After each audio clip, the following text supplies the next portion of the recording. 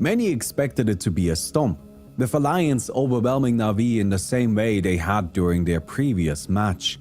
And the first game very much went like that, with Na'Vi trying a hyper-aggressive ganking strat and getting shut out by Alliance's defense. But then, in Game 2, Na'Vi paced themselves slightly and managed to overwhelm Alliance.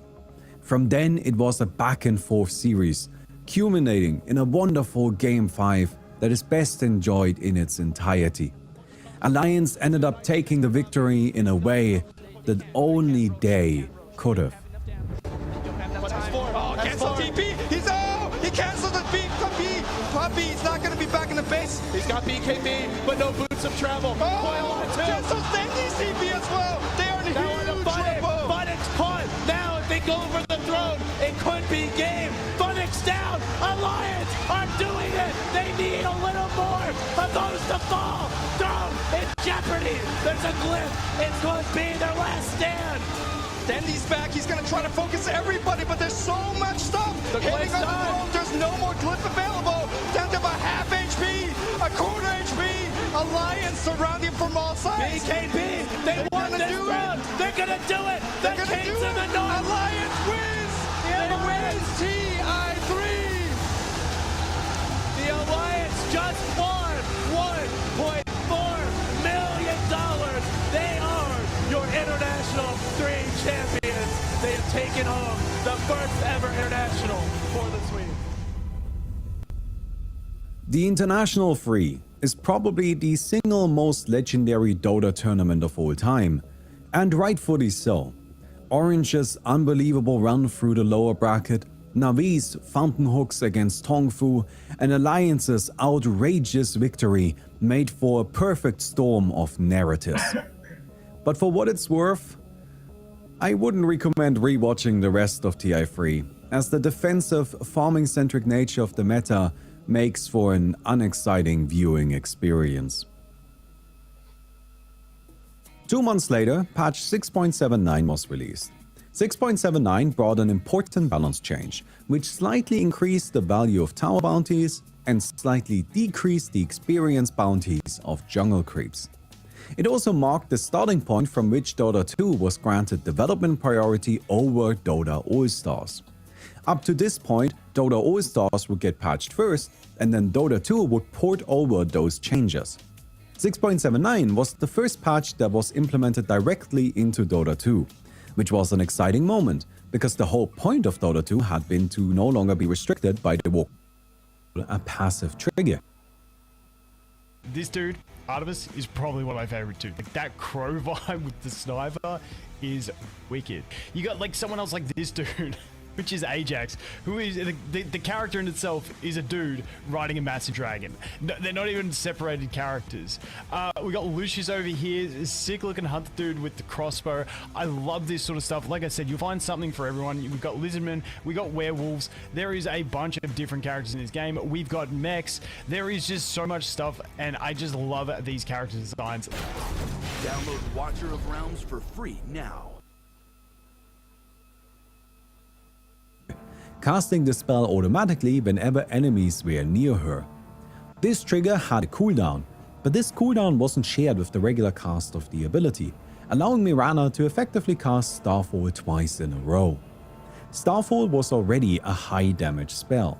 Hitting an enemy hero with it twice, in particular when also connecting with the sweet spot bonus damage twice, allowed Mirana to get kills incredibly easily.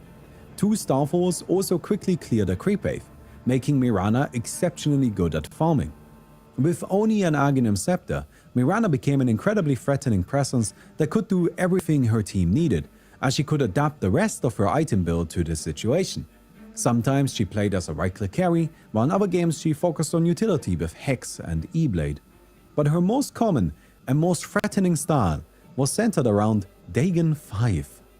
Remember the issue I mentioned earlier? At TI6, the super late game item choices were a bit limited. Mirana farmed so quickly that it wasn't possible for her to spend all of her money in late game scenarios. And so, players purchased Dagon 5, the most expensive item in the game, purely because it was so expensive.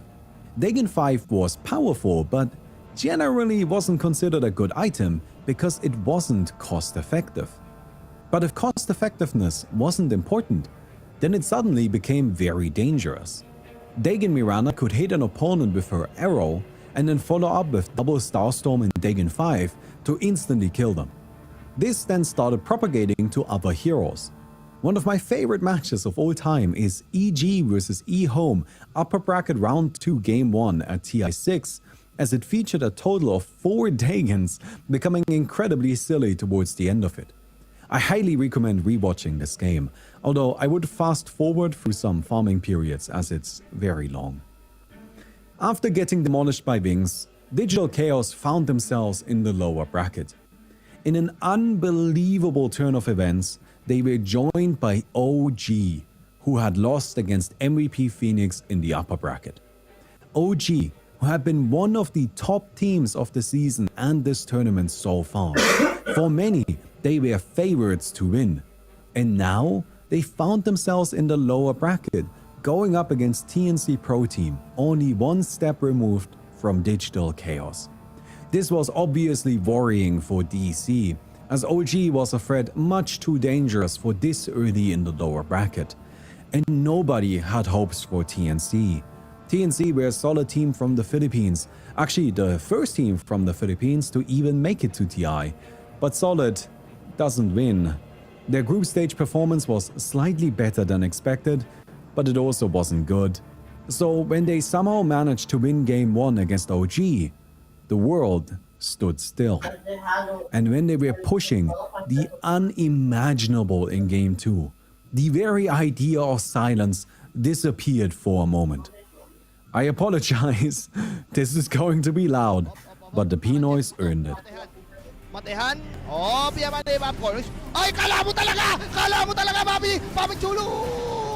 Oh, yeah! Sabi mo! Oh, this is me! Mami! The boy is doing it! Di ba? The boy! Oh, it's over! It's over! Oh! Nako mo! Nag-divide daw si Miracle! Divide daw! Oh! It's over! Oh my God! TNT!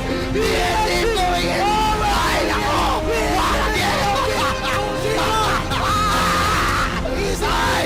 What are you doing? Bakit ka nag-divide? Why did you divide my prejudice? OG!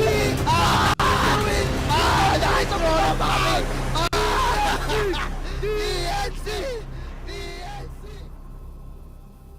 This was likely the single biggest upset in Dota 2 history. Not a single living soul would have predicted double major champions OG to be knocked out by a ragtag team of mad Pinoys. As insane as this was, to reach their new opponents, Digital Chaos had to first fight their way through LGD Gaming. They did so with some difficulties, rebuilding their groove that Wings had shattered. Then came their match against TNC. While TNC certainly put up a good battle, it felt like the lightning that had enabled their victory against OG was all used up. DC took it 2-1 in a bittersweet victory. And now that they had knocked out the crowd favorites, they had to carry that crown. Their next challengers were E-Home, who had placed first in their group and only just lost to EG. This is where Digital Chaos's journey should have ended yet again. But that lightning had chosen its new champion. In yet another miracle upset, relying on their signature Timbersaw, Digital Chaos knocked out E-Home. Next came Fnatic, who had started in round 1 of the lower bracket and beaten Escape Gaming, Alliance, Team Liquid and MVP Phoenix to make it here. TI6 was the year of the dark horses, the year of surprise runs. The year of runs ended by Digital Chaos, who took down Fnatic and got ready for their destined opponents. Digital Chaos were a North American team, ranked second in the region. First were undeniably and undisputably evil geniuses. What followed was an incredible series of matches that I wholeheartedly recommend for a rewatch in their entirety. Digital Chaos, the people's champs, going up against defending TI champions, evil geniuses. It took everything DC had, but yet again, they managed to claim victory. And so, after a once-in-a-lifetime run, DC had made their way back for a rematch against Wings. Surely, now they would be taken seriously. The Game 1 draft began, and everything looked normal, until Wings, yet again, picked Budge. Even now, in the grand finals of a tournament where the winners take home $9 million, Wings still weren't trying. They lost this game, but then stomped DC across the next 3 matches. The miracle run was over, and Wings Gaming were our new TI champions. The International 6 was a wonderful tournament, one of my absolute favorites. This was also the year where Valve really stepped up their production value and made TI feel like a landmark competition through presentation alone. But its bizarre story didn't end just yet. What I'm about to tell you is something that unfolded over the next couple of months, although the exact specifics of it are fuzzy.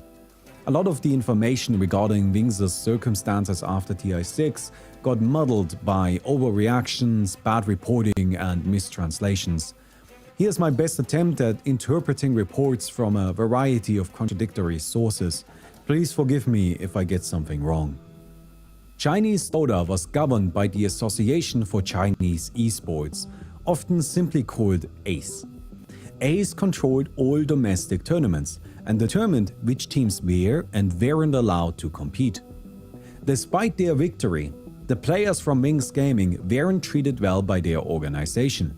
Salaries weren't being paid on time, and so the Wings players invoked a clause in their contract to leave their organization and then formed an independent team called Team Random. However, it appeared that there was an additional clause to their contract that the ex-Wings players didn't fully understand, which barred them from joining a new organization even after they left Wings. This led to confusion and eventually resulted in multiple ex-Wings players claiming on social media that they have received lifetime bans from ACE. This would have been a huge deal. While a ban from ACE wouldn't have stopped Team Random from competing at TI or other international tournaments, it would have made it impossible for them to find practice partners within China. Many prominent community members expressed their outrage at this injustice, but as would be revealed later, Team Random hadn't been banned, and this was a misunderstanding. But during this mess, eHome approached Team Random and tried to poach 2 of their players. This would also have broken that existing contract, but unlike ex-Wings, eHome either did so knowingly or at least wasn't and 25.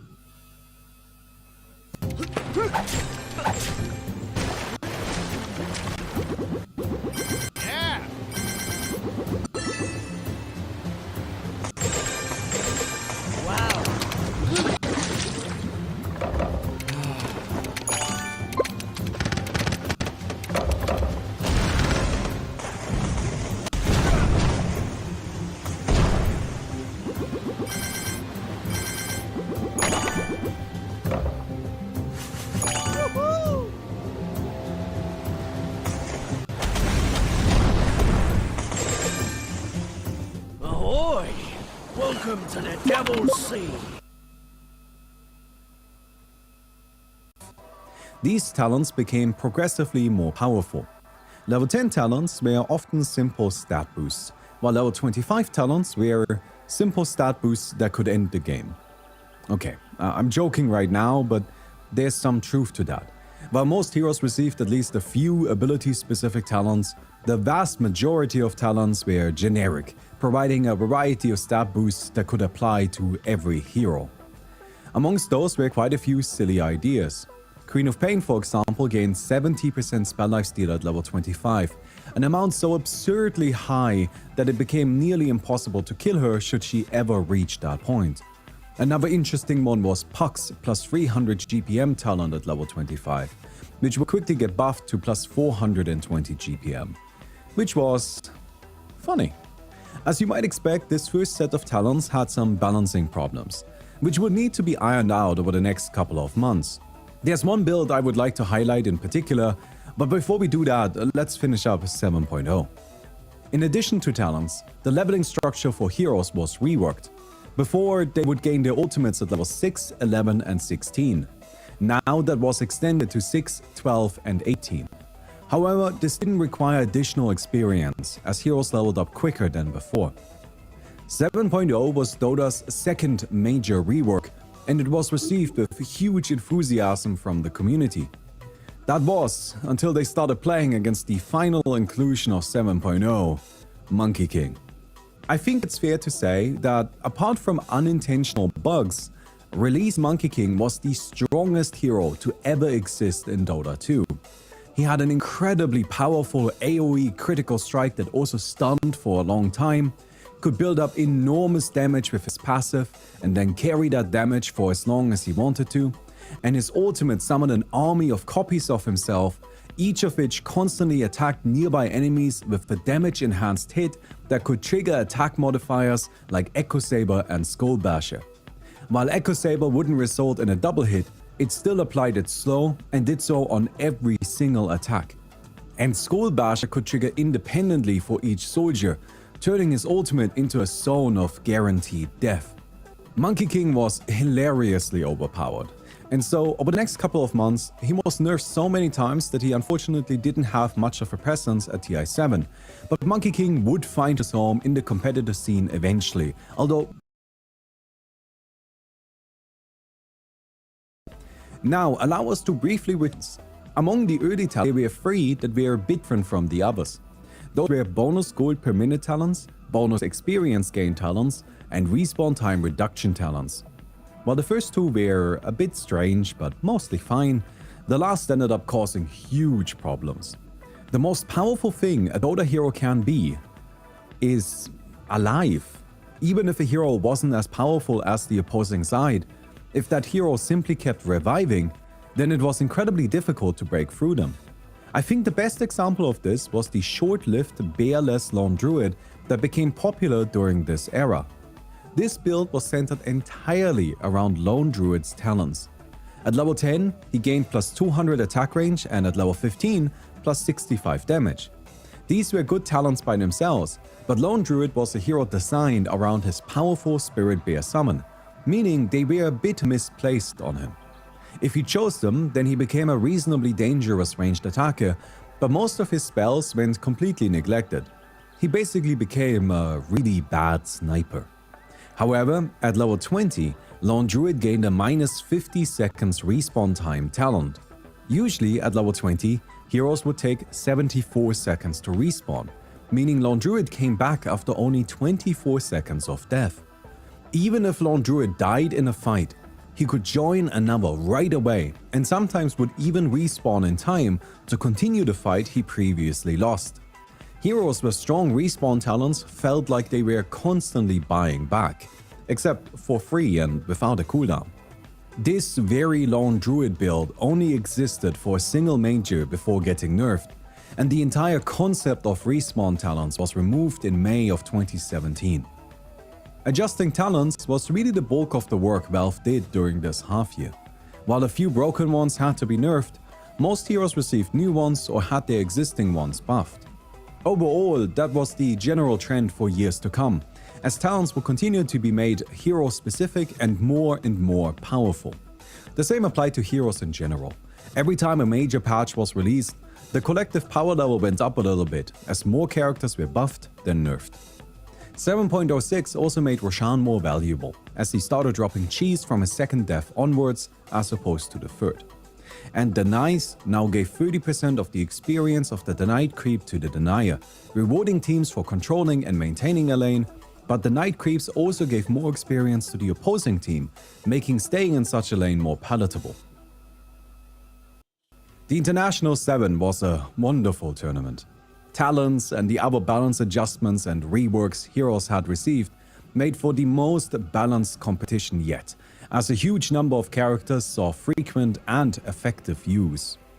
The increased resources and faster levels resulted in a bigger emphasis on traditional carries, but at the same time, there were enough powerful disablers viable to properly manage such dangerous threats. Laning creativity saw a peak like it never had before and it never would again. Teams played duo side lanes, tri-lanes, dual mids, jungling strats and roaming supports all in the same meta. Even Lycan-led pushing teams made a return. The meta was so wonderfully open to different timings because of the varying peaks introduced by talents. Some heroes used them for early tempo plays, while others tried to rush their level 25. My favorite amongst those was Venomancer, a hero that hadn't seen noteworthy play since TI2. He had received two powerful talents in 7.0. The first was a level 10 plus 30% experience gain talent, which he used to rush level 25 as quickly as possible to then unlock his 3 times Plague Ward HP and damage talent. Usually, Venomancer's Plague Wards were more of a nuisance, a scouting tool that applied some minor damage. But with his level 25 talent, they suddenly turned into tiny towers that Venomancer could summon at a whim. This was very funny, but also very effective. The top heroes by pick rate were Night Stalker, Batrider and Nyx Assassin, all of which were characters that kept other heroes in check, as opposed to being particularly overwhelming themselves. This was another sign of a healthy meta, as managing threats was more realistic than trying to get rid of all the strong ones. Although it's worth pointing out that Nyx Assassin managed an above 71% win rate despite being in over 78% of the competition, so maybe he was the real threat all along. Either way, the International 7 had an incredibly diverse meta with a deep hero pool and a broad selection of viable strategies. Even the tournament format was improved, as an additional 2 teams joined the competition, but the 2 lowest performing teams were already eliminated during the group stage. To me, this made the group stage even more exciting, especially when considering how unbelievably stacked this tournament was. Everybody was playing incredibly well, and there were no clear favorites to take it. This environment created the perfect storm for what I consider to be the greatest run of all time of any team of any TI. Team Liquid won their groups, but then came just short of winning their upper bracket round 1 match against IG. They fell to the lower bracket order. Team Secret, Team Empire, Virtus.pro, LGD Gaming, LGD Forever Young, and Newbie to take the entire tournament. With each opponent they beat, Team Liquid became better and better. They didn't start as the strongest team, but as they took the grand finals in a 3-0 sweep, they had clearly turned into the best team in the world.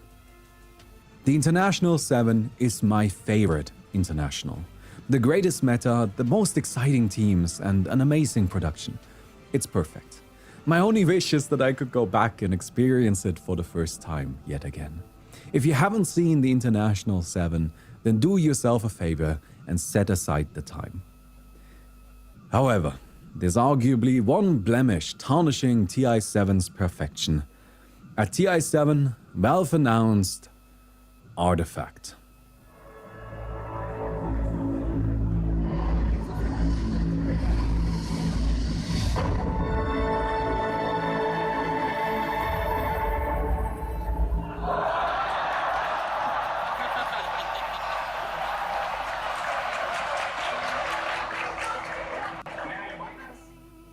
Artifact was to be the Dota 2 card game, designed by none other than Richard Garfield, the original designer of Magic the Gathering. For what it's worth, I was very excited for this game, but the general audience was a bit more reserved. This story actually plays out after the International 8, but I don't want to have to bring up Artifact again, so let's just tackle this now. Artifact was released on the 28th of November, however, a large number early, which meant that that's when the hype cycle of the game was supposed to start. But for some inexplicable reason, Valve also released Dota patch 7.20 at the same time. 7.20 was a huge patch and took all of the attention from the Dota player base, drowning out Artifact's release from the very beginning. This was arguably a blessing in disguise, because as players started trying the game, its horrible monetization model became visible. Artifact was a paid game, in which you had to buy packs to get cards, and then buy tickets to play ranked matches. Players joked that Artifact was pay to pay to pay to play, but I think that was just true. Artifact was a board game that was trying really hard to be a competitive collectible card game.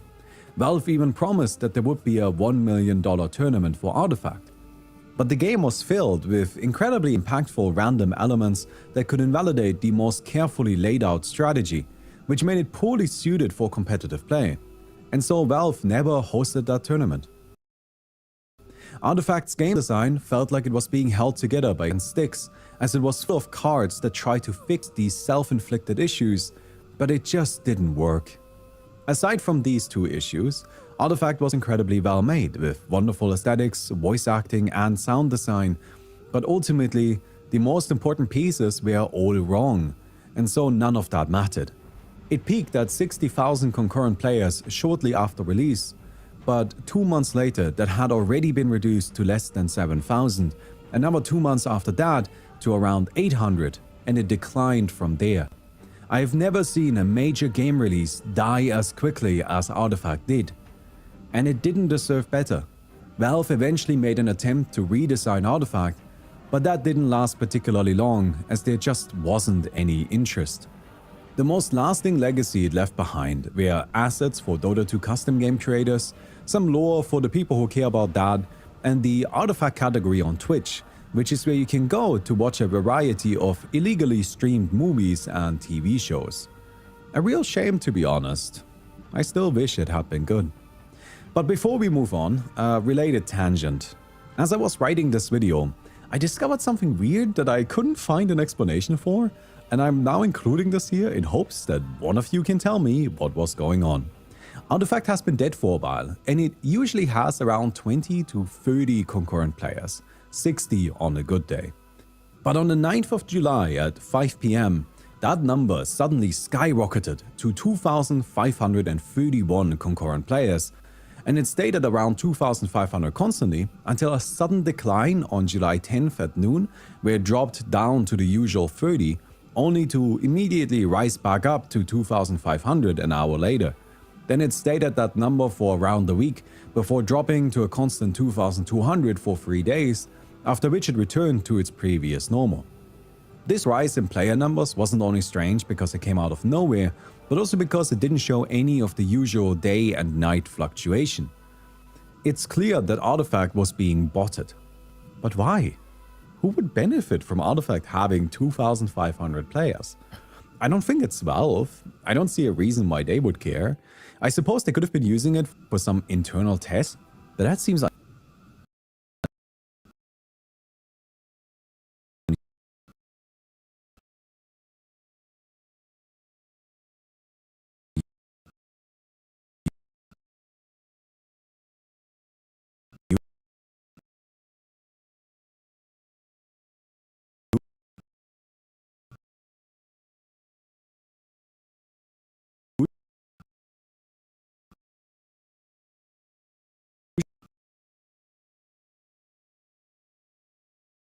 and inefficient and a bit careless.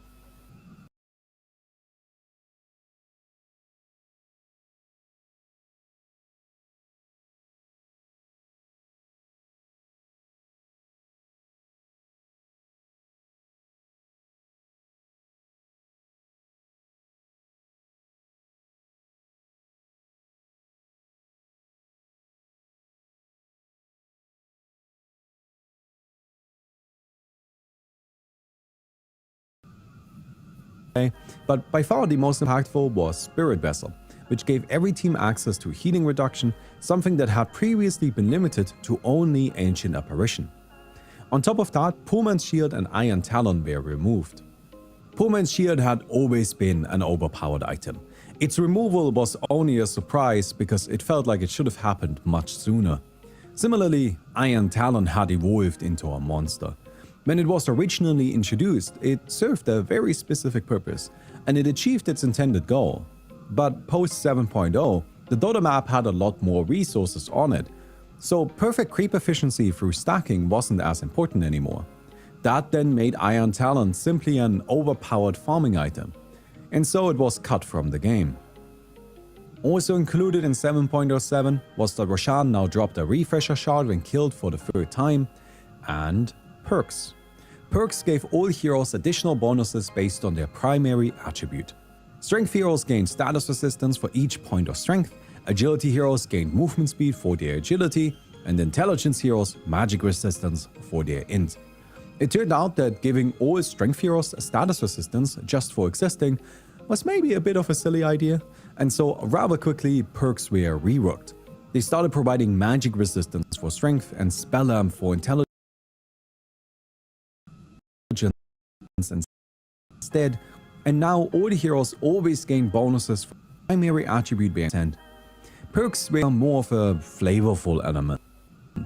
Not to say that they didn't have a balance in, but players also weren't building specific items to benefit from perks. It was more of an additional benefit every hero got for doing stuff that they already wanted to do. Another noteworthy change was that bounty runes started granting gold to every hero on the team that picked it up. This was more resource creep, giving all the heroes gold that they didn't have before. It also made bounty runes quite valuable and something that teams invested effort into contesting. Similarly, in patch 7.09, stack creep camps started providing a fraction of their bounty to their stacker. The final important inclusion was that lane creeps now gave only 25% experience to the denier, but also only 25% to the denied. This was a huge reduction, cutting the denied creep experience to nearly a third of what it had been before. During the season leading up to the International, Valve introduced the Dota Pro Circuit. The DPC consisted of major and minor tournaments chosen and sanctioned by Valve that each awarded points towards the International. Before now, TI invitations were based on internal criteria by Valve. Vibes, if you will. Now they followed a simple point system that was transparent and easy to understand. 8 teams made it through the DPC and then another 10 through open qualifiers. This new system was hugely successful and led to another incredible field of competition. There were no clear favorites and the group stages were closer than they had ever been before. Multiple additional tiebreakers had to be played, and even the 2 teams that were knocked out first didn't leave without a bunch of game wins. The meta of the International 8 resembled the one from the previous year, but was beginning a process of tightening and refinement. Dual lanes top and bottom with a playmaking mid were becoming the dominant style, but other approaches also still existed.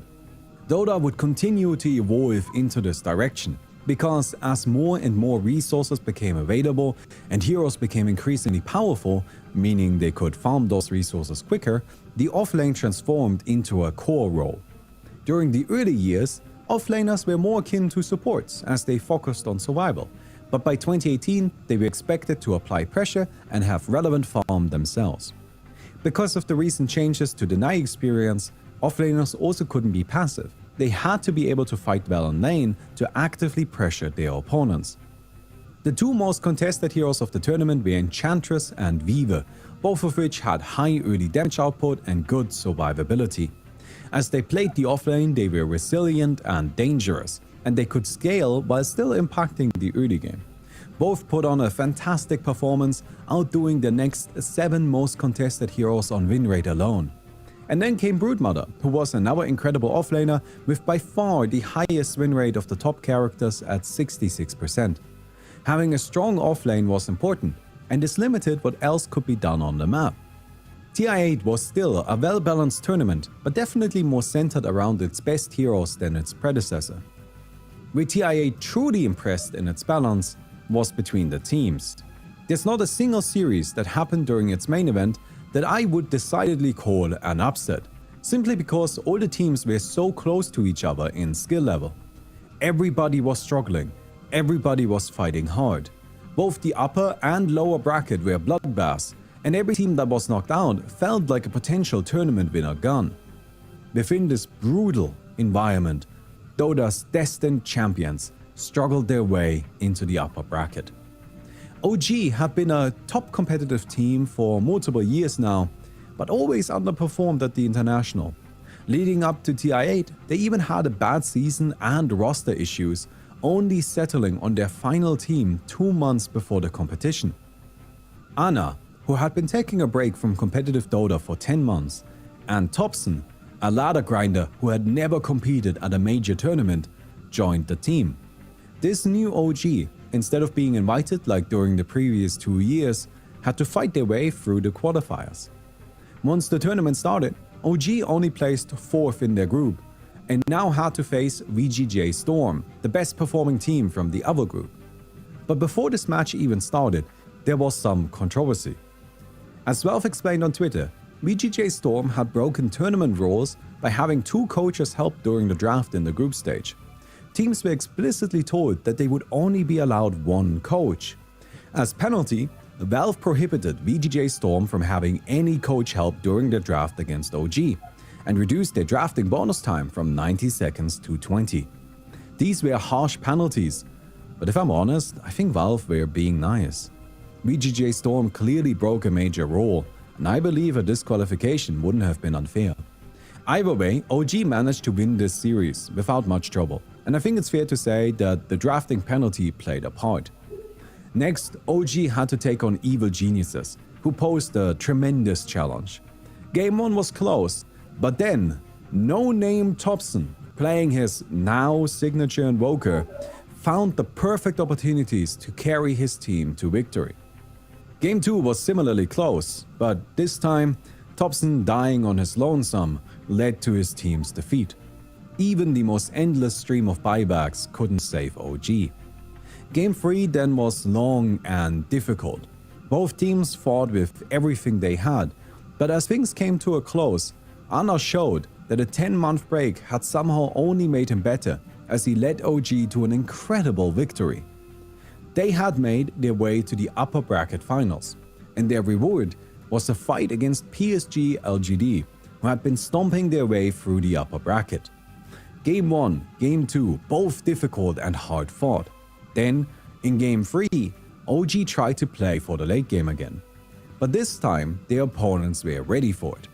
At 55 minutes into the game, PSG LGD had broken into OG's base and were sieging the Ancient. OG used everything they had to defend, but as Anna died without buyback, all hope seemed lost.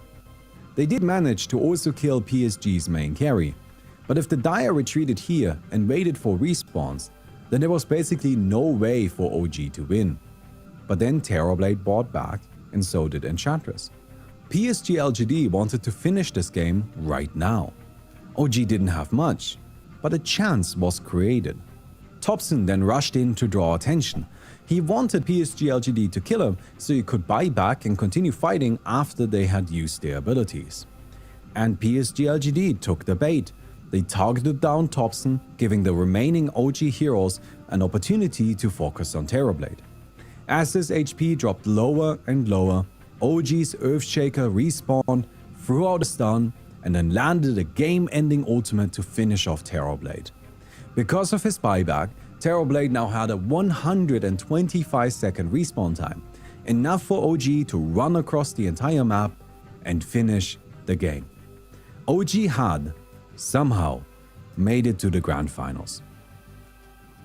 All of OG's struggles were always accompanied by their non-stop chat spam. OG's players were constantly using the chat wheel sound effects, which definitely gave them a unique aura compared to other teams. Some viewers disliked OG because of it, as they viewed it as disrespectful, while others thought it was hilarious and cheered them on. OG later explained that the chat wheel spam was a way to keep them grounded and to de-stress, and they continued doing so for the rest of their career. The following day was Finals Day. PSG LGD took out EG in the lower bracket and returned for a rematch. A match that they were supposed to win, at least according to the prophecy. Remember, ever since the very first international, the West and China have taken turns winning. And the last victory came from Team Liquid, a West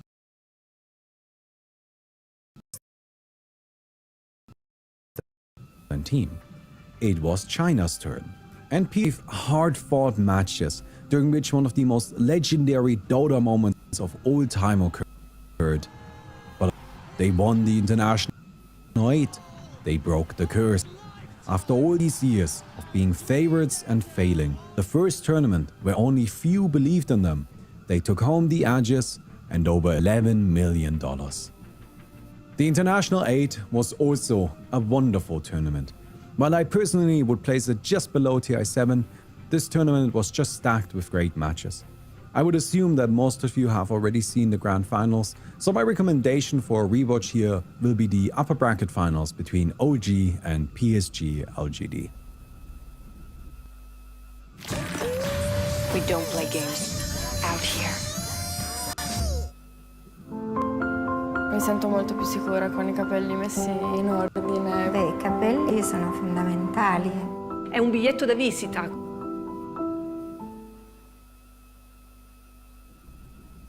At TI8, Valve announced the next two Dota heroes, Mars and Grimstroke.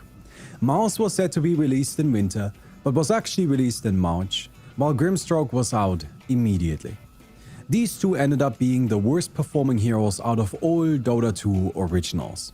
Grimstroke saw little to no play until he received some major buzz going into TI12, and at least there he ended up being one of the better supports in the game. Mars, on the other hand, saw significant use at both TI10 and TI11, but despite his popularity, his actual results were terrible. Mars has the worst win rate out of any hero, sitting at an awful 32%. This can't even be blamed on a statistical coincidence, because Mars was actually picked quite a lot. The hero just underperformed horribly.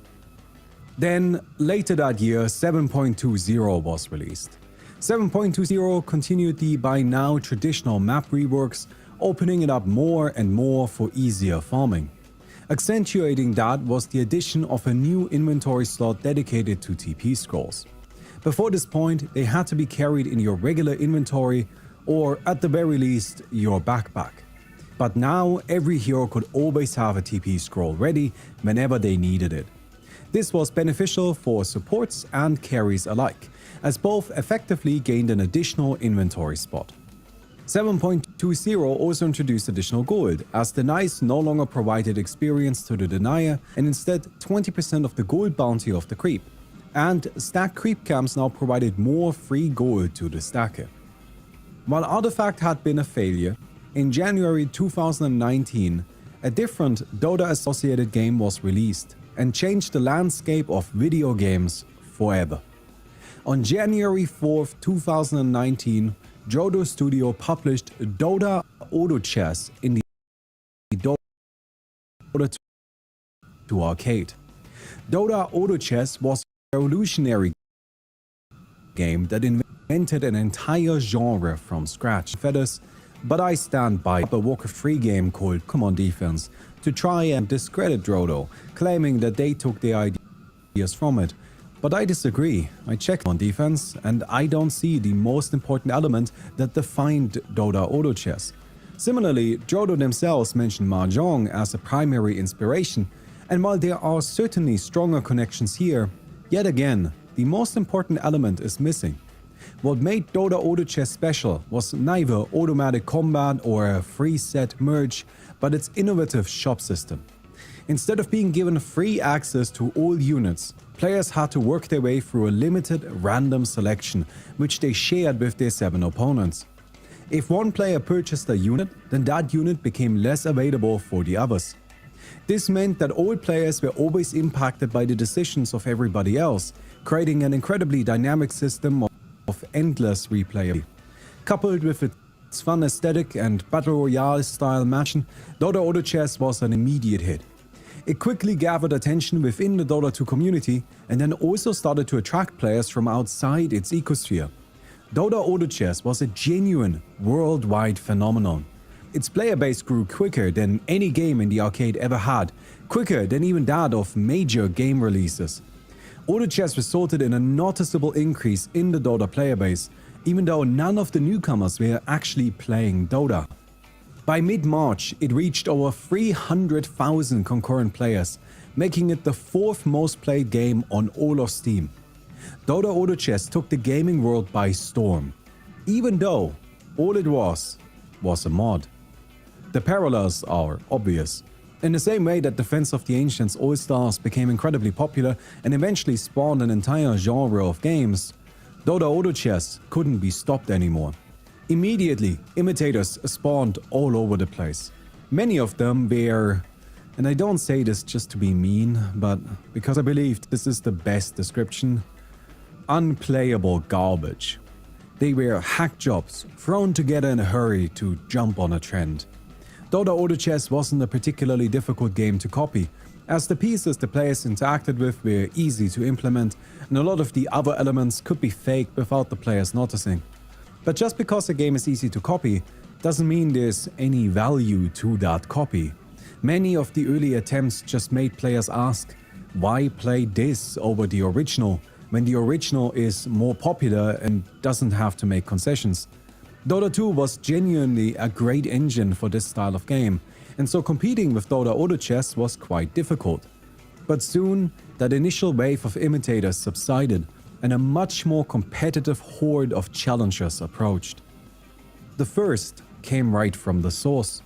In February, Valve approached Drodo Studio to collaborate with them on turning Dota Auto Chess into a standalone game, but they couldn't come to an agreement. Both teams decided to give it their own shot. In April, Drodo Auto Chess for Android and iOS.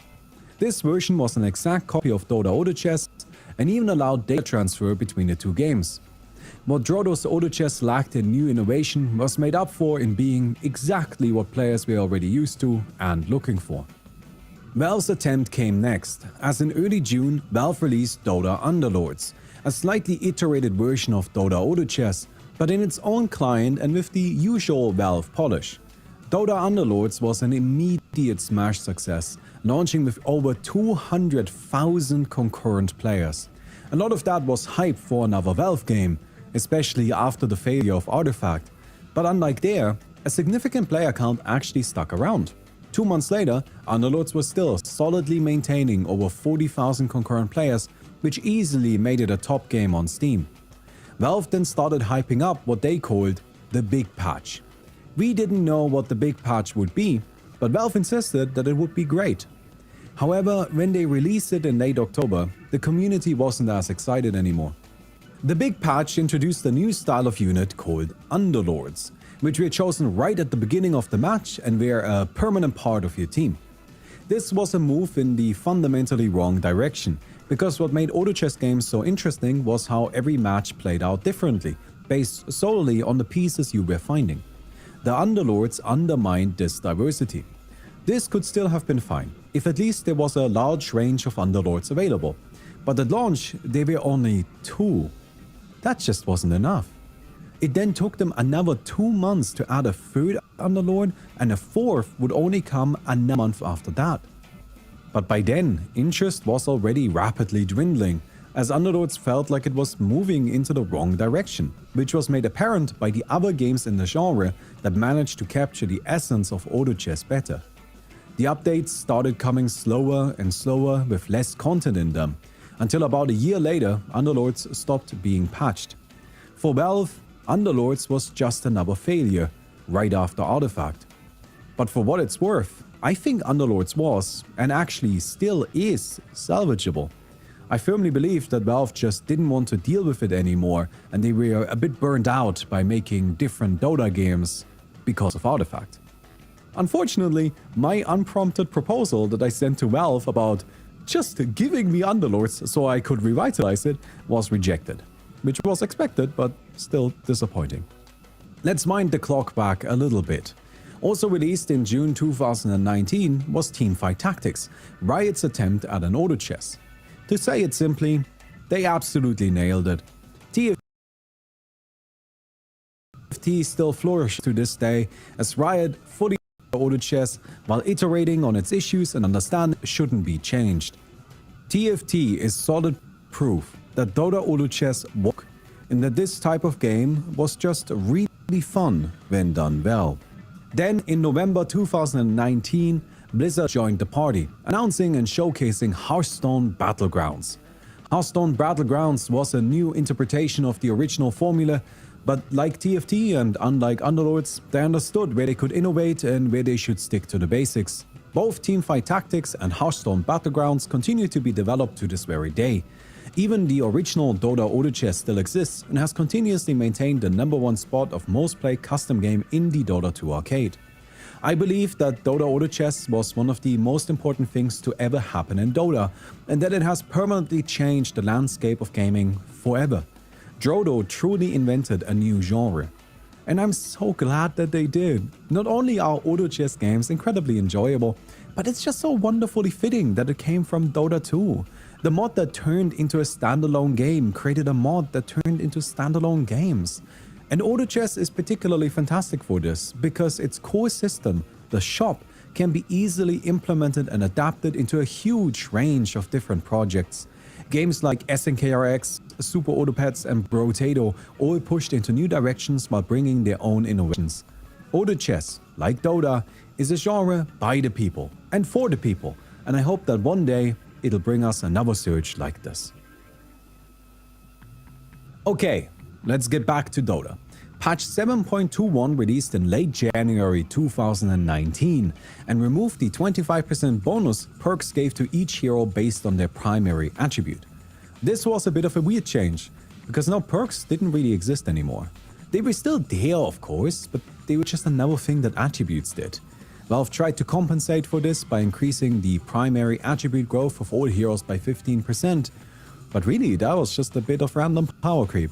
Similarly, Strength started giving 20 health per point instead of 18. May then brought us 7.22, better known as the Aghanim's Scepter patch. This is where every hero that didn't have an Aghanim's Scepter upgrade yet and consumable item, Aghanim's Blessing. Aghanim's Blessing was an upgrade to Scepter which consumed it and then passively granted the hero their Aghanim's Scepter upgrade, but not the stats of the item. Roshan had one of these blessings added into his reward system as well, dropping it with a 50% chance on his 3rd death and as a guarantee from the 4th death onward. Aghanim's Blessing was another way for heroes to scale into the late game, and it wasn't even the only element of power creep of the patch. Starting with 7.22, heroes could have varying amounts of initial attack speed and mana regen, which meant that a whole bunch of heroes now had higher starting attack speed and mana regen. And then finally it was time. The International 9 was held in Shanghai, making it first international outside of North America since 2011. This made sense. It was a little weird that a tournament called the International had been located in roughly the same area for most of its existence, and China had historically been one of Dota's most important regions. Hosting a TI there really felt like it should have happened a long time ago. Like before, the competitors for TI9 were determined by a mixture of DPC-based invites and open qualifiers. However, larger emphasis was placed on the Dota Pro circuit, as 12 teams were invited through it and only 6 joined by winning a regional qualifier. The field was as competitive as always. While most predicted either Vici Gaming or Team Secret to win, as they had performed excellently during the DPC, the doors were wide open for any of the challengers to take it. Even the People's Champs, OG, had returned with their original squad. OG had a lackluster season before TI9, likely in part because Ana took another multi-month-long break. They made it to TI, but only in 10th place. Expectations were low. The tournament started, something seemed to click in OG, and they charged into the group stage with spectacular bravado. The International 9 continued Dota's evolution towards enforced dual lanes and individualistic play. Every hero became individually more important, as responsibility for late game success was divided up among the team. Offlaners in particular were expected to carry a larger share of that load, and this made fighting for and securing a laning success crucial. In that vein, Enchantress continued dominating the competitor scene, as her unique blend of laning prowess and late-game scaling made her easy to fit on a broad selection of teams. Similarly, Shadow Demon and Mirana played fantastic offlane supports, as they could trade hits favorably with their long-range attacks and abilities and threaten kills for even the smallest mistake. Out of the top 5 most contested heroes, 4 were offlane specialists. Once past the laning stage, teams played for map control and tried to stop their opponents from farming. The race to the top became more of a focus as the power ceiling of all the heroes continued moving upwards. But farming wasn't a foolproof strategy yet. Aggressive teams could apply enough pressure to break through a defense and crush a base before their opponents got a chance to properly involve their carries. OG started just running at their opponents. Like complete maniacs, they would unrelentingly charge in, forcing tons and tons of fights and then overwhelming through better play and micro interactions. At times, OG didn't even feel like a team, but just 5 pub stompers let loose on an innocent unranked lobby. That's not to say that they couldn't play a more coordinated style. When necessary, OG supports reined in their course and created an unbreakable defensive safeguard, ensuring that even when a team managed to stifle their initial assault, OG would still find a path to victory. OG destroyed the group stage, winning 14 out of the 16 games they played. Then they moved into the upper bracket and continued to crush their way through the tournament. OG were clear and decidedly the best team in the world. Not only was their play incredible, but they also brought us strategic strokes of genius like carry IO and a certain gyrocopter. While OG had been doing whatever it was that was working so well for them, Team Liquid found themselves struggling. The group stage didn't go well for them, meaning they had to enter the main event already in the lower bracket. From here, Liquid began another historic run, climbing their way past many of the tournament favorites until they had somehow made it to the grand finals and stood face to face with OG. No matter who took it, we would have a first. The first repeat champions, as both finalists had taken the edges before. Team Liquid managed to pull a miracle victory in Game 1, as OG got cocky and waited too long on their buybacks after a lost fight, throwing the game. OG then focused and started destroying Liquid in the same way they had everybody else. In its Game 3, only 23. But in Game 4, Liquid were putting up a much better fight. They drafted an aggressive team and were breaking down towers quickly to prevent OG's carry IO from reaching the stage where it became unbeatable. At only 20 minutes, Liquid were pushing OG's base, frontlining with the monstrous tank that was Bristleback. OG didn't have the power to defend just yet, but they also weren't lacking much. All they had to do was stall for a minute or 2. Then Thompson, playing the gyrocopter, showcased his brilliance, his ability to adapt. He purchased a diffuser blade, an item practically never bought on the hero, because it didn't synergize particularly well with his main source of late-game DPS. Thompson realized that late-game DPS wouldn't matter here. He needed to keep his team alive right now, and Diffuser Blade offered an incredibly helpful ability for that. Diffuser Blade made its wearer burn mana on attack. Bristleback was a strength carry that had huge damage output and high defenses, but relied on his spells to maintain momentum. Thompson managed to burn through Bristleback's mana, which drastically limited how Liquid could continue their push. Relying on Thompson, kept alive by his supports, OG managed to stall just long enough for Ana playing the IO to come online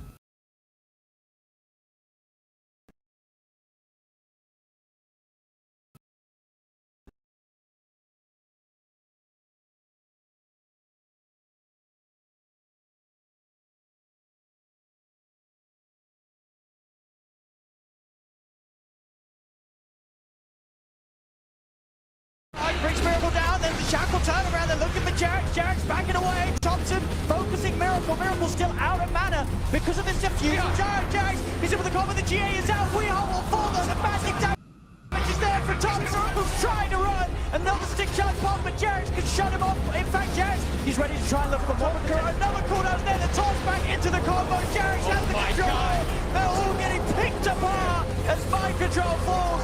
Miracle is surrounded, and they're all able to get this as well. OG, Spare will hold.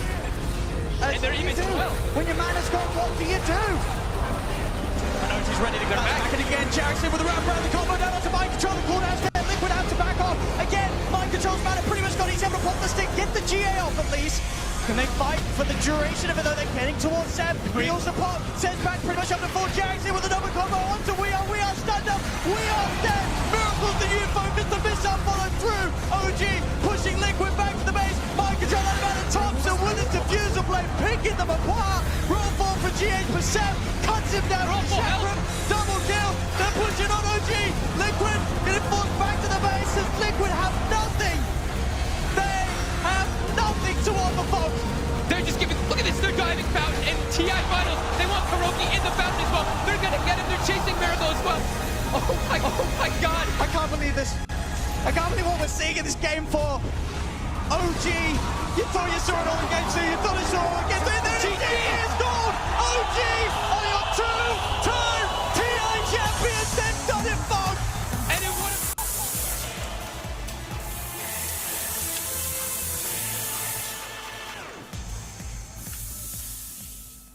The International 9 was a tournament full of impressive competitors that never stood a chance. OG showed a level of dominance similar to Wings at TI6. In my eyes, their back-to-back victories and the overwhelming performance they showed here makes the original OG squad the greatest Dota team of all time. My rewatch recommendation for this tournament is OG vs Newbie from the upper bracket round 1. This match featured both carry IO and then also regular OG madness.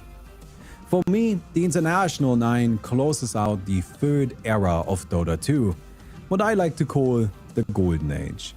2017 through 2019 was when Dota was perfect.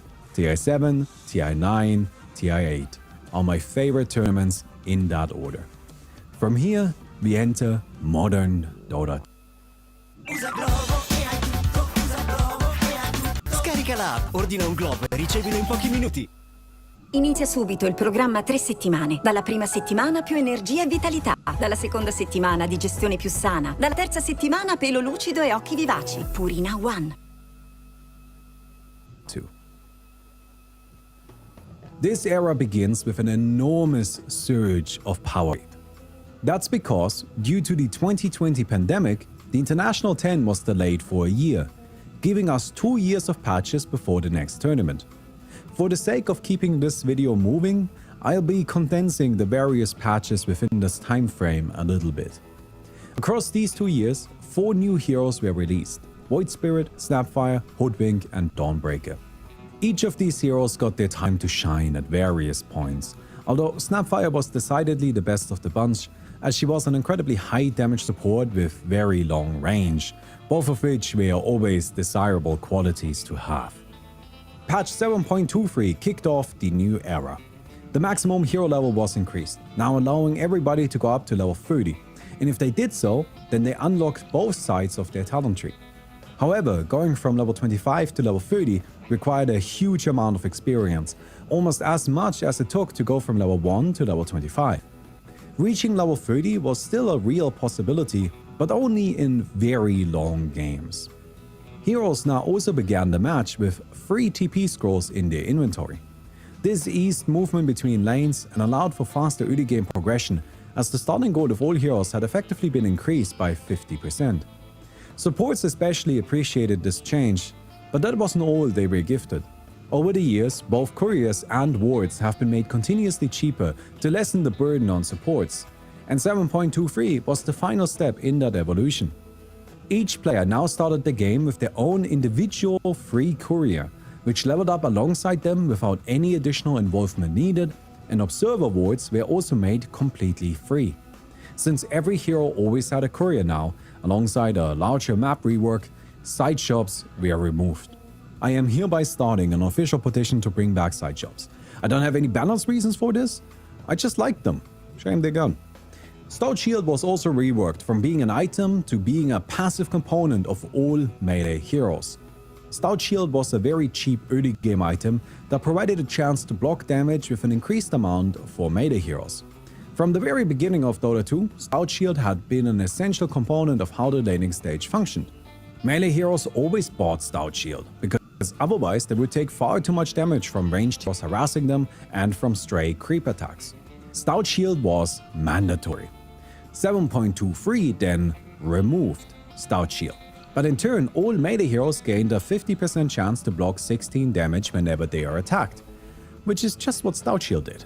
This effectively gave every melee hero 200 bonus starting gold and an additional inventory spot during the early game. Finally, and maybe most importantly, arguably the Stout Shield thing matters more, 7.23 added neutral items. Neutral items were items that could be dropped by neutral creeps after a certain amount of in-game time had passed. These items were divided into 5 tiers, with tier 1 items being roughly equivalent to 2 to 300 gold items, while tier 5 items could be more powerful than anything even available in the regular shop. Each tier of neutral items was only available for a limited time frame, with the first being from 5 to 15 minutes and the last after 70 minutes. After a neutral item of a specific tier was found by a team, the next neutral item of that tier would have a half chance of dropping, but there was no limit on how many could drop.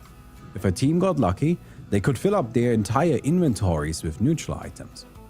I believe that neutral items were intended to further increase the baseline power level of all heroes. In theory, even if supports couldn't afford buying items, now they would be given a team's neutral items to ensure that they still felt relevant in fights. But in practice, core heroes simply hoarded all neutral items they could get their grubby little hands on, giving them free rein to greedily rush farming or late game items. Neutral items would receive a large number of adjustments over the next 2 years, and instead of splitting up the information, let's just tackle it all now. Within literally a single day, neutral items were changed to now have a guaranteed 3 drops per tier, and now supports never got to see any of them until their usefulness had already been diminished. 2 months later, this was expanded to 4 per tier, and a new dedicated inventory slot for neutral items was added. Personally, I think this was the worst version of neutral items. Due to the new dedicated inventory space, having a neutral item equipped was always pure upside, because they didn't have to compete with other items for space anymore. This, and there only being 4, meant that usually the position 5 just didn't get one or was a tier behind, which felt really bad. Neutral items existed like that for over a year and a half, until Valve finally relented in 7.30 and made 5 neutral items per tier available. Along the way, the timings for neutral items were also changed, with tier 1 items becoming available from 7 minutes and tier 5 items from 60. While neutral items brought some excitement to farming and eventually helped supports maintain better pace with their core, they also introduced a new problem. Games that went long enough for tier 5 neutral items to come into play were occasionally decided entirely by which neutral items dropped. While all tier 5 neutral items were very powerful, they weren't equally powerful for all heroes. Some were designed for tanks, others for casters, and others for supports. Which neutral items dropped was completely random, so if one team got an amazing item for their carry, but the other team only found caster items but didn't have one, then that could end an otherwise even game. Neutral item randomness became a serious factor that could decide tournament matches. In January 2020, OG announced that the team would, in effect, be disbanding. Ana took another break, Jerax retired, and Seb stepped down. They brought in new players, but didn't get the results they were hoping for. Eventually, Ana returned and then retired, and finally both Thompson and No-Tail also took a break from competitive scene. OG, the organization, continued to exist, and they were quite a strong team, but the original OG squad didn't return to defend their title.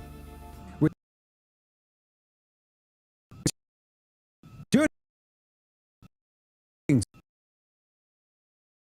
January 2020. Over the next 3 patches, the map was 6, then removed. Ioskadi and Shivaskar respectively gained healings. Keep in mind that with every patch we move past, on average, more heroes and items get buffed than nerfed. The overall power level was always rising, and that included healing properties. Adding more healing reduction became necessary, and it immediately solidified both items to be constants of the competitive scene. 7.28 then added Aghanim's Shard, and a whole array of new items. These new items were mostly upgrades to existing ones, increasing the maximum net worth that any given hero could use. Similarly, Aghanim's Shard was a new consumable item. It cost 1400 gold and could only be purchased after 20 minutes of game time had passed. Aghanim's Shard was instantly consumed when bought and then either permanently upgraded one of the hero's abilities or gave them a new one. It was a smaller version of Aghanim's Scepter. Included in that same patch was an Aghanim's Shard effect for every hero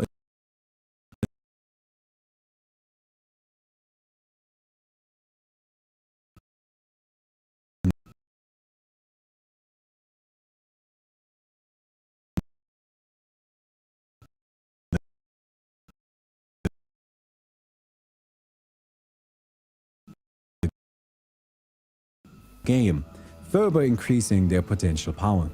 Brought it back, effectively giving hero plus 14 all stats in late game scenarios.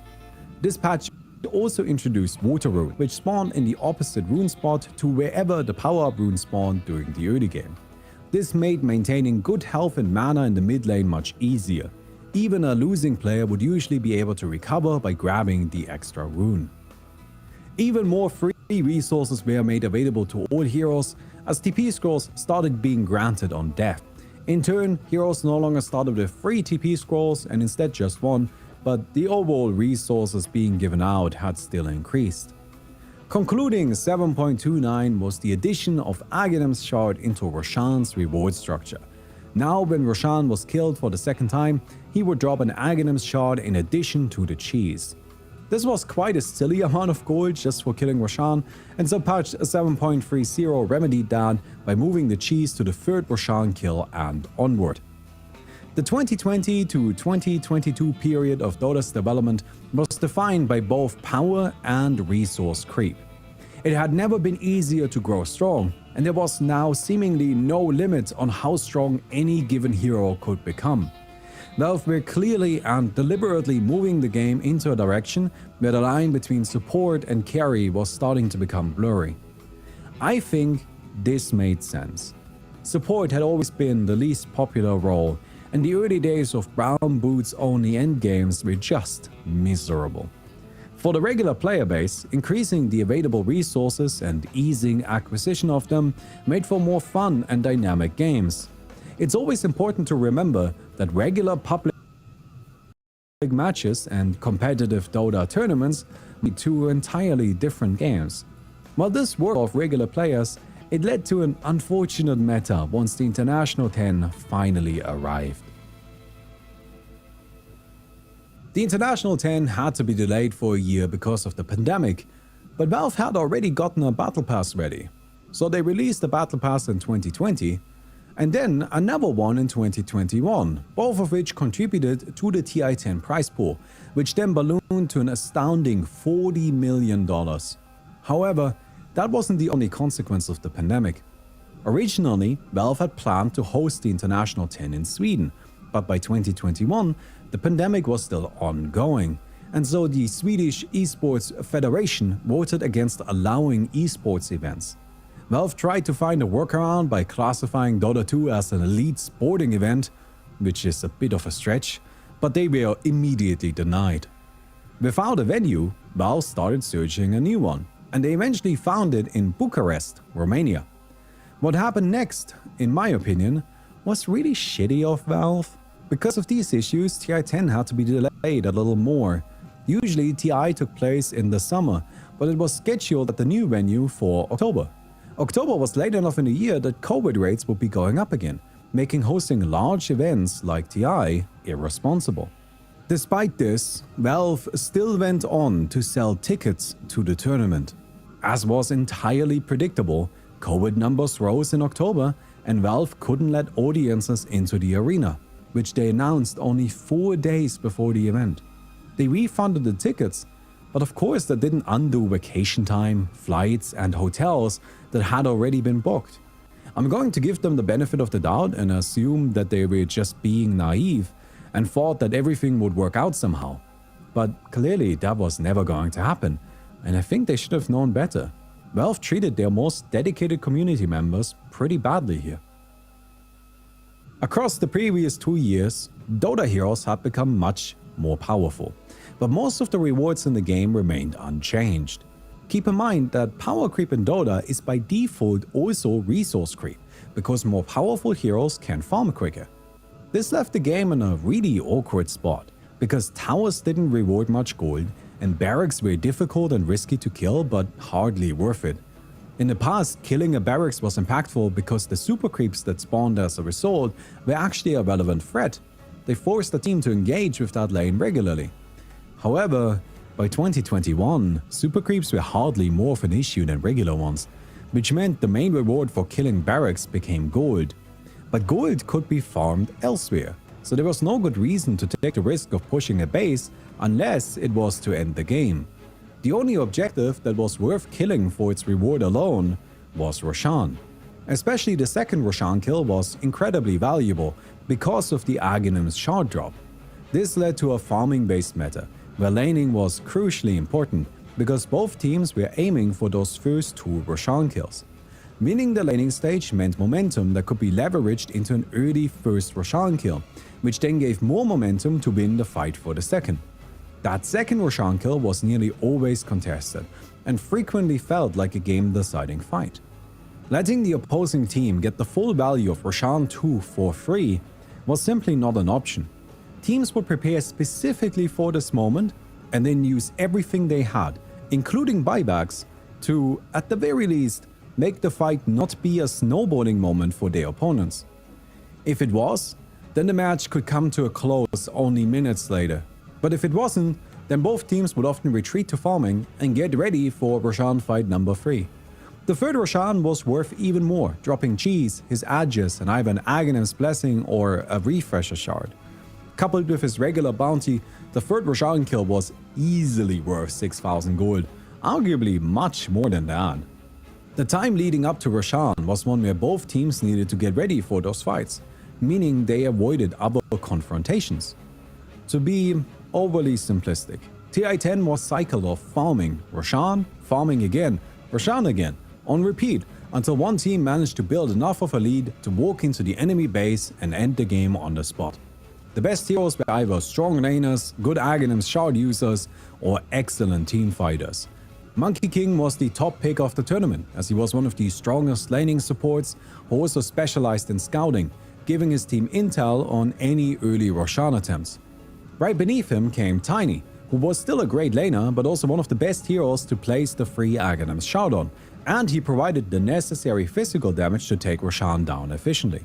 Tiny was so powerful that entire teams were drafted just to buff him even further, pushing him well beyond the point of reason.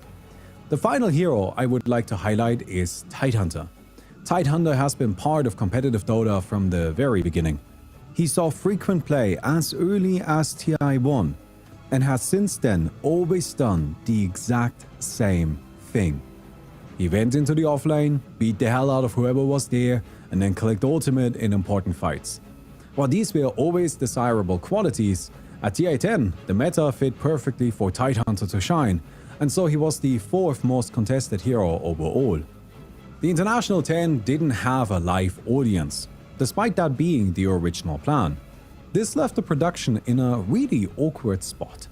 They tried to fix the awkward emptiness of the stadium by adding canned applause, but it only made things even more awkward. All right, well. Why is it us? Why us? What happened? That's a short straw for everyone at the end of the day. Valve also admitted multiple COVID cases in the later half of the event, and from that point on, all commentators wore masks. I'm not saying that they shouldn't have, they definitely should, but it did make the audio quantifiably worse. TI10 felt like a huge step back in production quality compared to the previous years. Yes, this was because of the pandemic, but also Valve did a really poor job of accounting for it. They wanted TI back, without compromise. But reality didn't play along in a very predictable way, and so Valve put on a lackluster event. Still, at least the bracket was exciting. Going into TI10, there was the clear favorite, PSG LGD.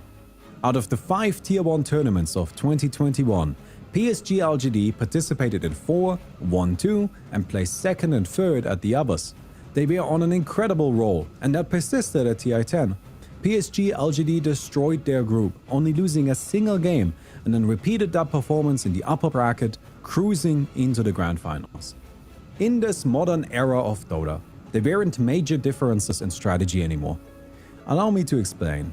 When I say that teams were playing the same strategies, then I don't mean that they were picking the same heroes. There was a large amount of hero variety, but they were picking the same roles. The range of Dota strategies had become conceptually smaller, as every team was playing dual lanes, every team was playing Tricore, every team was playing for Roshan. During the Golden Era, there were many different approaches to laning and mid to late game timings. But in the Modern Era, everybody scaled endlessly, and so it was important that those cores were given an opportunity to use that. While many heroes certainly differed in their peak timings, those peaks weren't as distinct and required anymore. Dota strategy had changed from being about large-scale macro decisions to being about smaller moment-to-moment plays. And that's where PSG LGD were amazing. When they played, they were simply better than their opponents. Their laning was sturdier, their Roshan timings were tighter, and their late-game fights were excellent. Let me show you a team fight that both demonstrates this point, but also showcases something else that changed in Dota. This teamfight happened during Team Secret vs PSG LGD in Game 2 of the upper bracket finals. It all began with both teams competing over Roshan. Neither wanted to fully commit, and so he was just being chipped down. Eventually, PSG LGD decided to see if they could catch Secret off guard, and so they moved away from the pit looking for an opportunity. And, to their luck, they found it, as they managed to catch the opposing main carry Ursa. They killed him as efficiently as they could, but that still gave Secret time to set up for a counter-initiation. Secret wanted to kill Lashak in return, and they managed to get him incredibly low quickly. But then, PSG LGD did a wonderful job at protecting Lashak and guiding him to safety. They didn't lose a single hero in this fight, and now they should have an opportunity to take Roshan. But as soon as Ursa died, he immediately bought back. While PSG LGD kept their heroes alive, that also meant that they were now low on health and mana. Ursa, on the other hand, was fully healed and ready to go. Team Secret then took an uncontested Roshan kill. Over the years, as heroes became richer, buyback became increasingly more frequent and important. Buyback had always been a powerful option to win a teamfight, but due to its high cost, it used to be a decision of desperation. For many years, buyback also had additional drawbacks. But by 2021, gold was abundant, and those drawbacks had been removed. Buyback became not only commonplace, but often mandatory. In the teamfight we are discussing, PSG LGD did a wonderful job protecting their Lashak, but they probably shouldn't have. The correct play was likely to let him die, so he could buy back and help contest Roshan again. Teamfights were no longer 5 vs 5, but often 10 vs 10. And many teams simply didn't want to fight unless they had buybacks ready, which dragged out games as they stalled for either gold or buyback cooldowns. This prevalence of buybacks was also a catalyst for pushing now being the consequence of a fight rather than the reason. Let's have a look at how this game ended. The earlier Roshan fight put Team Secret into a winning position, and they tried to leverage that into a base push. However, PSG LGD's endless barrage of long-range spells kept patient. Secret did a huge mistake. I mean, he's up in 15 anyway, doesn't even have to expend the buyback. Gale Force just forcing them back. Oh, wait. All right. They jump in, but they're just immediately retreating here. Matu can't make up his mind. Going for the LC now. Gets forced out again. Matu is going to find the kill, but that's a buyback now for him. Matu able to Earthshock to the other side of the splitter. On the both of you! Boundless strike! What a god! Jin queuing company just decimating Secret now. Over-aggressive without the buybacks to work. They lined themselves up perfectly to get demolished by Elder Titan's ultimate. PSG LGD then ran across the entire map from their own base and started breaking down Secret's mid barracks, and we are sure to move on to the Ancient. Buybacks followed first, but Ursa's was a bit because his was still cooldown. These scattered backs weren't enough, as PSG LGD's excellent coordination enabled their Monkey King to kill Team Secret a second time. Secret lost this game because they wanted too much too quickly. They should have waited for another Roshan kill, they should never have fought PSG LGD in their base, and they should have waited for Ursa to have buyback ready again. Patience was a critically important part of TI10's metagame, and PSG LGD excelled at it. Even though PSG LGD had crushed their group, they were three other incredibly competitive teams in it that each ended up with Secret, who made it all the way to the upper bracket finals and then lost to PSG LGD. Vici Gaming, who ran into Virtus.pro early, were knocked into the lower bracket and then were eliminated by IG in round 4. And Team Spirit, who also lost to IG but in the upper bracket round 1. Team Spirit was both a new and old team. The organization had been around for a long time, but never had a steady team of players or saw significant success. By late 2020, all of Team Spirit's players had quit, and so they searched for new talent. They then signed Yellow Submarine, which was an unsponsored team that had gone through a similar story. It started in early 2015 and then never found the right players until it basically collapsed. In 2020 then, they reformed with new players and put up some decent results. Once Yellow Submarine joined Team Spirit, they started improving quickly. They placed 7th at the ANA Major, then 5th at ESL 1 Fall 2021, and finally 2nd at the OGA Dota Pit Invitational. Along the way, they also won the Eastern European qualifier to make it to the International 10. Team Spirit were undeniably a strong team, but they weren't anybody's favorites to win.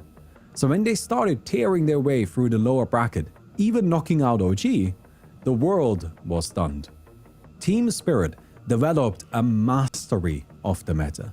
They knew exactly which fights were worth taking and how to set up their carries to be ready for those crucial Roshan clashes. In particular, Team Spirit loved picking Magnus for Collapse, who, I believe, showcased the single best performance of that hero of all time. There was nowhere safe on the map while Collapse was playing Magnus, as he would quickly blink on top of his target and then move them out of position with a Horn Toss Skewer combo. Most teams first banned Magnus against Team Spirit as a result, but he wasn't the only problem. Yatoro, Team Spirit's carry player, was seemingly proficient on all carries in the game, giving Team Spirit perfect counterpick potential.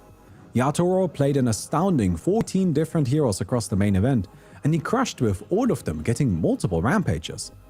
And then there were Bane and Winter Wyvern, who Team Spirit had been picking constantly for Miposhka, the Spirits for Toronto Tokyo, and whatever else was needed for Mira. Team Spirit were stacked with both flexibility and insurmountable threats. They fought their way to the grand finals, and then, in a long and difficult series, won the International 10. TI10 was an interesting tournament, but I have to admit that it's my least favorite. I would always dread TI10 during my research of these videos, as the meta was so rigid and grindy that the games feel tedious and repetitive. I'm not saying that it's a bad tournament. Every single TI is a top-tier esports competition. But for that exact reason, I find it difficult to recommend rewatching TI10, as you could spend that time rewatching any of the other tournaments instead. If you so insist though, then I would recommend Game 1 between Secret and PSG LGD during the upper bracket finals, as it at least has a very fun ending. Shortly after TI10, the next new hero was released, Marcy. Even at a first glance, Marcy was a bit of a strange character. Dota heroes are usually large in design, with many different elements that can then be customized via cosmetics. But Marcy was just a human. This difference in visual design came because Marcy was, technically, a crossover character from the Dota 2 anime. Across 2021 and 2022, Valve, alongside Studio Mir, released Dota Dragon's Blood, an animated TV show about Dota 2. It was widely received as fine. Slant Magazine's review read that for the most part the show loses itself in inaccessible esoterica, giving it 2 out of 4 stars. That same review described Marcy as the most endearing principal character who is mute and therefore spared cringe-inducing dialogue. There was no doubt that Marcy was the most popular character from the show, but she wasn't particularly important within the story of it, which led to some surprise that she was chosen to represent the series. From what I can tell, the Dota anime didn't leave much of a cultural footprint, especially not when compared to Riot's similar and simultaneously released project, Arcane.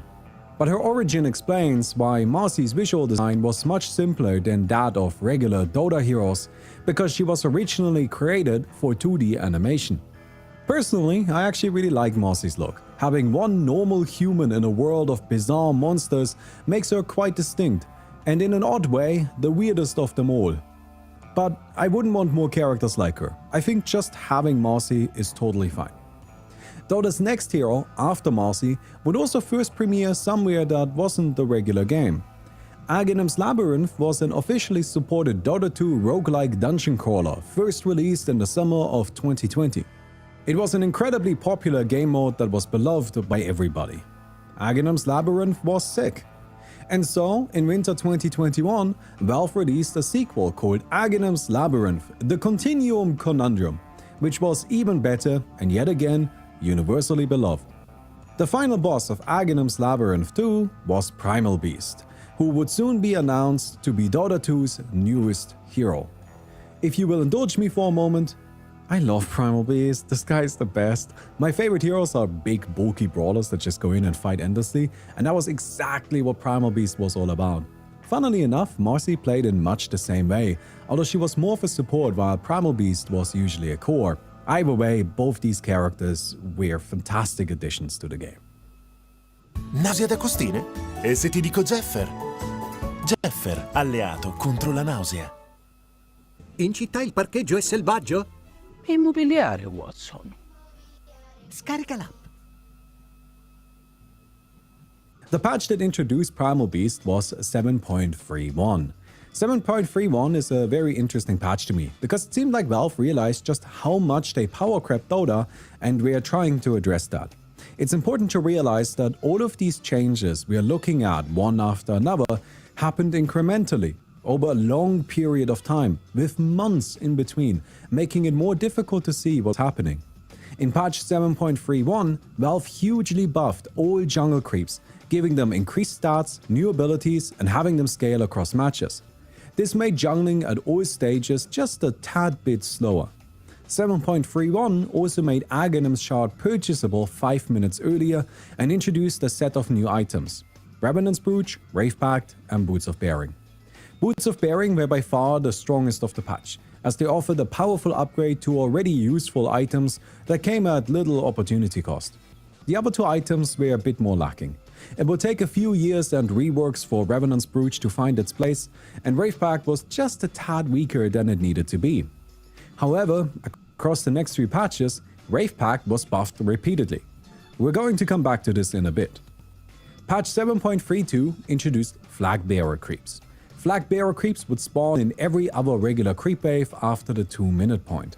They replaced one of the regular melee creeps when doing so, and carried most of their normal attributes with a few exceptions.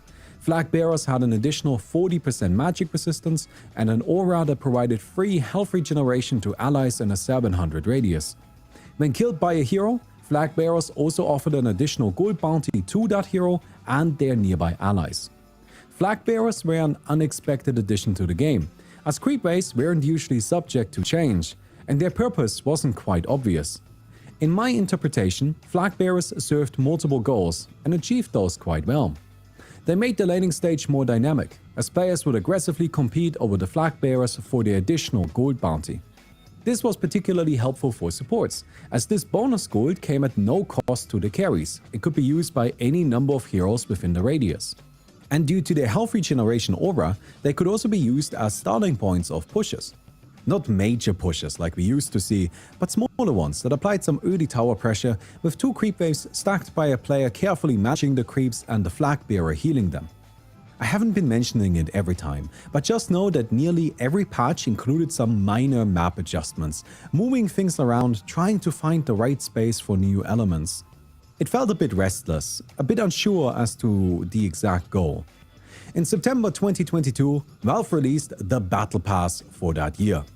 But there was something weird about it. Unlike previous Battle Passes, this one was split into 2 parts. One was released before the International and contributed to the prize pool as usual, and the other was released after the International concluded, without a revenue split. I believe that Valve were running a test with this Battle Pass. They wanted to see if the revenue split existing made a difference to their sales. At this point, the Battle Pass had become an all-encompassing source of Dota 2 skins.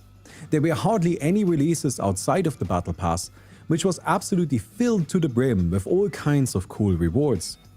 Like many things in Dota, this didn't happen all of a sudden. It was all part of a slow, gradual evolution. From Valve's perspective, it made sense to ask if giving up 25% of the income was even necessary. I can't definitively prove this. I don't know the sales numbers of the post-TI section of this Battle Pass, but I believe that it turned out that people didn't really care. They bought the Battle Pass for the skins, and contributing to the prize pool wasn't a significant factor. This split Battle Pass is why the prize pool at TI 11 took a major hit, going down to only $19 million. I don't think it's fair to compare this prize pool to TI 10, since that one had a 2-year period of accumulation, but still, this was 15 million less than TI 9. In fact, it was the lowest prize pool since TI 5, and only barely surpassed that one. I'm not telling you this because I think TI needs a $40 million prize pool, but because I have seen lots of people get a bit confused as to why the prize pool dropped. It wasn't because the bubble burst. It was by design. In my opinion, Valve deliberately changed the system so they would get more money and less would go to TI. The International 11 took place in October 2022 in Singapore. Dota has always been huge in Southeast Asia. It was absolutely time for a TI to be held there. The format stayed the same as before, with only one new addition: the Last Chance Qualifier. The Last Chance Qualifier took all second and third place teams from each regional qualifier and had them compete in a proper tournament with a group stage and a full bracket. The top 2 teams would then move on to participate in TI, expanding the total number of teams from 18 to 20. This qualifier alone took 5 days to complete and was won by Team Secret and Team Liquid, both of which surprisingly hadn't made it into the tournament before then. As the tournament began, PSG LGD were yet again the clear favorites. They had dominated the DPC, qualifying for TI with a huge point lead over second place. But once the tournament began, they couldn't really find their footing and only placed third in their group. In round 1 of the upper bracket, they then went up against Last Chance Qualifier winner Team Secret, who had been having a phenomenal tournament. PSG LGD were knocked into the lower bracket, where they only lasted 2 rounds before getting eliminated. Previous champions Team Spirit were doing even worse. They didn't even make it into the upper bracket and were then eliminated in round 1 of the main event. With the favorites underperforming, the field was wide open. Thunder Awaken was the first South American team to make it into the upper bracket of a TI, where they upset Group A top performers Evil Geniuses. Unfortunately for them, they then ran into Team Secret in the upper bracket and Team Liquid in the lower. Thunder Awaken placed 5th overall, the highest any South American team ever had. It was a great year for South America, as Beast Coast, a team from Peru, went on to face EG in the lower bracket and, in another stunning upset, knocked them out.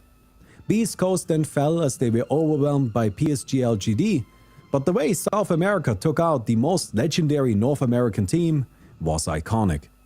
Both of the Last Chance Qualifier teams also pulled incredible runs through the tournament. Team Secret moving through the upper bracket, while Team Liquid did their almost traditional lower bracket run. They seemed unstoppable, That was until Team Secret went up against Tundra Esports. At the International 11, nobody understood the meta better than Tundra Esports. During the previous tournament, Roshan had been incredibly important, not only because of the value of his rewards, but also because of their timings. Aghanim's shard was only purchasable at 20 minutes, which meant that in fast games it was possible to get the Roshan shard before the regular one would be available in the shop. And even in regular matches, it wouldn't be far apart. Heroes that relied on the shard could incorporate these timings into their game plan. But now Aghanim's shard was available to purchase at 15 minutes, which meant that the heroes that really wanted a shard would often already have bought it by the time of the second Roshan fight. Roshan was still a high reward objective, but his timings weren't as efficient anymore, making killing him less of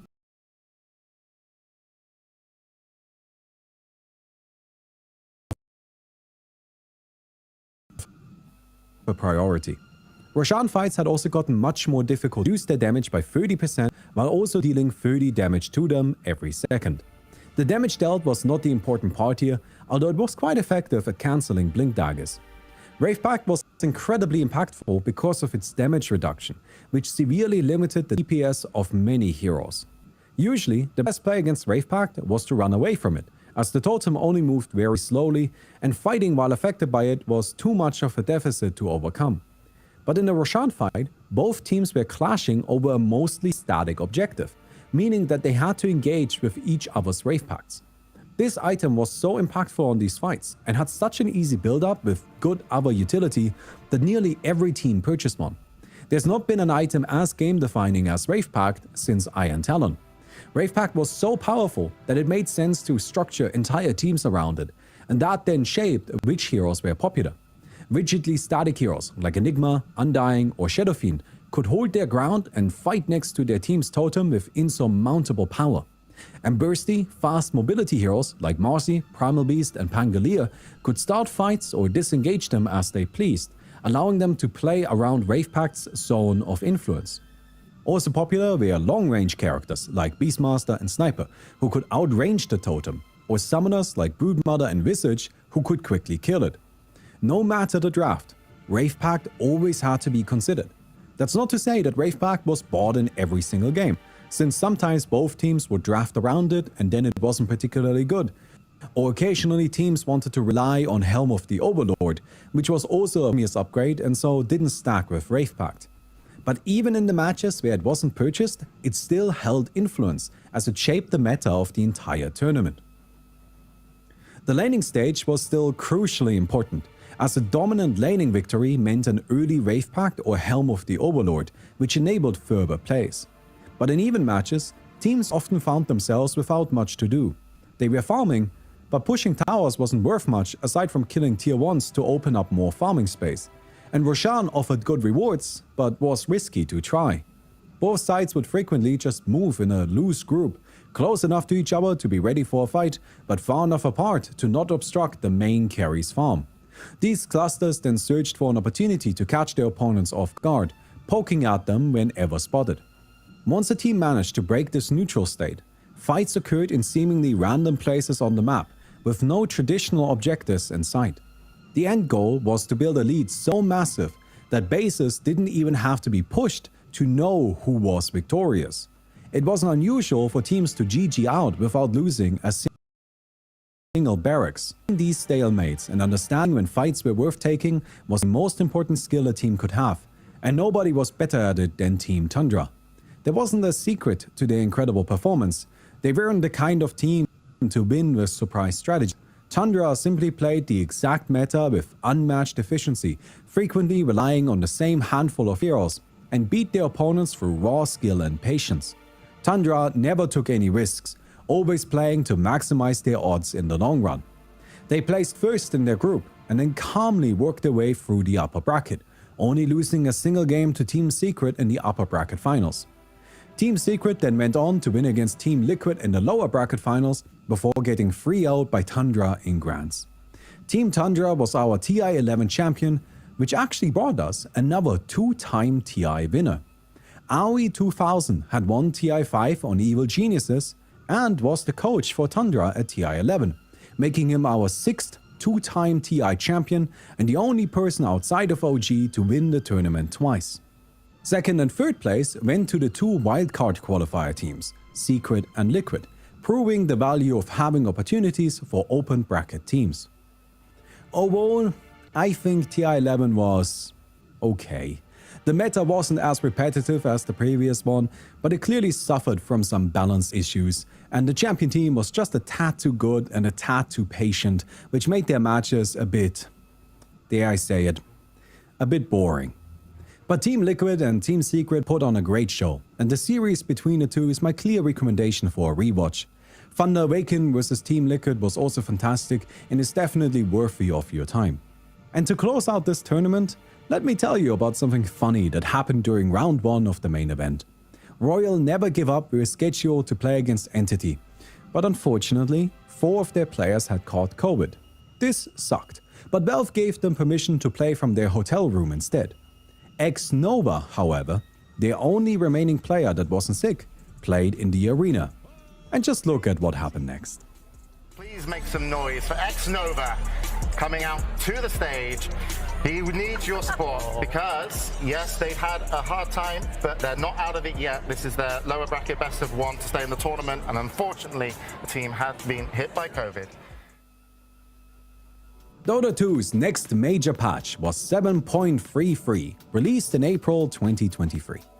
This patch addressed so many of the issues that had plagued the previous 2 tournaments that it seemed like Valve finally found a direction they wanted to take Dota into.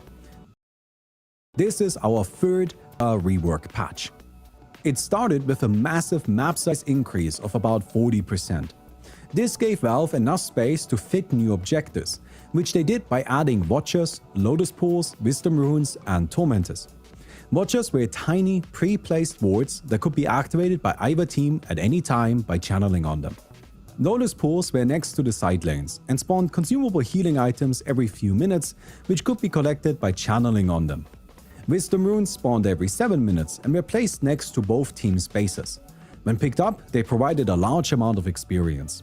They would soon be buffed to also provide the same experience to the lowest level hero on the team of the hero that picked it up. Tormentors were placed next to the Wisdom Runes, spawning at the 20-minute mark and every 10 minutes after they were killed. When a Tormentor was killed, they granted an Aghanim shard to one of the 2 lowest net worth heroes on the team that killed it. This selection was done at random. They also gave out a gold bounty.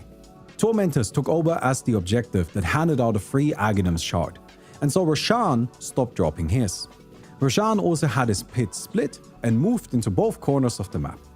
Instead of always being in the same place, Roshan now alternated between the 2 pits depending on the day and night cycle. He was also made more difficult to kill. Next, this patch removed Wraith Pact from Dota. With that, everything that had defined the previous 2 tournaments was gone. What I'm about to say is quite a bit of conjecture, but I believe that if I was writing this video in a few years from now instead of today, I would be considering TI10 and 11 another transitionary period similar to TI5 and 6, which was then fully realized to a 7.33. I don't know what the future holds, but I think 7.33 introduced the next era of Dota 2. Continuing on with the changes, the larger map had more space for creeps, and so a whole new outer jungle ring with 12 new creep camps was added. Neutral items were also adjusted to no longer be completely random drops, and to instead drop a token that could be activated to choose a neutral item out of 5 randomly selected options. This mostly fixed the issue of super long matches being decided by neutral item RNG, although with some very bad luck it could still happen. A bunch of items were also reworked and a few new ones were added. The most important amongst these was Blood Grenade, which was an early game consumable that could be used to enable aggressive plays and ganks. And of course, 7.33 introduced Universal Heroes. Universal was a new main attribute, similar to Strength, Agility, and Intelligence. Well, it really depends how you look at it. You could also interpret it as a lack of a primary attribute. Either way, Universal Heroes gain damage equally from all of their attributes, as opposed to only damage from one. Many existing heroes were turned into Universal and had their attributes adjusted to be lesser and more even across the board. At first, Universal Heroes were a bit weak, as they didn't do much damage and their stats were on the lower end, but then their attribute scaling was buffed, and from that point on, it was clear that Universal was the best primary attribute in the game. Universal Heroes could buy all kinds of utility items and scale their damage aggressively while doing so. This made it really easy for them to be flexible in their builds, and that made them easy to draft. If I may editorialize a little bit, I think the way Valve handled Universal Heroes was a mistake. I don't mean to say that there's anything wrong with the core idea. There were lots of characters that didn't really fit into the strength, agility, intelligence system.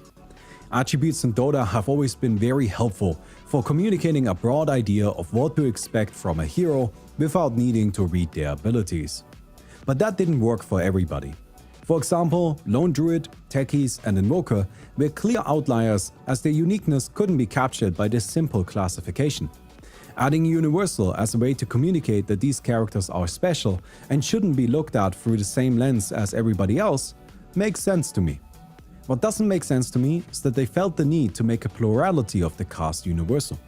With Invoker's eventual transition into Universal, Universal had more heroes in it than any other attribute. This is complete nonsense in my eyes. Clockwork, Marcy, and Magnus, for example, were fine as strength heroes. They are bulky frontliners that have disables and like to initiate. They do not fail the classification of being a strength hero. Similar examples are that Pangolier was fine as agility and Winter Wyvern as intelligence. He's quick and tries to land some attacks, while she uses mana-intensive spells from the backline. They fit our idea of what agility and intelligence represent. These heroes were seemingly only made universal because Valve felt there should be an even distribution of attributes. I think that was a mistake, as not only does that muddle the classification of all attributes, Universal doesn't really have an identity anymore. It has also been causing balance problems ever since. Universal heroes have just been the best heroes. This would have been a much more manageable issue if instead of having over 30 Universal heroes, there were only like 10. Then those 10 would clearly be isolated for purpose and could be tackled more specifically. But as is, I think 7.33 has done a lot of damage to the distinctness and identity of a lot of heroes, which I think is a shame. 7.34 was released a few months later, which was an adjustment patch, refining 7.33. But then something unusual happened. With only a week remaining before the competition, Valve released 7.34D. This was a pure balance patch, but it's still weird that Valve made such changes this close to the competition. On June 20th, 2023, Valve released a surprising blog post. In it, they detailed how, over time, the Battle Pass had swallowed up most of their development efforts. Let me read you their words. Last year, we started to ask ourselves whether Dota was well served by having this single focal point around which all content delivery was designed. Each step we had taken made sense when considered independently. Any single piece of content would be more valuable when bundled as part of the Battle Pass, so we bundled more and more. This led to a momentous content drop every year, but it also greatly limited our ability to do things that were exciting and valuable for players but didn't fit into the Battle Pass reward line. When we recognized this, we made a deliberate choice earlier this year to run an experiment. To take some of the resources that would normally produce Battle Pass content and instead put them towards more speculative updates, including features and content that couldn't fit into a Battle Pass. While work is still in progress on future updates, the first of these has shipped. New Frontiers and patch 7.33 couldn't have shipped as they did if we were focusing all our efforts on producing Battle Pass content.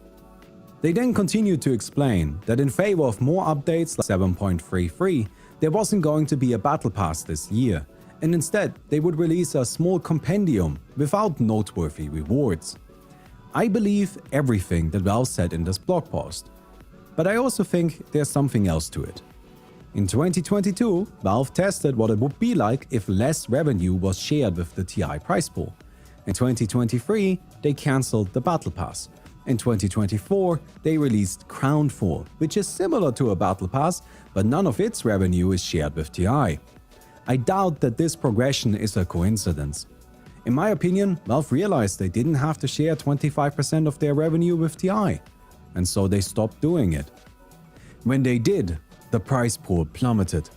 The International 2023 had a prize pool of only $3.3 million and 2024 of only $2.5 million, as Valve yet again released only a compendium with no relevant benefits. It seems to me that Valve are done supporting TI prize pools.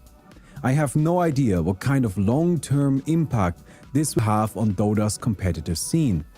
Because of those enormous prize pools, Tier 1 Dota 2 has always been dominated by TI, and with that gone, who knows how the future will shake out. The International 12, Valve returned the tournament home in Seattle. Like before, 12 teams were invited through the Dota Pro circuit, and 8 fought their way through regional qualifiers. This is where another historic first for Dota happened. Team Secret failed to qualify for the International, meaning, for the first time ever, Puppey wouldn't be playing at TI. Puppey competed at all TIs until now, first as part of Na'Vi and then with Team Secret. His list of accomplishments is unbelievable. He won the first International, came second in 2012, 2013 and 2022, and won a whole range of majors along the way. Puppey was a serious competitive threat for the entirety of Dota 2's history. And so, him failing to qualify for an International was important by itself. Nobody else even came close to his longevity, and he was winning tournaments for all of it. In my eyes, Puppey is the greatest individual Dota player of all time. Take a moment for all of us to appreciate LGD Gaming, or PSG LGD as they were known for a little while. This organization was part of competitive Dota since 2012, and they have been a top-tier threat for all of it. They got so close to winning multiple times, and at times even had multiple TI caliber teams. I don't think any other organization had the longevity and success that LGD did. So in my book, they are one of our greatest, even though they never managed to win. Once past the qualifiers, TI12 was trying a variety of new ideas. Instead of hosting the tournament across 2 densely packed weeks, Valve reduced the number of games by splitting teams into 4 groups instead of 2, and then spread those matches across 3 weekends. This made it much easier to watch a larger percentage of games and keep up to date with the tournament, which I think was generally a good thing. Less good was the new tournament structure. After regular round-robin groups, there was a new Phase 2 of best-of-3 matches that decided which teams would start the main event in the upper and which in the lower bracket. This was mostly just a very confusing way of saying that the main event now had all teams start in the upper bracket. This confusion was only made worse because of Valve's presentation. The group stage was branded as the road to the International, which was weird, because it already was the International. Group stages have always been part of the International, and even getting knocked out here earned those teams a share of the prize pool. In every meaningful way, it already was the International, but the name implied differently. The same was true for Phase 2, which really was already part of the main bracket of TI, but somehow was still considered only the road to the International. The following weekend was branded as Playoffs Weekend and officially considered the International, but all it did was continue the bracket that was started last week. Really, all that this tournament was a group stage with a following double elimination bracket, where all teams started on the upper side, but Valve were making it as confusing as they possibly could. Coming into the tournament, there were a couple of favorites. Team Liquid and Gaming Gladiators have been absolutely dominating the season, with only a 10-point gap between them, and the distance to the next team being nearly 500 points. Tundra Esports came in third, and they had recently brought in 2-time TI champion Topson to play for them. Then there was Team Spirit, who were positioned at a modest 10th place in terms of points, but they had just won 2 majors back-to-back before TI, making them quite threatening. Of course, there was also the usual Chinese powerhouse LGD Gaming and a new formed team by old-school Chinese pros, Azure Ray. All of these teams performed quite well during the group stage, Team Spirit even going undefeated. But then Phase 2 shook things up a bit, as Tundra Esports were defeated by Nouns and Gaming Gladiators by Talon Esports, Both these teams were from smaller organizations with limited tournament success, making these fairly major upsets. These upsets would continue as Tundra Esports then played Entity in the lower bracket and were knocked out of the tournament. Our defending champions lost in round 1 of the main event again. The tournament continued from there without any surprises. Everybody was beating who they were supposed to. Then the top teams clashed. Team Spirit took down Team Liquid and LGD Gaming Azure Ray. Team Spirit then confidently beat LGD Gaming in the upper bracket finals to take their seat in Grands. Team Spirit played the dominant style of the International 12. They focused on farming. Their matches were long and careful. 7.33 had introduced a huge number of creep camps and a larger map to make hiding easier. The new objectives were also in risky positions, and contesting them was difficult. Team Spirit, like many others, didn't take chances like that. Playing the huge map for farm was just safer. The off-lane fully became a carry role, and so did the mid. Every core was a carry now, and even supports started being drafted for their late-game potential. Given this mindset, going high ground and pushing barracks was widely considered foolish. Pushes were only done when the game was already over. The International 12 had the highest average game time out of any international since the very first one, and it would likely have surpassed even that one, if not for the Reaper of TI12. All the top teams were eventually knocked into the lower bracket, but they would never fight each other again.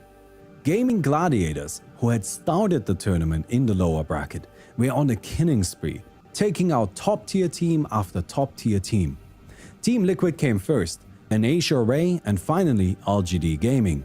They climbed their way through the entire lower bracket to the grand finals, and they did so by employing a completely different core strategy from Team Spirit. The second viable game plan at TI12 was all about tempo and timings. Teams like Gaming Gladiators played exactly to the predetermined objectives on the map. They picked aggressive heroes that became powerful quickly and then contested the minute 14 Wisdom rune. This would use a kill as well as an experience lead and leverage this into a fast Roshan kill, setting up to contest the Tormentor and the minute 21 Wisdom. If all of these fights were won, which wasn't unreasonable because each of them contributed power for the next one, then that team had an enormous lead and could end the game on the spot with a traditional base push. Gaming Gladiators killed their opponents before they had a chance to farm. Team Spirit and Gaming Gladiators faced each other in the grand finals. Two competing styles piloted by very different teams. But unfortunately for Gaming Gladiators, Team Spirit were just on another level. Their play was perfect. They even beat GG at their own style in match 1. Gaming Gladiators were completely lost on how to handle Team Spirit, which culminated in one of the most insane drafts I have ever seen in Game 3 of the Grand Finals. A quick reminder, 7.34D was a balance patch that was released only a week before TI12. Most of the things included in that patch were fine, but two specific changes were nothing short of a disaster. Both Chaos Knight and Spiritbreaker had the damage of their passive against creeps increased. Spiritbreaker could now passively farm creep camps by charging through them as he was ganking, and Chaos Knight healed so much when hitting creeps that dealing harassment damage to him was a futile effort. Both of these heroes were incredibly dominant with absurd win rates. They also paired excellently with Grimstroke, who, due to a soft ability rework, had become one of the best supports. And then there was Dazzle. Dazzle had received a rework that allowed his ultimate to lower the cooldown of his items and abilities, which turned him into a constantly ability and blink dagger spamming threat that was just impossible to deal with. He was contested in over 79% of the tournament with a 72% win rate. Dazzle was just unfair. And in Game 3 of the Grand Finals, Gaming Gladiators let Team Spirit pick Chaos Knight, Grimstroke, Tusk, Dazzle, and Spiritbreaker. I couldn't believe my eyes when I saw it. To be fair, all of those heroes combined made for a bit of a slower paced team, which I believe Gaming Gladiators were hoping would create an opening where they could overpower Team Spirit and end the game early. Unfortunately for them, that didn't work. Team Spirit stalled successfully and then showed why those heroes had been so dominant. They took the edges, making them the second team to win 2 internationals. Although, unlike OG, they didn't do so with the exact same lineup. They had one new player. For their win, they earned $1.5 million, a tad less than the $18.2 million from their previous victory. Overall, I think the International 12 was a huge improvement over the previous 2 tournaments, but there were still a lot of slower paced games that were a tad too long for my taste. There also was an actual variety of core game plans, which made the tournament much more exciting. It was also horribly balanced, as the top tier heroes were leagues above everything else, but personally I actually think that can be exciting. The bigger balance issue was the win disparity between the Radiant and the Dire. Due to how the map was laid out, the Radiant jungle and teleporters were much easier to access, resulting in an over 58% win rate for the Radiant. As for rewatch recommendations, I'm gonna say TSM vs Team Tundra Game 1 during the group stage. Feel free, of course, to watch the main event, lots of fun games there, but this was just a match I really enjoyed and I think you would too. The goal of Stories of Dota was to eternalize the early years of Dota 2, to try to prevent them from being washed away by our memories. We've never had intentions of making videos about all heroes, and instead the aim was to make enough videos that all major stories were told. In our opinion, with the videos we have already released and this final one, we have reached that point. I'm a big believer in ending things when the time is right. We managed to tell all that we wanted while maintaining high quality and remaining sane despite the overwhelming workload. I want to give special thanks to Spectral Stats, without whom this channel wouldn't have been possible. I've been making content for Dota 2 for the majority of my life, and it's now time for me to move on. I can't properly express how much this has meant to me, and how glad I am that I was able to make Stories of Dota and leave something behind that, hopefully, has meaning. Over the years, Dota changed a lot.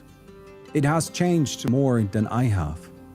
Nonetheless, I am optimistic for its future. Crownfall was a wonderful addition to the game, and 7.35 was bizarre and hilarious. Valve are still invested in Dota 2, and while I don't agree with all of their choices, I think overall they've done a great job at keeping the game moving and alive. Often, people will talk about how Dota is dying. I couldn't disagree more. Dota will never die. It can't. Even if Valve were to shut down the service, some lunatics would somehow pick up the mantle and keep it going forever. Dota is a game from the people and for the people. And Dota players are nothing if not dedicated, sometimes to a fault. Friends, stay that way. I wish all of you the best, in Dota and in life. Thank you so much for watching Stories of Dota.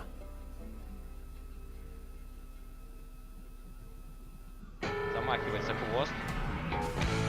Пошел, должен идти Black Hole. Да, пошел Black Hole. Double Edge попадает в бэктрек. Ой-ой-ой, он уходит. Какой бэктрек? Но у него же первого левела бэктрек 10%. All 3 backline heroes are. If you want to go on that, you have to come from the back. But then LGD just take your axe and well, while he's busy debating, they're busy fighting. Oh no! PGG Chrono for 430, not gonna cut it, and now they just get melted. GG, they know it's over. LGD will move forward. They're going. Да, Хау жестче реагирует. Свап есть. Крипа Овченовского садится. Какого? На базу. Вылезает. Нужно ТПшиться, лайфстиллер умирает на базе. Братиш, ты попадешь.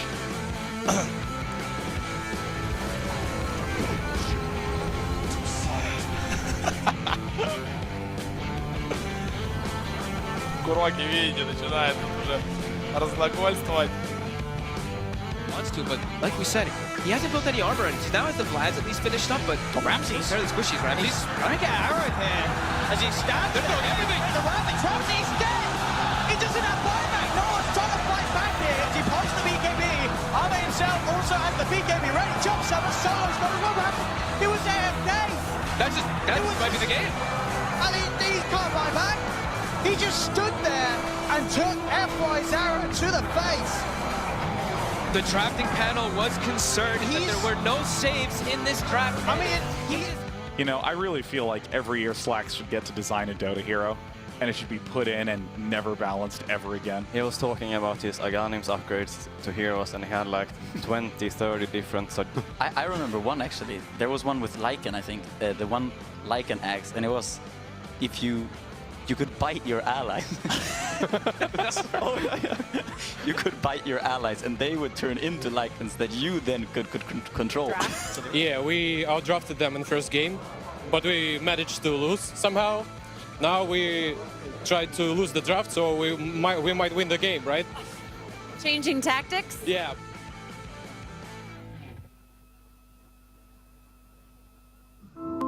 Due donne su tre è tanto e io ne faccio parte. Siamo state educate a darci sempre e Per noi stesse non rimane molto tempo.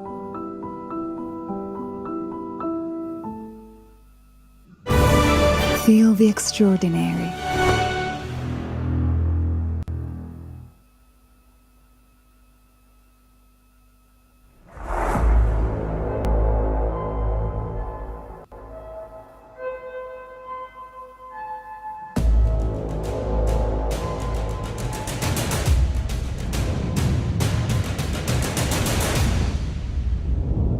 Dota is a sick mental game. It brings out the best and the worst in you. It comes down to half a second where you just can't predict what's going to happen. You try to look at everything as pieces and pawns. You try to look at it as simply the game. Who ended up winning the mental warfare always won the series. That's how you're going to win tournaments. That's how you win the tournament. If you break the other mind, it gets really easy. Some minds are really hard to beat, though.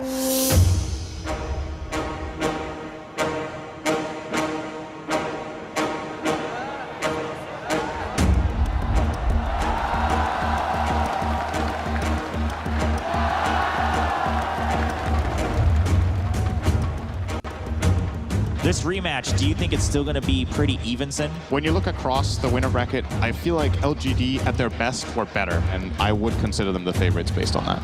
The crowd is driving them on. They're chanting LGD. They're chanting the Chatwell Alliance. They're a team that wants it. Looking at FY, he's been so close. After tier 4, he was always considered like the magician of the position 4. That guy is the definition of talent and hard work in one person. Final day, TI, you got to come play. And Somnus, he just shuts down so much of what OG has tried to do. PSG LGD at every position is just incredible. This is a bit of a rematch. Any lessons that you're going to be bringing with you, do you think? 其实队伍他韧性要比任何一支队都强，对劣势局的处理，我觉得要比任何一支队都好。 Let's focus on OG a little bit. I hate to say this, I had OG losing in the lower bracket straight away. They had their roster ripped apart by evil geniuses.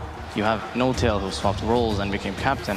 You have a coach that became a player. Probably best coach all time, 5-time major winner with OG, and he comes back and does this as a player. They're the ones who scramble to find these last-minute replacements. They bring in Anna, they bring in Thompson. And I think people are questioning, all right, Thompson, is this guy for real? This is like the first tournament. It's won nothing before this. You know it's these best of 5 grand finals, you know there's multiple attempts at trying something, so yeah, it's really strange. Oh, another day of sweatpants. Yes. I want to be comfortable. I mean, dude, you should get these pants. They're basically sweatpants. People think it's jeans, but it's not. And I can dance between games. I can like. Yeah, dude, it's so elastic. It's like basically sweatpants. This is great. Yeah, that's pretty good. Okay. What about draw? They draw second. Yeah, we can draw. We can change the bench span to draw. To draw. That's sure. perfect. And we necro second. Yeah, awesome. They're fucked.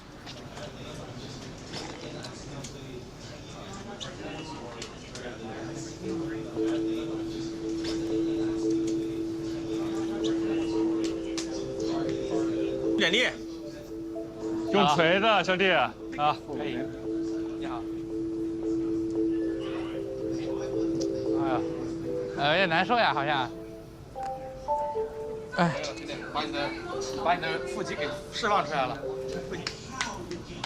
讲到感觉你有点轻。对吧？怕你没吃饱。哇，好饱，吃了好多，大哥。下去。你练重练沉，肯定对了。来。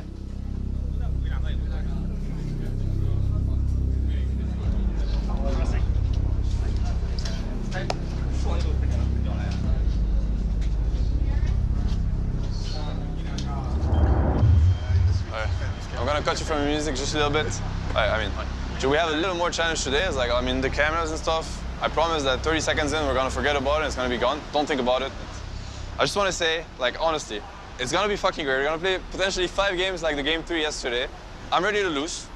I'm ready to win. I'm ready for anything. I'm ready to get smashed 3-0. If they fucking start smashing us, we smash back. You know, we give it our best. Some Anna Spectre, some Top PS Monkeys, whatever, anything. You know, it's gonna be great. Oh yeah. I mean, I'm proud of us. I'm proud to be here with you guys, and I'm looking forward to it. Okay? Let's do it. Microphone. Yeah.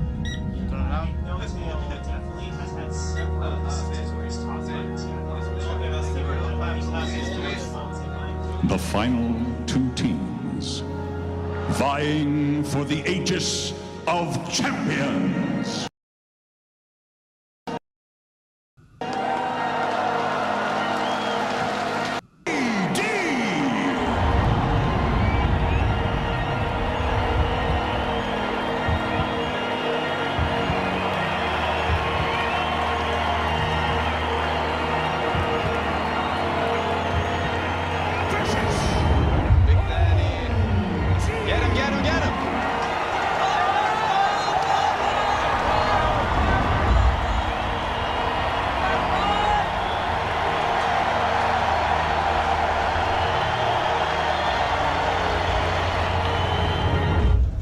Which shoulder is it, man?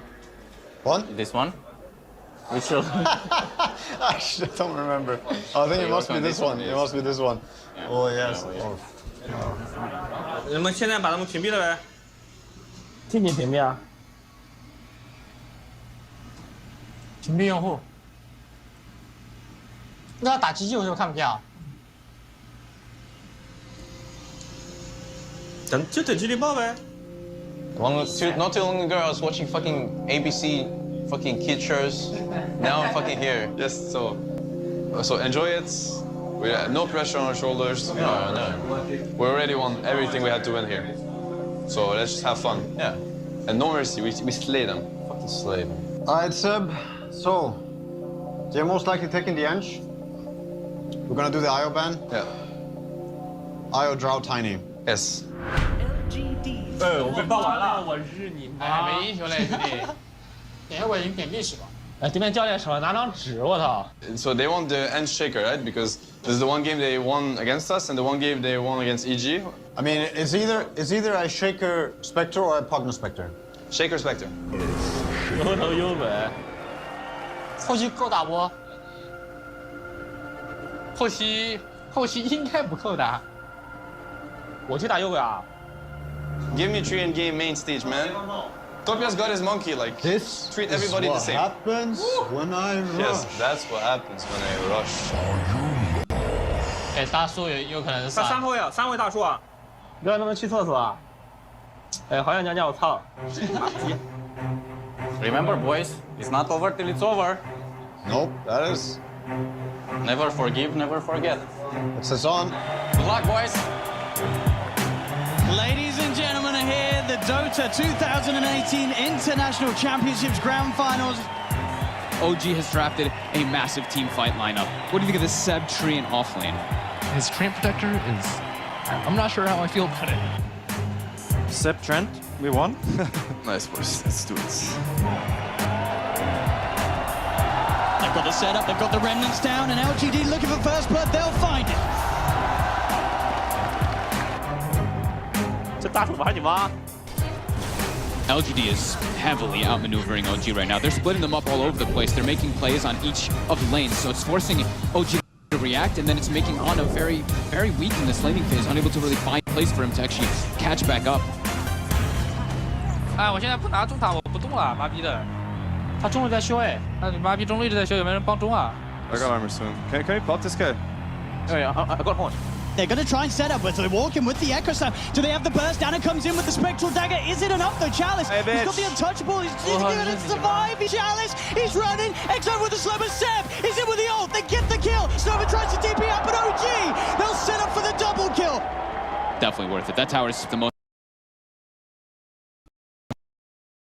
important tower to defend, especially when you're playing with the Spectre lineup. 下塔卢了吧，妈逼的！ Can we rosh? Can we just rosh? We can bait them in the. I think we just go. I'm just going. Fucking go for it. Go. So it looks like PSG LGD will finally be able to find this tier 1 tower down bottom, but OG. 打盾，放魂我可以抢，放魂吧，他不好打，有没有 B 吗？ Just rosh and look at me. I'll stun the storm when it comes in. Storm will sit down. Get ready. He's gonna try to jump. I'm gonna do this. Cancelled it. I got double. Nice. Oppa, boys. Get fucking fucked.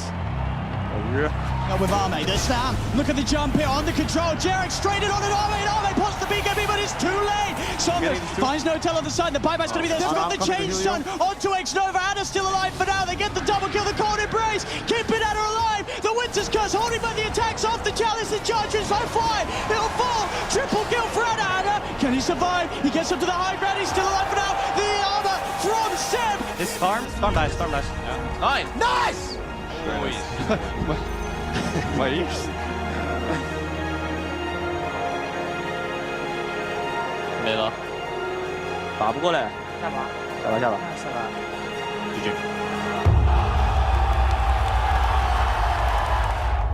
我操你妈，幽鬼这么屌！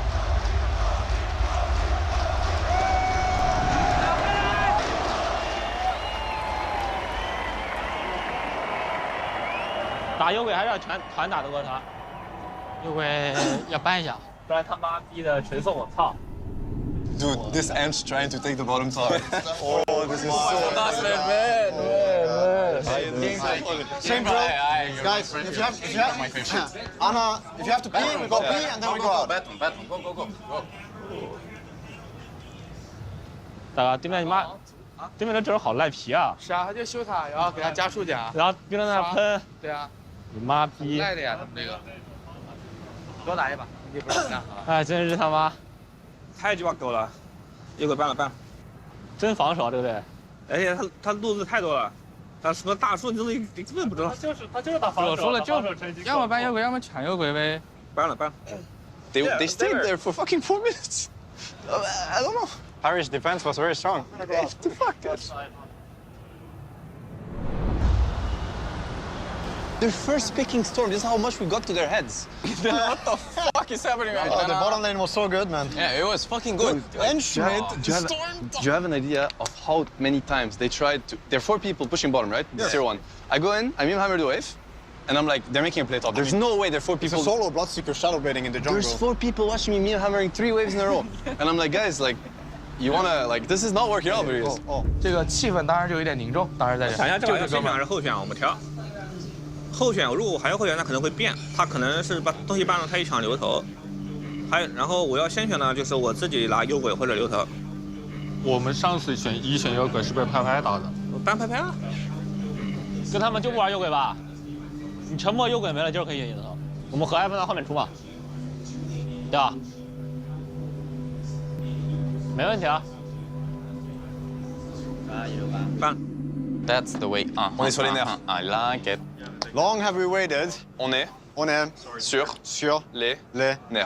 On est sur les nerfs. On est sur les nerfs. Yes. Michael Bublé. On est sur les nerfs. 上来已经把他都输了，好吧？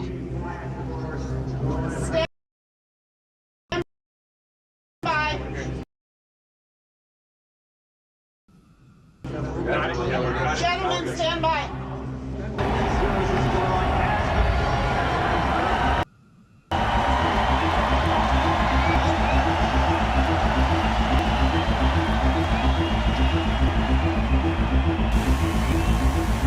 We haven't achieved anything yet. They're gonna fight till the end. They're not gonna give us anything. They don't give a shit. These guys are fucking warriors. They're strong, we're also strong. We don't give them shit today. their coach drafting. Yep. I think it takes a lot of burden off your players. Yeah, much more systematic both in the draft and in the game. I think if LGD can somehow try to take away that condition of if it goes late, they lose, I think that it changes the way OG has to play the game. 我们只要自己阵容搭配合理就赢了。对。先选打这个队中单是真的骂完比赛。打这个队打起来还是不能急。我们的狗，然后找机会买活，然后打团。是一选天涯默克，好吧？究极龟缩战队 ，OG。Oh, there's the first ban Spectre. They ban Spectre. All right. This changes everything. This changes everything. But they can ban Gyro. No, they can't. No, they can't. Yeah, they have right. to ban. They're fucked. You're right. Yes, they fuck up. This is some next level overthinking from them. I feel bad for them. Whatever. I don't feel bad for them. Fuck him. 他们选狗就把那些狗的跑了吗？ 啊，到我们年末了。 FY or Shaker. But I think OGD are 6-0 with FY playing that hero tournament, so they're very comfortable. I actually think we could pick here Invoker here. Yeah, I'm good against all the 3 heroes, and our Invoker is really, really good with our Gyro. I love it. The Invoker. I forgot about that. The Thompson Invoker. How did we forget about that? The special. 他直接出卡尔。刚才想要出什么？打这两盒。昆卡。Conquer is my name. You have to feel that PSG LGD's lineup, it's a more robust one. It's one that just makes a little bit more sense. Yeah, the Kunkka though for me is such a good pick. I'm concerned about the lanes in particular coming out from OG. This game is very, very nice, boys. 然后过来杀他！哎，卡尔石头猪，兄弟们！兄弟来了。 Straight in. FY helps on the setup for the kill onto Thompson. OK， 今天运气可以好了。哎 ，nice。这傻逼什么情况？这卡中玩不了了。Thompson, he's running, but the rainbows all the way, taking down the Invoker. Chalice now dominating. 隐身了。It's top of the net worth on his Enchantress. Chalice. The dust? 翻。 Cut down by Armezan, wanting to find Chalice. FY posts the Echo Slam, holding down Thompson on the side, sets up Arme for the double kill. Somnus cleans up a third. Seb's trying to get out of it, but he's not going to make it. Arme with the triple kill, as OG just cannot take a fully fledged team fight, as you're saying. 有别兄弟，妈了个逼给我们打。 Oh God, not again. He's got a touch. He's prepared. Puts the tornado in the totally wrong direction, and now the combo from Somnus comes out. Drags Thompson back. 傻逼手忙脚乱。 Oh, Thompson. How he falls time and time again here to Somnus's Kunkka. The carnage continuing to favor LGD as they just get pick off after pick off.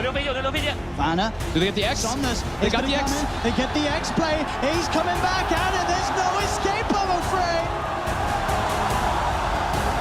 As Somnus continues this game, 7-1-6, growing this lead, 13k advantage. 卡在这种技能控了，我水他，对，玩到。 Thompson, we're going to lead him with the combo. But the X. But the X again, Somnus with the Kunkka play. But the melee racks are taken in both the middle lane and the bot lane, as well as the range racks down bottom. PSG LGD now 25,000 ahead. Right. Call it? Yep. Looks like it. Yep. Let's go next. Alright, let's go next, boys. ”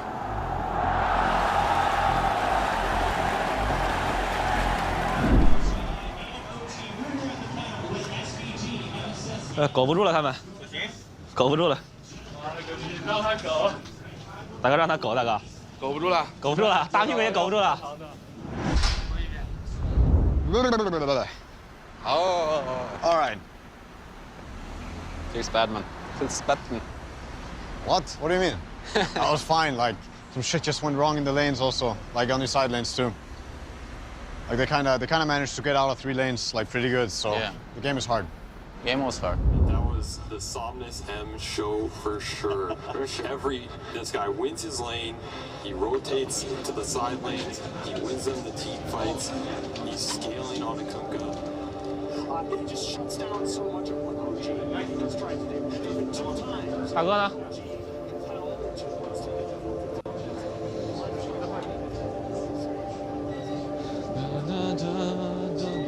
爽一个，吃一个，补2拳。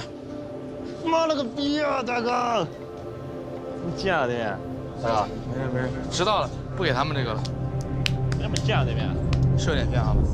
PSG OGD, FY coming in. How do you compare these two? What advantage does FY bring? FY got Ame putting up the performances that a lot of the pro players themselves have been saying. Ame's the player that I'm looking for, right? He's probably the best.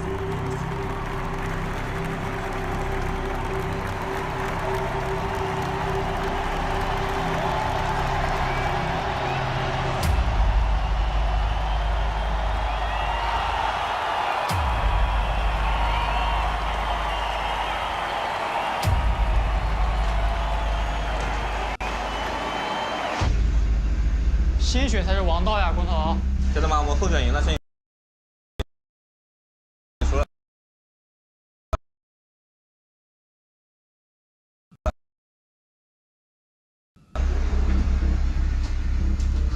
Game Tim Turn to bat. 開始完，再睇有三條上喎。對面搬牛頭嗎？搬什麼？我對面如果聰明一點會搬牛頭。那點螞蟻唄？螞蟻唄，我螞蟻不怕他拉小黑啊。Oh, what the fuck? Yeah. I mean, champion. Yeah, no shake, but let's fucking go. Anna Peel, boys. Anna Peel on the main stage. Dude, actually don't know what to pick. They don't know what to pick. Yeah, this they didn't see come. Like they're really confused.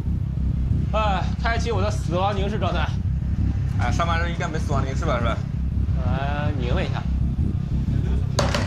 PSG LGD. Defense against PL, get fucked. When the shit. 狗逼东西，直接拿了本小本子在那边看，操你妈的！操你妈的！ We banned Lash and Storm. I think so. Yes, and we fucked the Arc because we have 2 picks against the minimum. Exactly. 又来了。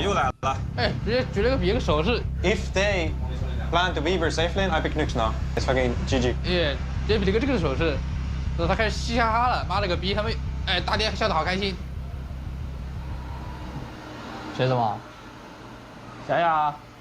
这把先出4吧，凤凰。 Phoenix. Interesting. Wow. The thing to remember with Phoenix is if this hero's playing 4, he's less worried about the egg going off because this hero's other spells are also insane. Yes. He has a GPM talent, he has a heal / high damage nuke. They're all long range spell casting abilities. You can do a lot of work with all these spells that you might not even need the egg to win the fight just because of how much damage this hero does.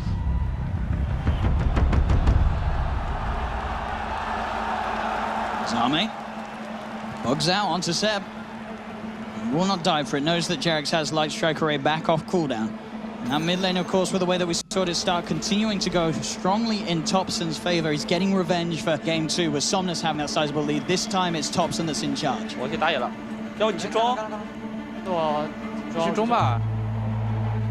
我们然后再动吧，他没野。这个那个什么，网怪去中了，要干你。 Oh, mid lane, No Tail. He's actually going to tick out the FY. Comes in. Both creeps die as well. FY just got so much experience in mid. Jarex. Always a little bit deep here. Just get the light strike onto Ame, but FY with the Sunray just lasering him down. Gets the kill at the same time, No Tail. Down bottom at the same time. The eggs actually come out from FY as they're beating into it. Can they kill him off in time? They can't. FY gets the supernova successfully off. He's playing around with the 3 of them here. Jarex tries for the TP out. Oh, but he ticks down in base. FY gets the kill on Jarex and he gets the kill on Seb. FY. What? 哎，这雪人什么臭逼啊！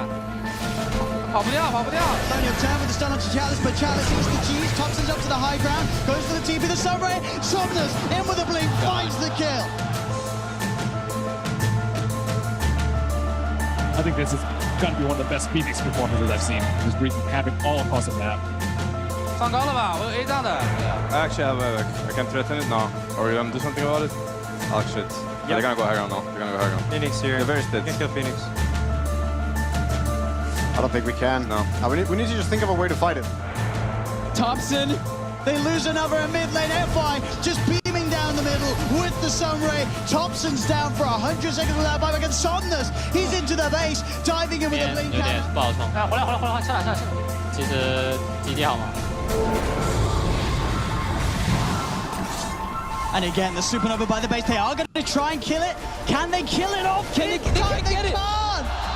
They just can't kill the sun. 哎，拆打，兄弟们，别人了。30秒。Speed down of the ancient PSG LGD looking to close this one up, and they will. Game 3 goes to PSG.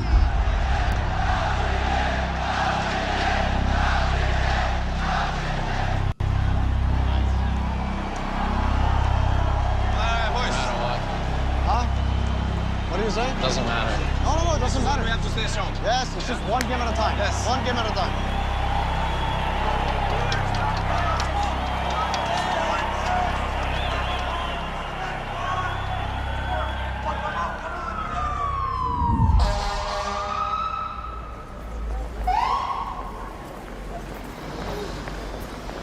All right.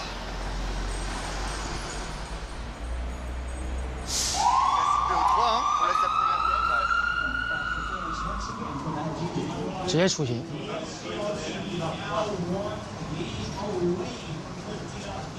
下把后选，他们没有围抢的，我们怕吗？ Alright, boys. First game from best of 3. Back against the wall. We knew we were going to get tested. We are getting tested. Yes. This is a rough situation to be in, of course, but we're going to overcome it together. You know? It's been too easy so far. Like every game. You don't get it like this. We saw that coming. We were ready for hard games. We were ready for hard series. Welcome. This is a hard series. We know we're one game away. It doesn't matter. We're going to go in, have fun, win the next one, and win the one after. This is what's going to happen. We're getting tested. Embrace it. Yes. Know what they want to do, and all we have to do is do what we want to do. Yes. That's it. 如果下把结束上去的话，记得把衣服脱了。脱了。我也没变硬。大哥，你妈逼，你说这种话要出事情的。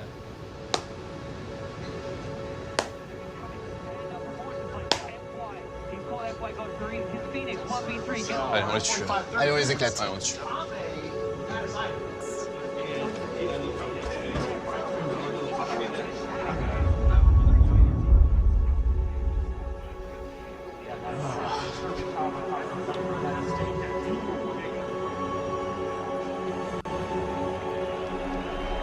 Let's go.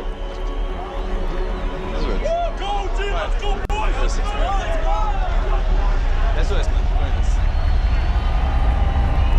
OG now 1 game away from losing in this grand finals. PSG LGD 1 game away from lifting up the Aegis to champions. Both teams are driven and nothing's stopping them on their way to become a champion here at TI.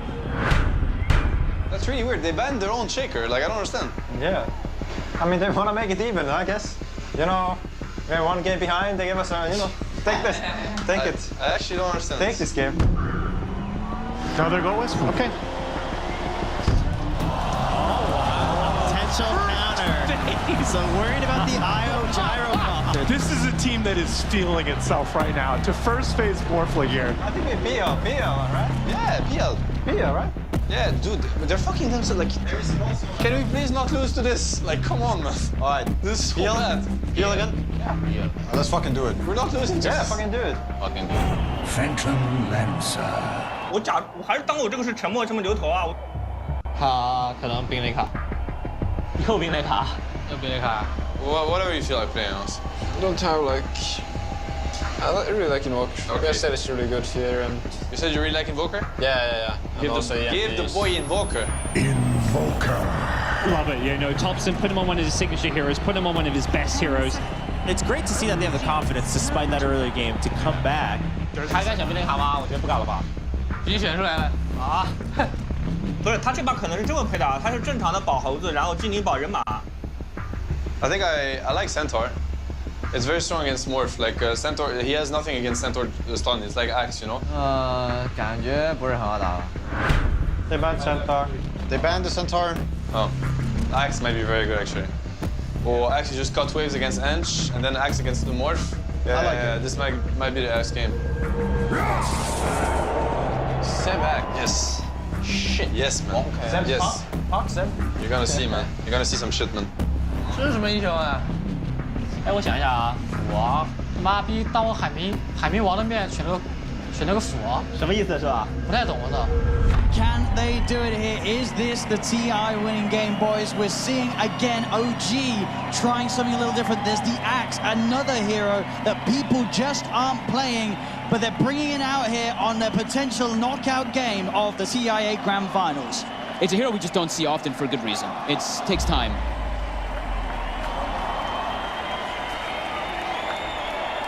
So I'm gonna cut the wave right away. I think maybe hunger. No. No, you cut. I think you cut him. I'm gonna get. It's really bad for them if they do this. Believe me. All trust on you, man. Yep. Easy. This is my game, boys. Top lane, the shards from FY out, trapping up Jackson. But mid lane. But mid indeed, Somnus diving in Thompson. He's got the cold snap. The tower heading into Somnus as well. Oh my fuck. He's strong, man. I'll link on him. I'll destroy him. I'll destroy him.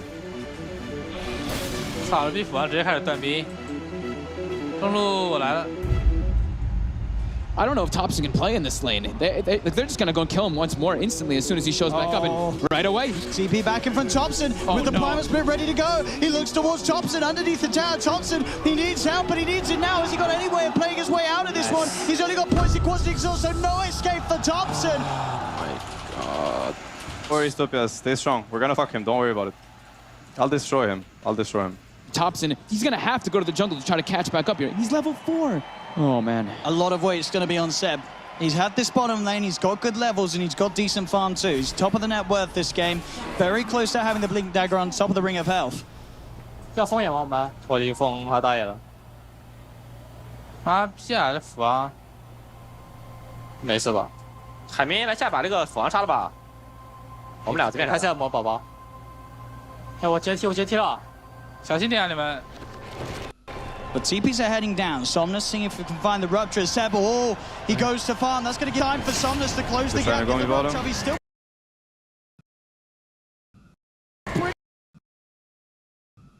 beefy. But is he beefy enough? I don't think the shards are out, trapping him in. Okay, go. He's in with the tether. OG, they're turning this one around. 厉害吗？啊，有千火了，你们小心点。Double storm. Oh, chase down. Do they have the damage to burst him? The Culling Blade just enough to bring him down, so he gets bursted by. What's all? Oh, keeps it safe for now. Somnus is back and finishes off the kill with Seb. Jumps in, has the call. Have they got the damage? Yes, they do. Putain! Il va bien niquer ta mère, fils de pute. Anyone trying here? I don't need. They're fighting the bottom rune. Can we fight it though? Yeah. You have Sunstrike? I have DP. I have Sunstrike, yeah. That's the bait play. They get the call onto the two of them. Seb jumps in. The sun strikes down. The stun as well. The micro play. They've got the log. Kill this fucker. For them. Somnus Va falls niquer ta as pute de well. merde. They're at a 74% win probability now. I'll take your bottom. No set. I'll take your bottom set. I want mid tower. I want to take your bottom though. We run behind them. Look at this. Look at this. You have Sunstrike? Yeah. Dire's top tower. That's great. Sunstrike. Down bottom again. Seb finding the opening to make these plays happen. Putain! Salope de merde. Push mid. Found out it in the jungle. Seb 7-0-4 on his axe. OG running around his 3 or 4 heroes, while Thompson, he's completely recovered. Oh, look at mid. Free kill. And he wants to keep going. Call up the mark. Ah, I fucked up. My bad. 哎，好空了，我马上活，中路可以打这波。They are fighting this. Watch out. Get out. They wanna fight this. FY, uppercut on Thompson, Jerax tethers across, but Somnus has the damage. They're on top of Jerax. Somnus gets the triple kill, maybe even more. Zana now all alone. He's gonna have Doppelganger back up in a second, but the Blood Bright, is it there in time? It's not. Doppelganger's back up. He could jump out, looks towards Chalice. Spirit Lines finishes Chalice off. Anna's still going. My God. Can Somnus kill it? The Doppelganger's there. Anna trying to phantom rush himself away, but Somnus able to chase the diffuser blade on Somnus over FY with the shards. 不是，我们就别打斧啊！打去把后面接了。我们不被吼2个，随便打好吧？被吼的话就海明能救。What a comeback there from LGD. Smoke on smoke action. Here's LGD. Wrap around. You guys go first. I need to play on jumping. It's really bad fight for them if they come. 哎，斧王！他打不错。 OG got that ward down in time, and that's going to set up for Seb to find the jump. FY comes in though with the snowball save. Keeps his team alive for now. They're rolling to Seb. Seb the blade now turns Fucking serious? I'm dying here. Do you have anything? I don't know if I can help you. I have no buyback. Pretty shit to go. Come on. Ah, fuck, the timing. FY with that save, taking them out of the combo. The snowball play, it looked like the perfect initiation, right? But FY is just like, nope. All right, shit happens. Chill, Really? chill. I'm ready. Yep, yeah, that's what won them this fight. No problem. 我是庄纯，他们开悟了吧？ See mid, can they get the jump? Anna's going to show himself. 看一下海绵。 Anna getting focused, Thompson trying to come into for the side with the combo, but the snowball again from FY. He's dying. Bloodseeker dead. Buyback. Bye bye, Bloodseeker. Can you chill? They're using everything. Get the fuck out. I can't. Am I gonna get out? Anna can't. Look at the doppelganger, does manage to get up to the high ground, but Somnus, he's there, ready to claim the kill. Look, those two are dead without buyback. They're done for 80 seconds. Pretty much back to a 50-50. PSG LGD's one game needed to secure the championship title. They are ahead here in game 4. Open into the base and clean out this mid lane of Rax. And they're gonna keep going here. As this Rax on the top lane will fall, the melee Rax gone. 脖子被我留到了。 不管他，the melee Rax gone. PSG LGD playing this carefully. 哎，他们20秒活了，回去打盾吧，要不？打盾，奥数打盾，走。走了，稳一点。他们要来的好吧？这波我有买，他们都没买。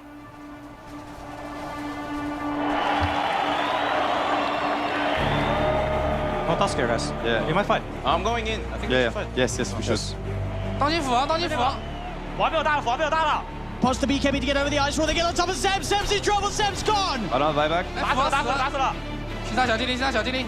Jerax back in the combo. Meatball down onto Chalice, but Chalice is so tanky. Boss the Shiva's gone. He's on top of Jerax. Jerax is gone. Anna as well. Can he really fight back against the Somnus? The next over is so low. Ah, buyback. We're gonna need it. We don't have heal buyback. I'm back.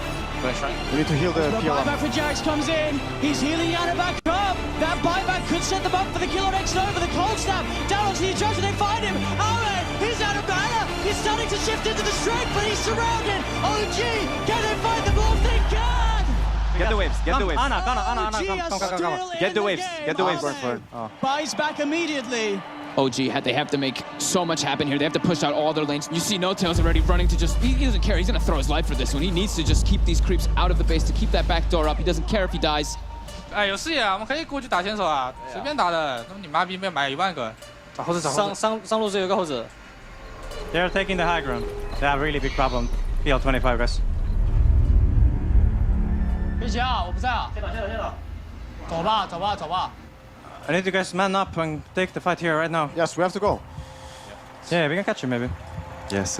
I want to run at them. Oh, he's there with the bench. I can show and you catch. Oh, the tornado. It's got him. Thompson drops the combo down upon him. The stun comes out though. Oh, the counterplay. Jerax is there though with the heal, the tether. The bash is coming through, but the blade mail was already out from Seb. He tries to get the call off. The bash of the cataclysm isn't enough. Buyback here. Buyback. The bash of the cataclysm isn't enough. Leading forward, the bloodthorn onto FY. Gets the kill onto FY. FY buys back straight away. Anna looking at more Somnus again. The doppelganger. Arme on top of Thompson. Gonna get a Thompson. I got it. Tries to get one down. There's the call. Seb, he catches Arme. Arme dead for 2 minutes to hand. Somnus as well. Oh, jeez. Nice. Deal with this. Let's push. No buyback more. OG, get the bottom melee Rax. They've taken a full second set. 15 painful seconds for LGD. Are we getting out or? Up to you, Anna. Get top. Another tier 3 falls. 我打你其他。 As Anna, he gets kicked back. He's separated from the team, but he has to double gauge. He's been ruptured. He needs help, but he needs it now. Jerax in with the tether, the hand of God, giving that double heal. The relocate as well. Jerax gets him out. I'm trying to get these. Somebody has to def base. Oh no, you wanna reload into the base? No. Memes? Fuck off. Bye bye. 他们少人，蹲人，可以蹲得住。哎，景点。看，买活的。 They see Thompson, but Thompson, he's already quick with the play. The tornado into EMP, cold snap as well. They've got the hex, but there won't be any further jumping. They're going for top. They're trying to make space. They got the mega creeps. 不是，我们得买个盲过去啊，不然这样打你妈逼肯定没了。是啊。他们控个盾，你妈小精灵还能飞的。现在压力不是很大，我下路放个壁纸出去吧，去这边找他们吧。找他们。 They have megas in base. They need to back off. Can you just buy time? 哎，这边有人，这边有人，救他！他斧王不在，他很勉强。Oh, PL battle. They've opened up onto him. Arme trying to get on top of Anna. The BKB pop by challenge. He'll get the ult out. No-Tail getting got out straight away by F5 with the snowball. No-Tail's dead for 100. F5 with the snowball save. They get the bash out. Somnus will be able to find the ire. They get Thompson dead. 王在下。 So the Anna. Can he survive? Anna, can he do it here? It's an RFL save.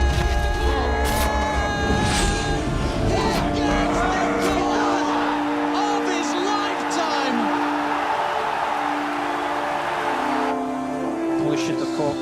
That was some Greg or some shit. No, just Roshan. I think you can just Let's get Rosh. the rush. Anna, can you tell if they rupture you? Because I think you get fucked. And I have to reload you out, right?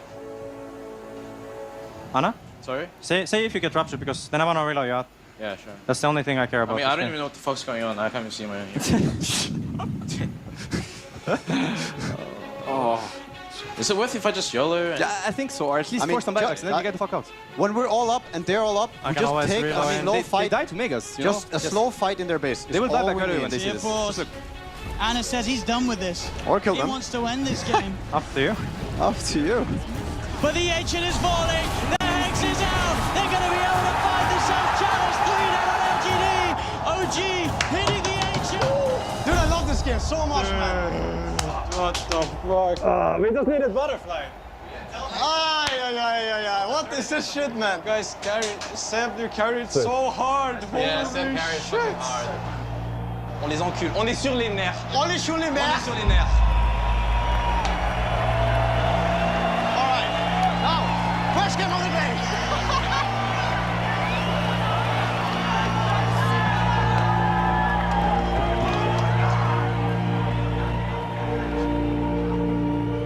Oh shit, man. Tu l'as dit, tu l'as dit. Tu l'as annoncé, c'est fait. C'est annoncé, c'est fait. Maintenant, c'est la game 5. maintenant, c'est juste la plus belle Maintenant, game. c'est on gagne en équipe maintenant. Ouais. 那别这么选呀！啊！这你妈逼这么选不是喝汤吗？又不知道对面选什么。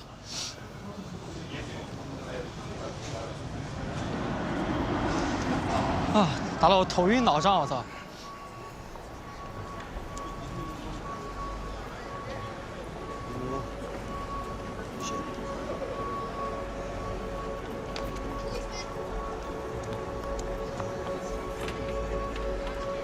Oh shit.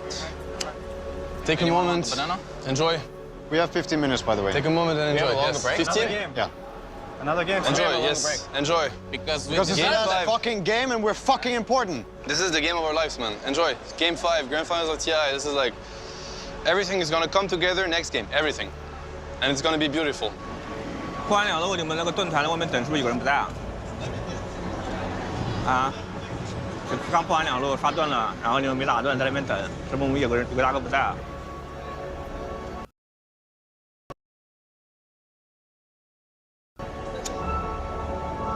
I want to play dota.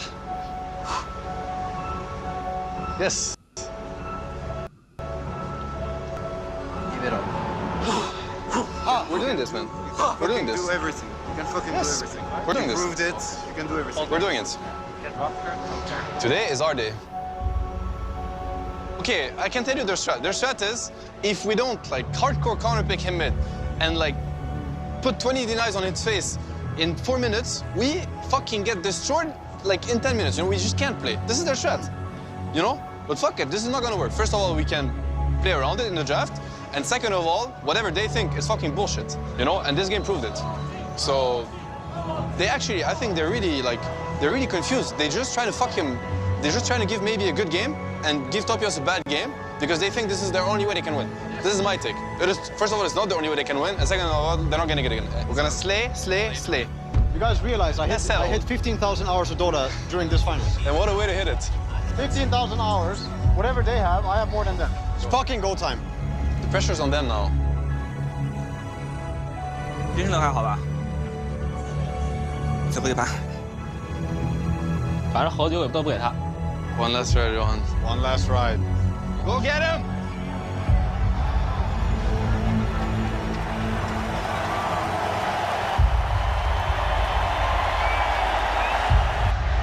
right. Final time. Yes. They are fucking scared. 别想前面的了，我们正常跟他们打，他们应该不是我们对手，好吧？打阵容正常点。Ladies and gentlemen, we're getting ready for the last game of TI8. One last draft, one last game, and then we will have a new champion, a new team walking up to the Aegis to lift it up here in Vancouver. No matter what happens, I know we're all really proud of what we did, and we should be, rightly so. We earned the game 5, which is what we came for. So let's fucking enjoy it. We're doing this together. Lose together, win together, slay together, slay together, slay together. Huh? And we just do it. All right? Let's do it, guys. Together. Together. Oh, Let's go! What did I say? So they ban PL now. Oh, they ban PL. And Spectre, so I think I'm banning Drow. 我可以搬小路，然后打牛头。他不玩今年的，他肯定不玩今年啊。哎，放牛头，就是牛头呀。哎，牛魔来了。他应该是个 silence。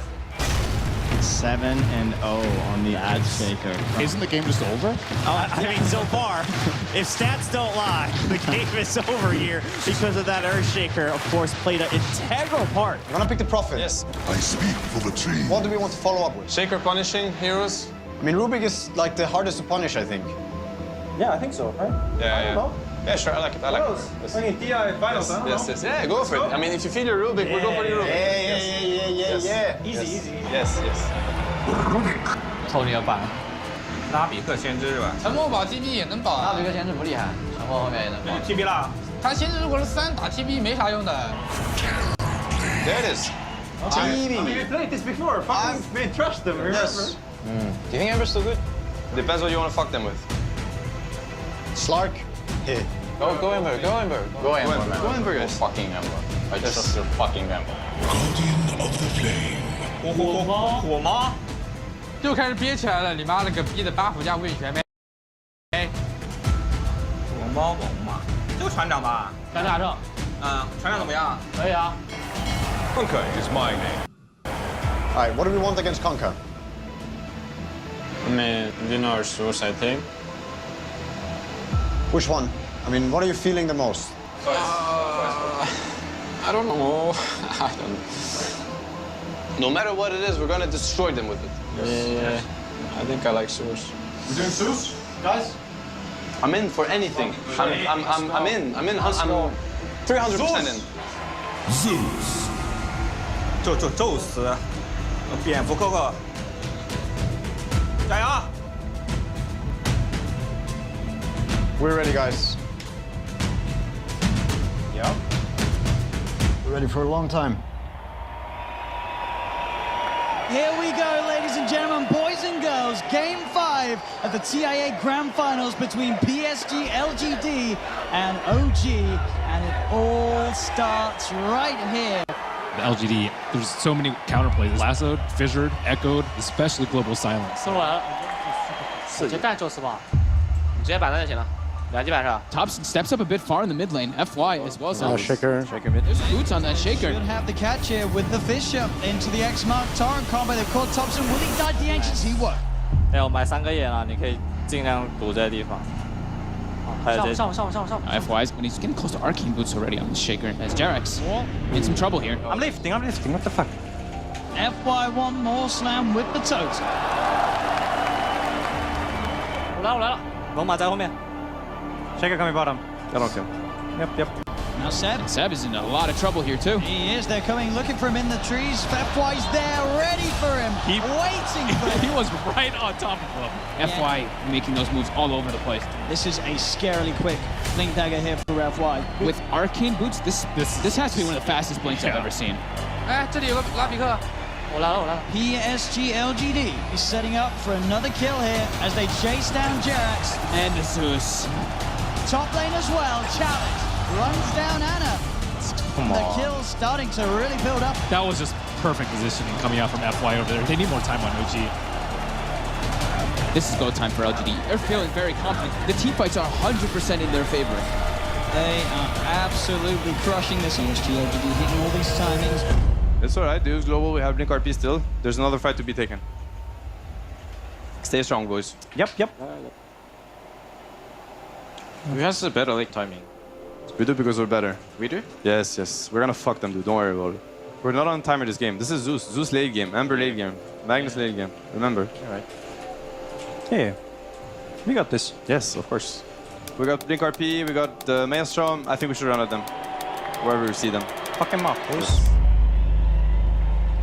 怎么说？我们就找火炮打，反正这火炮在哪我去哪。哎，下路下路下路下路怎么说 ？TP 有变身的，我来了。我在后面来。Looking for the Terror Blade. TP's coming in. Can they kill him in time? Arme quick with the turn and the Sunder. He's back up to full as now Anna rooted down by the Automatos to get the Slider Fist off. They do have the control onto Arme. Can they kill him in time? Arme will fall, but so will Anna surely. He's got the Flame Guard giving him some resistance, but he'll still go down. Thompson losing himself up into the air. OG, they've found two so far, but Thompson's brought back into the boat from Somnus. They'll get themselves a third. They'll look to No-Tail. There's No-Tail. Fisher to the face from F1. Whatever. It's kind of hard for me to go in first. This was good, guys. We got it. Like these kills are very, very valuable for us. Yeah. We still have RP.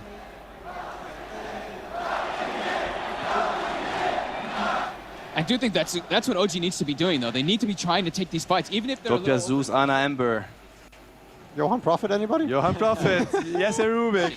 Keep it up. Yes, focus.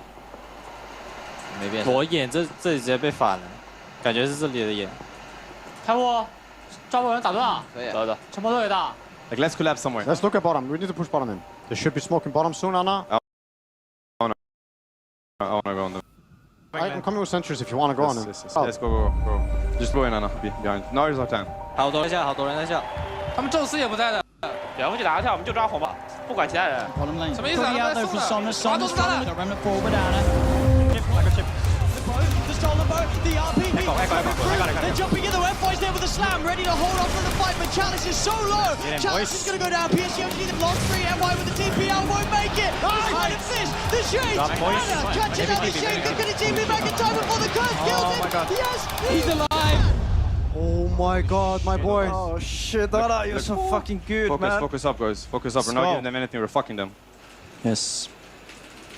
感觉我们要留 TP 了呀！妈了个逼的！凑了个船，我操！他们你妈的就看见我们一边漏人，然后就打另一边，然后你妈逼我们都没 TP 有他。没事，互换bom兵呗。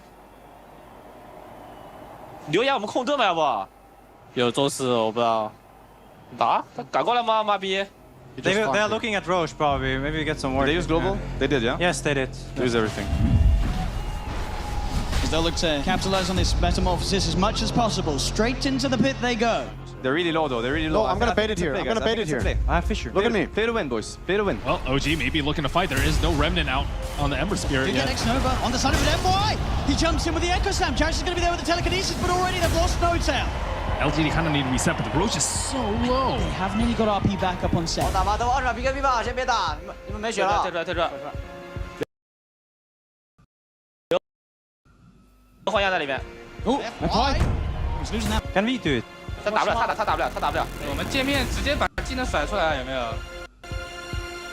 I want to fight, yes. Yeah, can we do it? No Echo Slam, no Global. Guys, they're dead. Man up, guys. I mean, the Shaker's up. No Echo, he does nothing. Man up. Let's go. Man up. Yes. Guys, win or lose, we don't care. We play.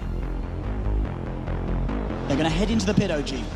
They're confident, ready with the counterplay. Arme getting sprouted. Chalice looks to make a play, jumps in. 被昏的，红妈死了。红妈买了，把肉踢回来了。宙斯死。哎，我可以打，给你打吗？开到了。都没血了，都没血了。 He's in the middle of it all. Using himself up the big shot. She gets one down with the Sun of Pit. The RP onto Arme as OG. They fight free. Saunders, he'll go down as well. Buyback from Anna, securing the fight here for OG.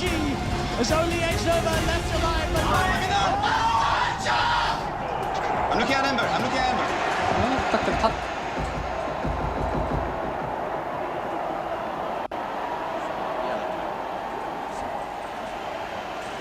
哎，没事，他买火给他个盾。 I can give you vision I want to here. run at them. I want to run at them. Sep, I have word for fight. Yeah, nice. Fucking do it. Let's rush at them. 人来了，也在这儿。他偷楼板，偷楼板。 Look at our boy, he's baiting. I got Fisher. They fucking lose this fight. Fisher stolen. They do, they've got the setup onto FY. In comes Hannah with the remnant of the slide. Nice. Nique ta mère avec ton shaker. Come here, guys. Come here, Push mid, push mid. Come here, catch.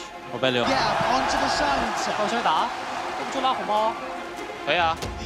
Straight in with the lasso. The double forward, but they'll drag back the Ember Spirit into the torrent. But on the side, they find Arme. OG take 3 and up into the base. 28 meters. This tower going down. No buyback on FY. No buyback on Get back. They've taken a second melee rack set. 20,000 net worth lead at 31 minutes. 这样不行啊，我们得出去啊。有点难杀他们人，他妈逼保。马有乌嘞。 Yeah, then waves, guys. We see them. We see them. Let's go. Can we chase them? Yes, yes. He's in the Nimbus. He's in the Nimbus. Go. He's committing forward. Jarrett, the Solar Fissure onto 2. Arme, he's sprouted. Look at this guy. Keep pushing. He can't get out of it. Sunday, can he get it off? He can't. I can notice you, yes. Very soon. Hit it. Going down. I noticed. The tier 4's now being taken by OG. Damage. People think it's Chalice. It's another down. Very low contact. They might die here. I'm gonna get a one behind him. Very low. Somnus down to half health. He's trying to retrieve for the chase. They get themselves another Somnus taken down. And No, the it's sound dies. of shockwave from Seb. Echo. Yeah, it doesn't matter. I use it. Reposition. He wants to echo. He wants to echo here. It doesn't matter. It really doesn't matter. We have buybacks. Fucking end the game. Now to the agent. Oh my god. OG. Your TIA champion.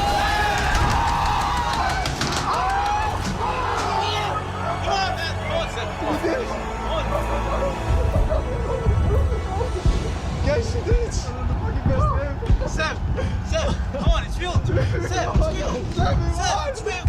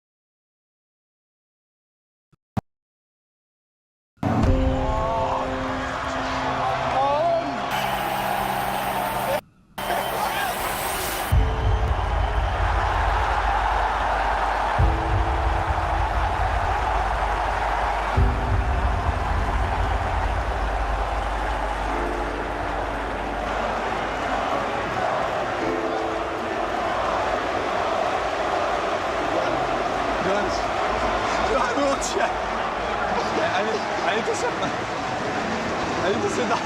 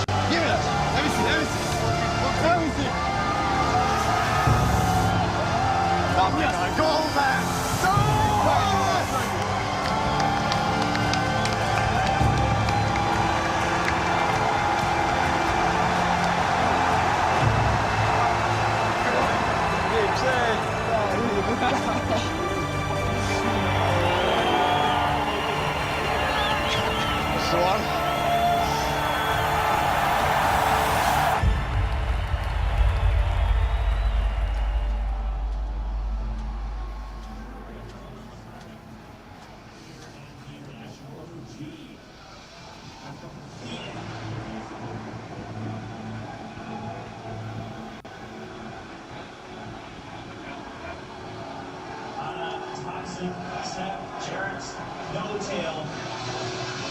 Now 5 and are the champions.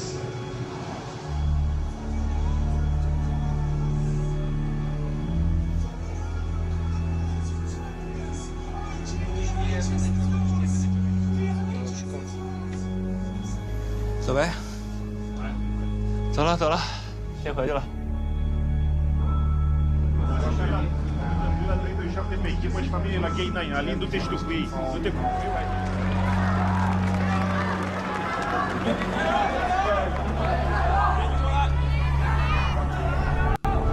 I'm missing your beautiful shoes. Johan, we won't check.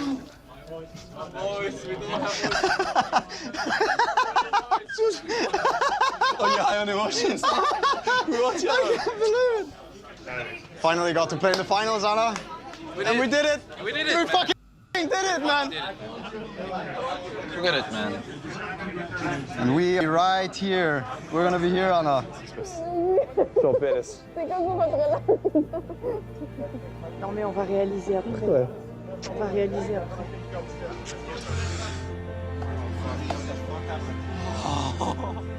Oh. Man.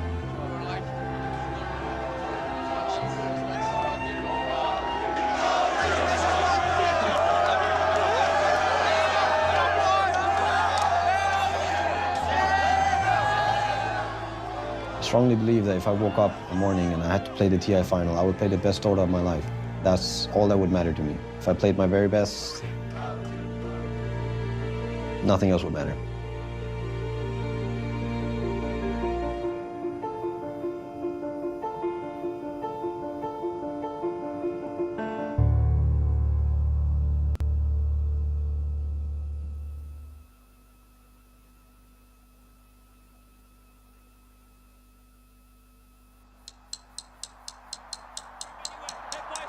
Big change done, but they're just buying back now, LGD. They're throwing corpses at Team Liquid, trying to repel them out of their base. They have to try and push back Team Liquid with the mass surplus down. The jump goes in, he's getting huge melt damage. Somnus, he's gonna fall. That should be the game right there, GG! Team Liquid win against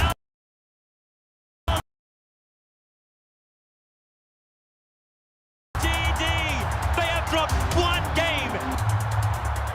Grand finalists for the Internet 2019. Team Liquid winners of 7. Go head-to-head with the champions from T8 OG. Last year, everyone was saying OG fluked their way through TI. Well, guess what? Here we are again at the grand finals.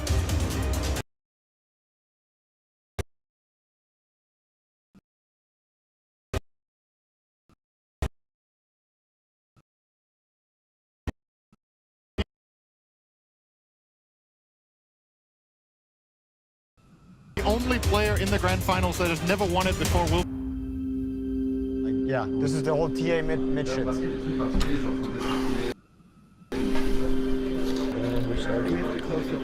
This is confidential information against the opponents. So thank you very much.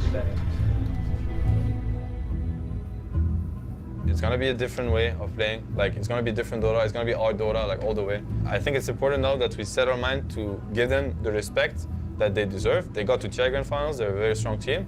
We're gonna respect them. We're gonna slay them with respect. That's important. As for the ones of us that like them, we've said it outside, but once again, no fucking mercy today. Like, they fucking go down. I want you guys to feel free and play on your best abilities. And keep in mind what brought us here. Yeah. Him first and unity. The only thing we have to understand about OG is we need to show resistance. That's it. Because they will go. And they will. They're monkey businessmen. That's the original team. Like monkeys. They will go. I want you guys to relax right now, 10 minutes. Like, bring yourself down. Just feel free. Like, I'm not even gonna say like a scrim. It's just like a fun game, you know? It is a scrim. In a way. It's a costly scrim, though. Before this tournament, things were a bit dark. Sebastian, I mean, honestly, I dedicate this tournament to him. I wouldn't change a single thing. These guys, they got my back. I can feel it. You guys are going head-to-head, and now we are definitely going to see a repeat TI champion. It's my biggest goal, Dota-wise, right now, to take the Aegis.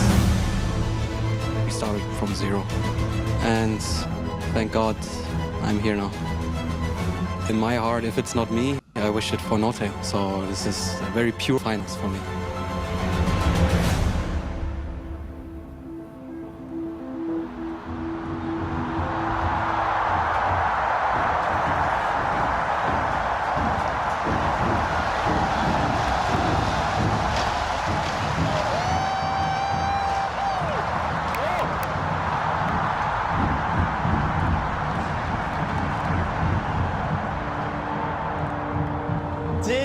TI motherfucking finals, man.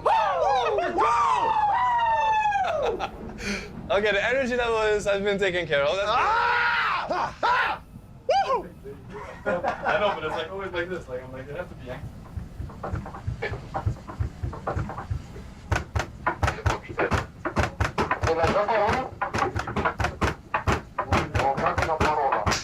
Wait, someone has to sing. They should be rolling. They hating. Rolling, trying to catch me right and dirty. Trying to catch me right and dirty. What hero am I playing tonight? Sniper? Have you seen my sniper? No, and I don't want to, I think.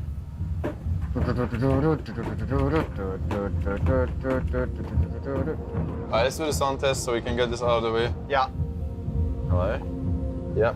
Hello. I think everything's good, right, guys? Oh, I have a buzz. You do? No, he was doing. Oh, okay. Yeah, she got him. Alright, let's remember the lesson from yesterday. And the lesson from yesterday was when we're about to punch them, we're gonna punch them real fucking hard and punch them together where it hurts. Right in the ass, then.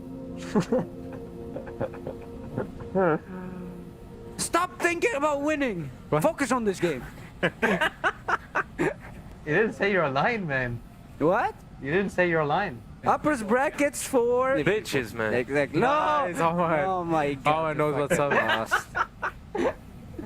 We can just feel free, okay, guys? Yeah, Have boy. some fun. Exactly. Final day, final game. It is time to get this international 2019 Grand Finals started. Let's get into the draft.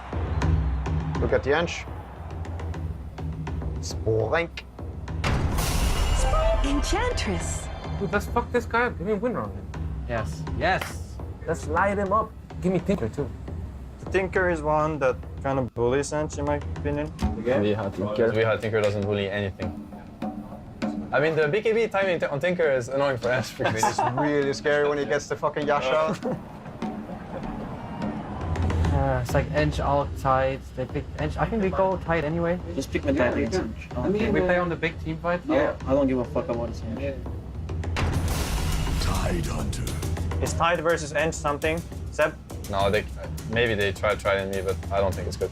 I think he thinks it's good. So Tide what? But there's E.T. too. Tide E.T.? The other one is Chen. So Oh, there's Chen. Oh, let's go Chen. Chen Tide? I think I can do a lot of good things for us. Yeah, I think so too. You're the best Chen after all. Nice, Goro. Best Chen. Fuck off. Chen. So far, Tide and Chen together and combined are 5-0. You should pick Tiny third 100% if it's in the pool. I think we should get the Tiny as well. I think we should pick it even for the mid lane, right? Yeah, you can. Yeah, it's up to Jesse and you then to figure out which one is best.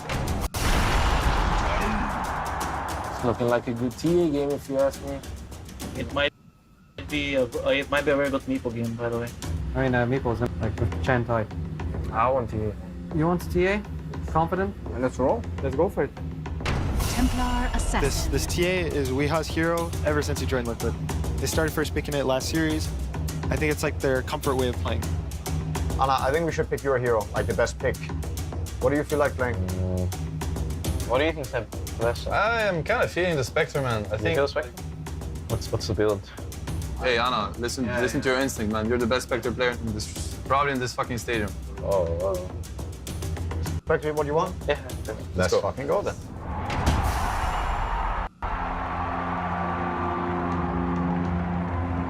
What the fuck? Let's run them over, please. Yes. Run them over. Even late game, I will kill the Spectre with Doctor and Nullifier.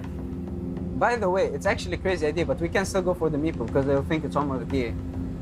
Let's see what they do. Actually, fuck the Meeple, man. I want to play TA this game. Look at their heroes. But the Meeple too, look at their heroes. We have Chen Tide. Yeah, ban it. They're not gonna be stupid about it. Just think of their pick a little bit. Can they Meepo? Oh, isn't Meepo pretty good against our heroes? Or We have E.T. It is really good. They can't play Meepo, in my opinion. So I think, if anything, Gyro is probably Gyro ban. They banned the Gyro. I mean, Omar, honestly, isn't fucking Meeple really good? Meeple is auto win, man. Seriously. 10 seconds remaining. Sorry, Omar. That's fine. I mean, what do you mean sorry? Give me the fucking meatball. Look at me. Confident or what? I'm confident. Just do it, man. Do it. Let's see. Let's fucking go. Let's fucking go. Oh, Meepo, the last pick, another hero that can quickly amplify his own. Chat wheel? Any chat wheels today, guys? Chat wheels. I'm the cutting. And what does it go again? Yes, any chat wheels today? I'm choosing the boom. Boom is the theme of the day. Like you know what cooking? Yeah, You know what's cooking? Yeah, that's coming. Okay, good. Ready? Let's fucking go, boys! Let's fucking go. Wait, what? Oh, dude, I don't have my chat wheel. What's going on? We have to restart Dota then? Yeah, I'm not playing finals without my chat wheel, man. Oh, hell no.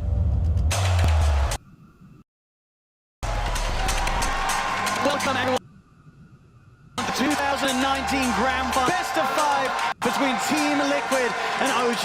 You know what's cooking. You know what's cooking. You know what's cooking. You know what's cooking. Boom! I'm not angry. I'm just disappointed.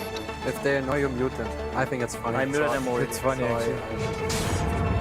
Lanes are identified immediately. OG's going to play super aggressive down bottom.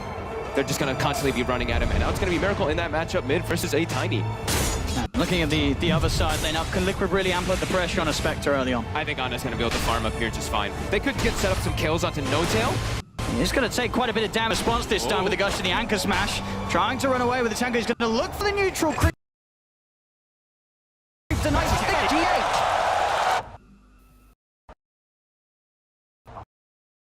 That's right. Nice one as well. But late game. You look at Liquid. He saw the game push control and just ending the game. Picking up towards Pops, down to mind control. Crack shells off sleep, it doesn't matter. Tops. Yeah, I thought. I'm connecting to the best one. Yeah, I'm just connecting. Start getting them now.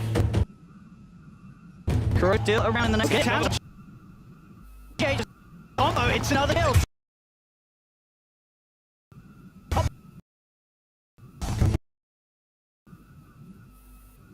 Guys.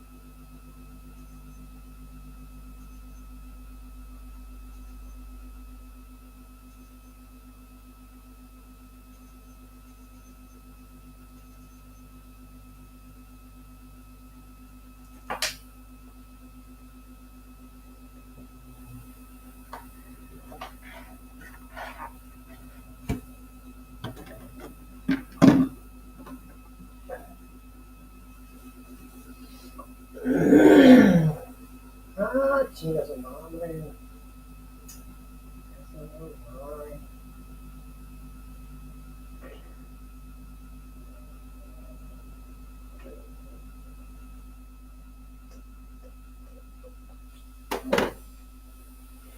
Bueno,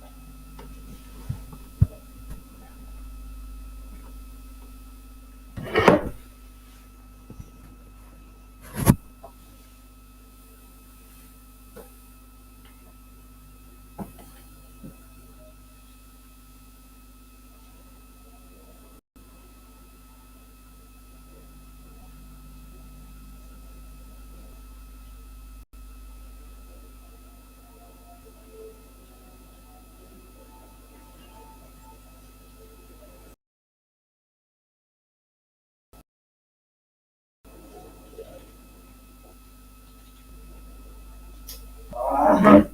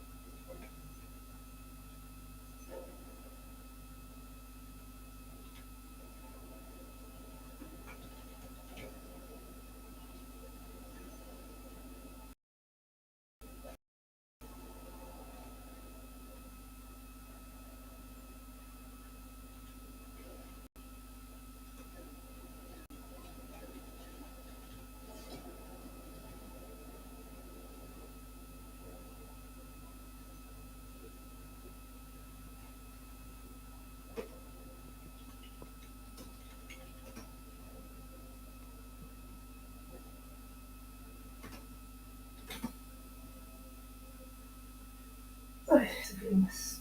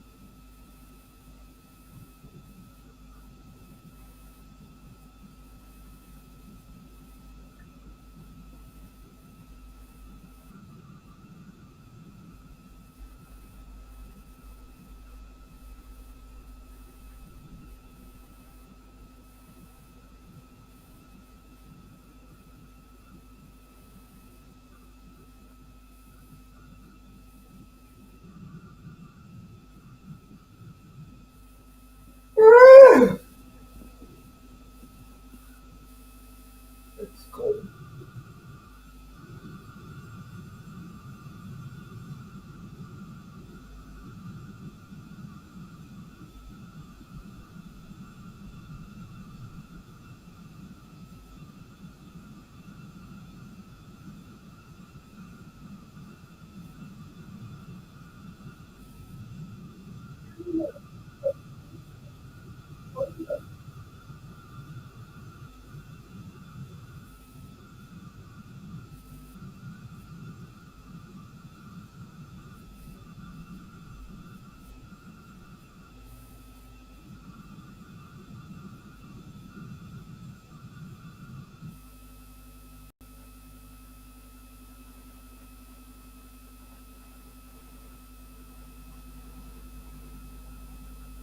Betuga.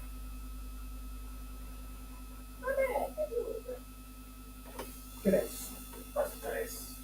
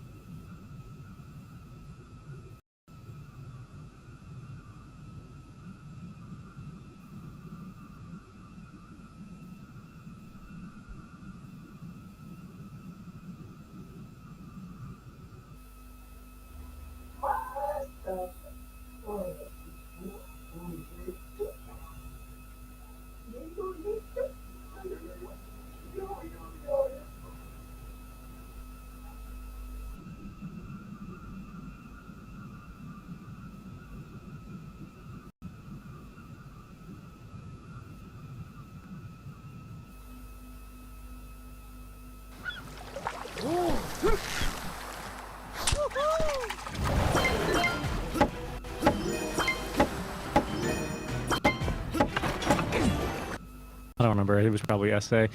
Here we go. Oh, hold on. He says, good luck. And then Parker says, I am sad. Parker says, I want to have fun. Don't kill me. Thank you. That's what he said in the chat. Every morphing player says that, right? Don't kill me, and then proceeds to farm for 20 minutes and kills everyone in the game. Pretty Classic much. Morphing players. Pretty much. Don't kill me. I'm so weak at level 1. I'm so weak at level 2. Spare me. Let me hit some creeps. Parker says, I'm the best of my house. And Sacred replies, the best, like the most ugly.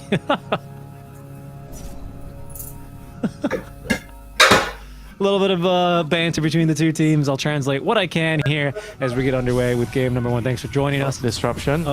Our friend Lich is in trouble. He's in trouble. King Jungle's KJ going back to his full name, but unable to get back up to the high ground here as Yodomi yoinks that first blood for himself. So he tried to steal a rune, didn't get it. Fed first blood to... at least it wasn't the mid hero. It was the partner. Not the worst. Very true. Very true. And Hortefeo is just such a funny...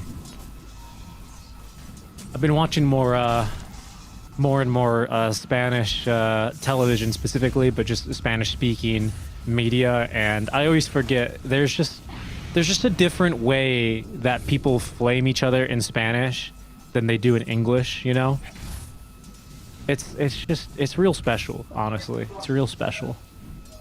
Let's see what we can get going here. Oh, nice disrupt, Matthew, stopping the Lich from... Oh, actually, he made it in time. It was a nice try. He was stopping the Lich from trying to block the camp. Block the hard camp. I think maybe KJ was trying to block the easy, like body block the easy camp, perhaps, or I don't know why he didn't. No, he was trying to block the hard camp. Yeah. He was trying to place a sentry. Anyway, it's not the end of the world for him. Nice double stun. Always lovely to see the Lions make the efficient plays. More sentry dewarding. Yeah, you have to kind of play the lane by not playing the lane. You can't go into the lane directly into this partner and Luna. Yeah, it's just too much, and I mean he's doing a great job on that so far. Matthew being beat back a little bit. Parker says, "Oh, is that how it is now?"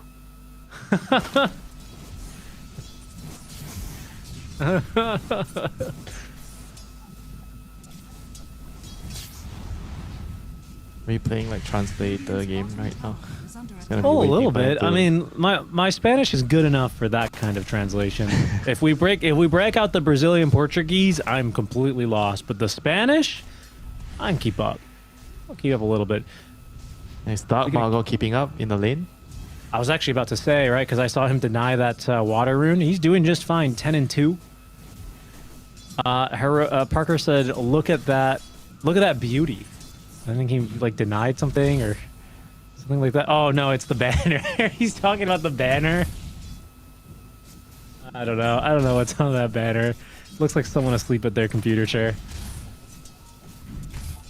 Yep, 3 minutes. Lotus is about to spawn. Really just having a nice time. He's also playing like one of the sweatiest carries, you know, early, where you're just like always playing with your HP, adaptive strike, you know, it's all chatting casually. Yeah, I mean, it's probably his best hero, right? I feel like if he wants to all chat with this hero, it's whatever, you know. It's his number 1 hero. He knows what he's doing in the lane. He's saying, "Oh, you're not denying, are you?" And I mean, he's not wrong. Primal has 0 denies. Yeah, Sacred said, "I forgot." Parker said, "Yeah, you screwed up." It's just good to see. They're just, you know, they're wearing their banter on their sleeve, having a nice time here. Yeah, how about Pike? Is he having a nice time? 20 and 5? 15 and 0 Sanking. I guess the Sanking's not really trying to play the lane. He even bought boots right away. Right. So just trying to pull waves and try to avoid confrontation. Parker lives to do that little bit of aggression from Sacred. It's his level 3 power spike right with the boots on that level 2 trample. Oh, Parker's fine. Mid lane, some action for the 4-minute water runes. EMP burning all of the mana here. Not a lot of counterplay left, but Dark Mago doesn't have a ton of HP either. Analog getting body blocked by all of these illusions. No way out. Yadomi with the killing blow there. Yeah, very, very nicely done there. It's not 6 minutes, but the support's already around Dark Mago, you know, this guy has a lot of priority on this team. Have to make sure he gets a good start.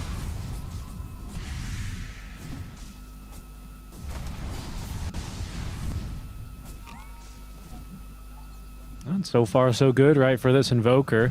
Up to 10 denies now, so he's going to get even more experience. Oh yeah, I actually keep forgetting about that. Gets XP from the denies, 25%.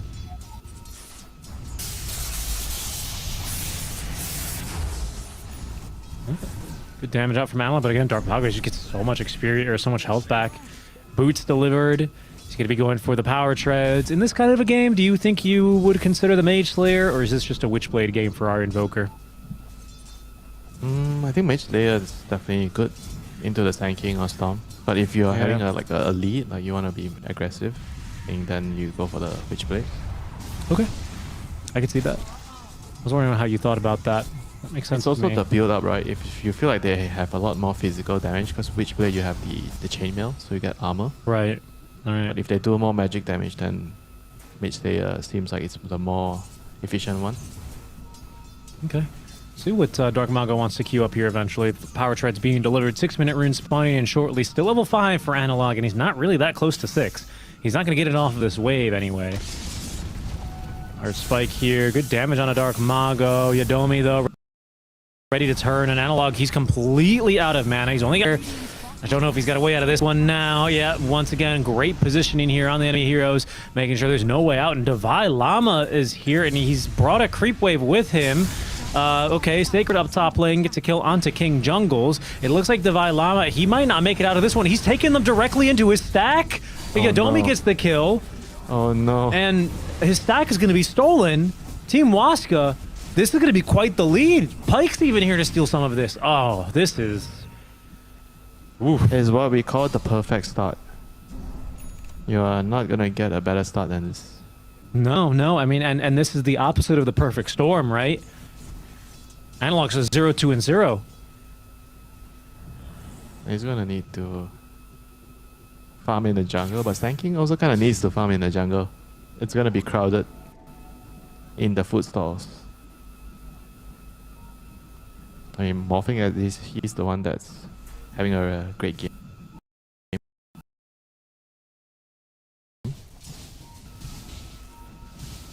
To come help your team in the early stages, because he kind of also needs to farm a lot, but he might have to kind of sacrifice a little bit of his farming efficiency to maybe help his team fight at towers or push towers, since they're so far behind now.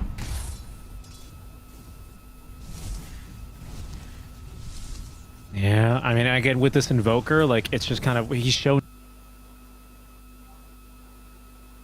to be the scary hero early on, right? Where he tends to very strongly counter any early rotations.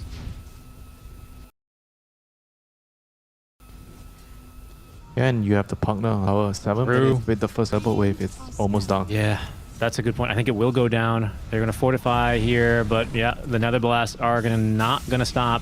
We have ulti, or Ball Lightning now for the Storm Spirit, but he's going to be forced to use so defensively to make sure he doesn't get all of his mana burn. Matthew, he's secured the the amplified damage rune as Yadomi secures the tower. This Pugna doing so much work here. Dark Mago, he's going to look to apply some pressure up top lane. Parker's up to level 6. He's playing his music. I'm sure he's having a nice time. He said, please don't kill me. I'm sad. And well, he might be very sad here if an Amplify Damage Invoker rolls up on him under a Ghost Walk. Pyke as well through the gate. They find their man. EMP to kick things off, trying to stop him from waveforming. He waveformed earlier when he was farming. It was on cooldown. He is going to drop. I think now it's getting messy, Richie. That very, it is. very messy. Might be time for him to sit up here. He's gotta lock in.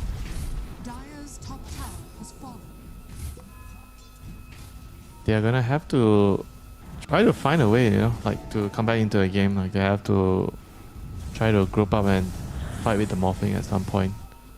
I mean, Sand King's not buying dagger, so he's just interested in clearing his stacks right now. Space created by the Morphling, though. I mean, they needed this. Bro, if your Morphling is the one creating the space... Look, I get it. But I remember years ago, you said sometimes you need to create space for other people in the game. And right now... I know. Who's the person who's gonna make space in this game? We need to get him online. Create space with the Morphling. I mean, the downside is you kind of don't really have like the best hero to turn into this game. Ward in action here. We've got the Chain Frost, only a single bounce here. Dark Mago collecting 3 heroes here. And look at this. So much healing back off the Cold Step. Going for this kill first onto Analog. Epicenter comes out. Divine Llama. He's going to get onslaughted. Pulverized. Dark Mago escaping. No. He does eventually drop. I think he actually ended up dying there to what? Caustic? Take another look at that one. It was still an okay trade in the end, you know. Yeah, they got 2 heroes. They got the Sand King, they got the Lich. I mean, it must be like the... Was it the Sandstorm right at the edge? I think it was out of Sandstorm, I think. Oh, must be the Caustic then. Yeah, the Caustic. I think it was Caustic, died, yeah. The Creeps died. He died to Caustic. Unlucky. Yep. Did, yeah. And the Storm lived, right? So that's exactly the kind of turnaround that Heroic needed. Sacred is just... I mean, he's just going to throw spells here because he has the Arcane Rune, so he might as well. Tornado does actually force Parker back into the Pulverize. Pretty good mix here. Lots of HP to play with. Pyke once again through the Twin Gate. Parker trying to shift level 2 attribute gains, just not going to cut it. And maybe if the Luna wasn't there with the beam, maybe he has time for the next waveform, you know. But good place there by Waska, bringing the numbers to kick out the Morphling. The Morphling is like trying to push the waves very, very dangerously because he realizes that the map is very small. His team is behind, so he needs to make some drastic plays to create some opportunities for his team. He's doing the right thing. I feel like he's trying to make some room for the Sand King. Yeah, and then meanwhile you got Yodomi down bottom. Yeah, pushing, dying is still definitely not optimal for his game. No. Sand King he's at least getting there, right? I see him farming now a second pretty big stack for himself. And he's just going to go straight for this Bloodstone build-up, right? So no auras. Yeah, I think we saw the Sand King yesterday go for auras. He doesn't even care about getting a dagger, so I think he just feels like the lion and the storm.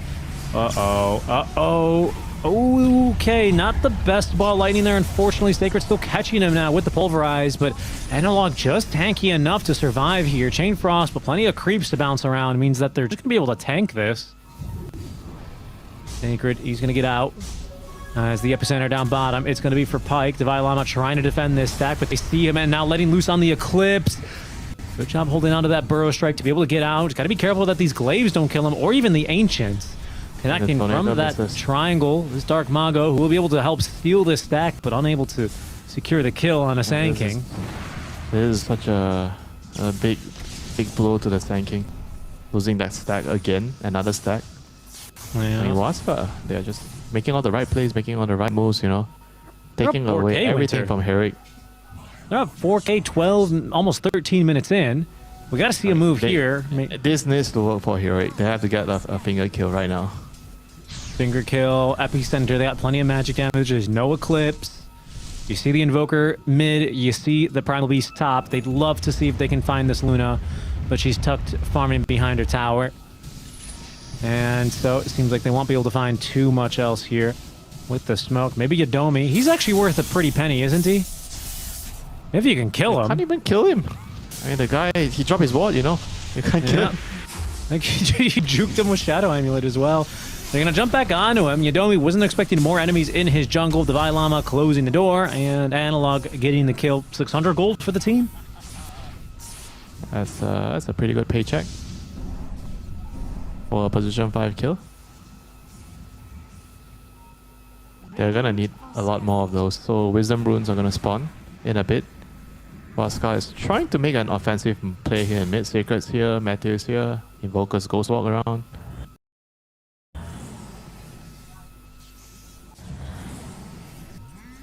Seems like one is gonna step up, you know. Hero is just trying to stack jungle again and secure their own Wisdom Rune. They're just happy to play it slow until the Morphling's ready to fight. The Morphling, on the other hand, even though he's died twice in a row, but he has a pretty good net worth, you know, with the Midas and everything, you know. Mago. Hunting again. They've seen Sand King trying to recover farm. EMP perfectly predicting his movement. Not like he had much more mana anyway. Matthew as well. Oh, they've got so much damage. And look at this with the Mage Slayer. He's got no... Oh, he's still alive? No. Will tick down eventually. Pops to the Demonic Purge. Space, I guess. Parker's got a Midas. For Parker, it's not too bad. He kind of tanked a lot of spells. Wasted some time. They're gonna lose this tower. Lich is just gonna do his best to delay and slow things down. Yeah, he'll try, but the problem is this Nether Blast doesn't care. Pugna doesn't care about the shield. This hero feels like he's a very, very strong hero right now. You win the lane, you can't trade, and then he takes all your towers so quickly. Right? Yeah, he's like the support SF, right? What? Support SF? SF? Yeah, because support SF, like, he wins a fight, and then all of a sudden he takes towers, right? Okay. Because with the lasting, what's it called? The facet. The lasting presence. Yeah. I didn't say he's like... He's not support SF. When I said he's like support SF, I meant he's like a support version of what SF does after he wins fights. He takes towers. I get it, you know, it's just like, I feel like it's just a... I didn't say he's a support Shadow Fiend, okay? Look, you don't need to air out all my pubs where I'm testing out crazy things. Okay? I'm not airing out your pubs. I don't even know you play support Shadow Fiend. 60-minute runes. How did he catch him there? How did he catch him? Dark Mago finds his man. Yodomi, look at the heals on that ball lightning. Schofield, he does have his shard now. I mean, this has to be like one of the best heroes against Storm, I think. You put your ward down and you can just stand in front. Then you just heal. I don't think I've had the pleasure of playing Pugna into a Storm in particular, to be honest. Davai Lama, he's got Bloodstone ready to go. 3 heroes up close. Matthew's a great first target. They're just going to try and blow him up straight away into the fear. He's got heals. He's still alive. Yodomi as well is not taken down until Parker finds him with the waveform. The pulverized BKB onto Davai Lama, but with all the lifesteal, no. He barely just dies. Analog, he's going to go after Dark Mago now as Pike showing up to the fight. Let's loose on this Eclipse, but Parker, he's just too big. He's tanking through all of this. He's going to take down Dark Mago, and now the BKB's ended from Sacred. No mana to play with. 21 charges. Going to try and turn for this trample, but he's got nowhere to go, Winter. He is going to die. 2 cores dropping here for the side of Waska as Heroic hold the tier 2 tower. Yeah, that was a very, very nice fight there. I think it all started from the Sand King, you know, he doesn't have dagger. He was hiding in the trees. He channeled his epicenter. He initiated just like that. And he gave them a very, very good opening to throw their finger, throw their chain frost, and get a good trade, you know, and even the buyback, you know, from the Shadow Demon. So that was a huge, huge win for Heroic. Very good fight. Yeah. And you just... Pike just kind of maybe expected to get a better Eclipse there. Maybe it would have helped them clean up 1 or 2 more heroes, but just couldn't get enough damage in and just had to run, you know. There's no way he could have done everything on himself. For sure.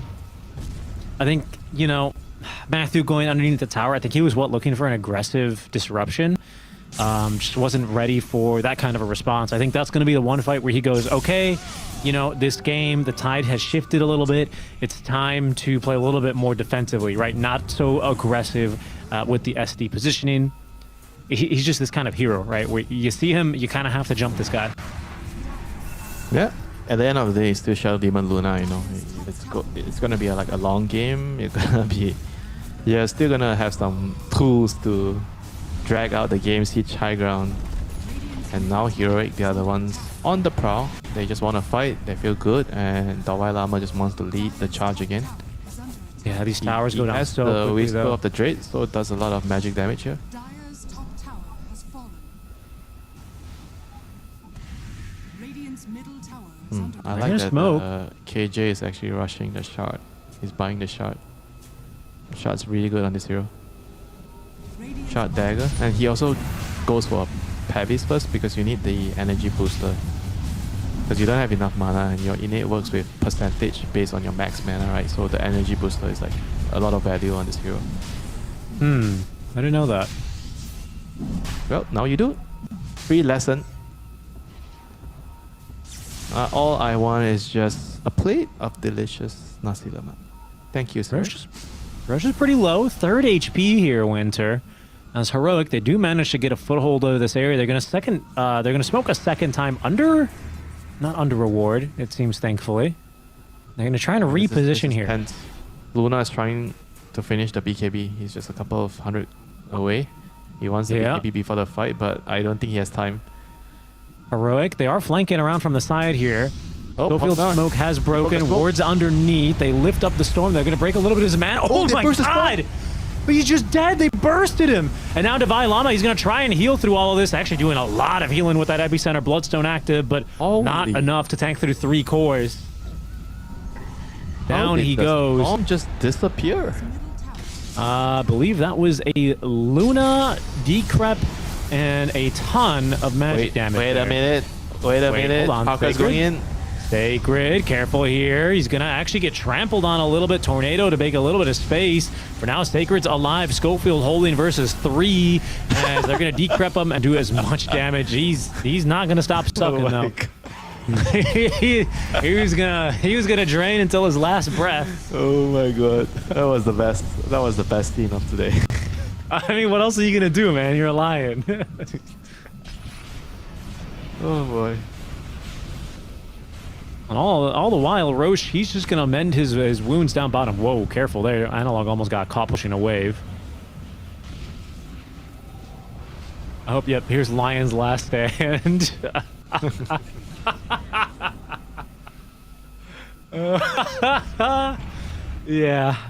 Yeah, that's some good stuff there, isn't it? Kind of worked out for Waska in the end.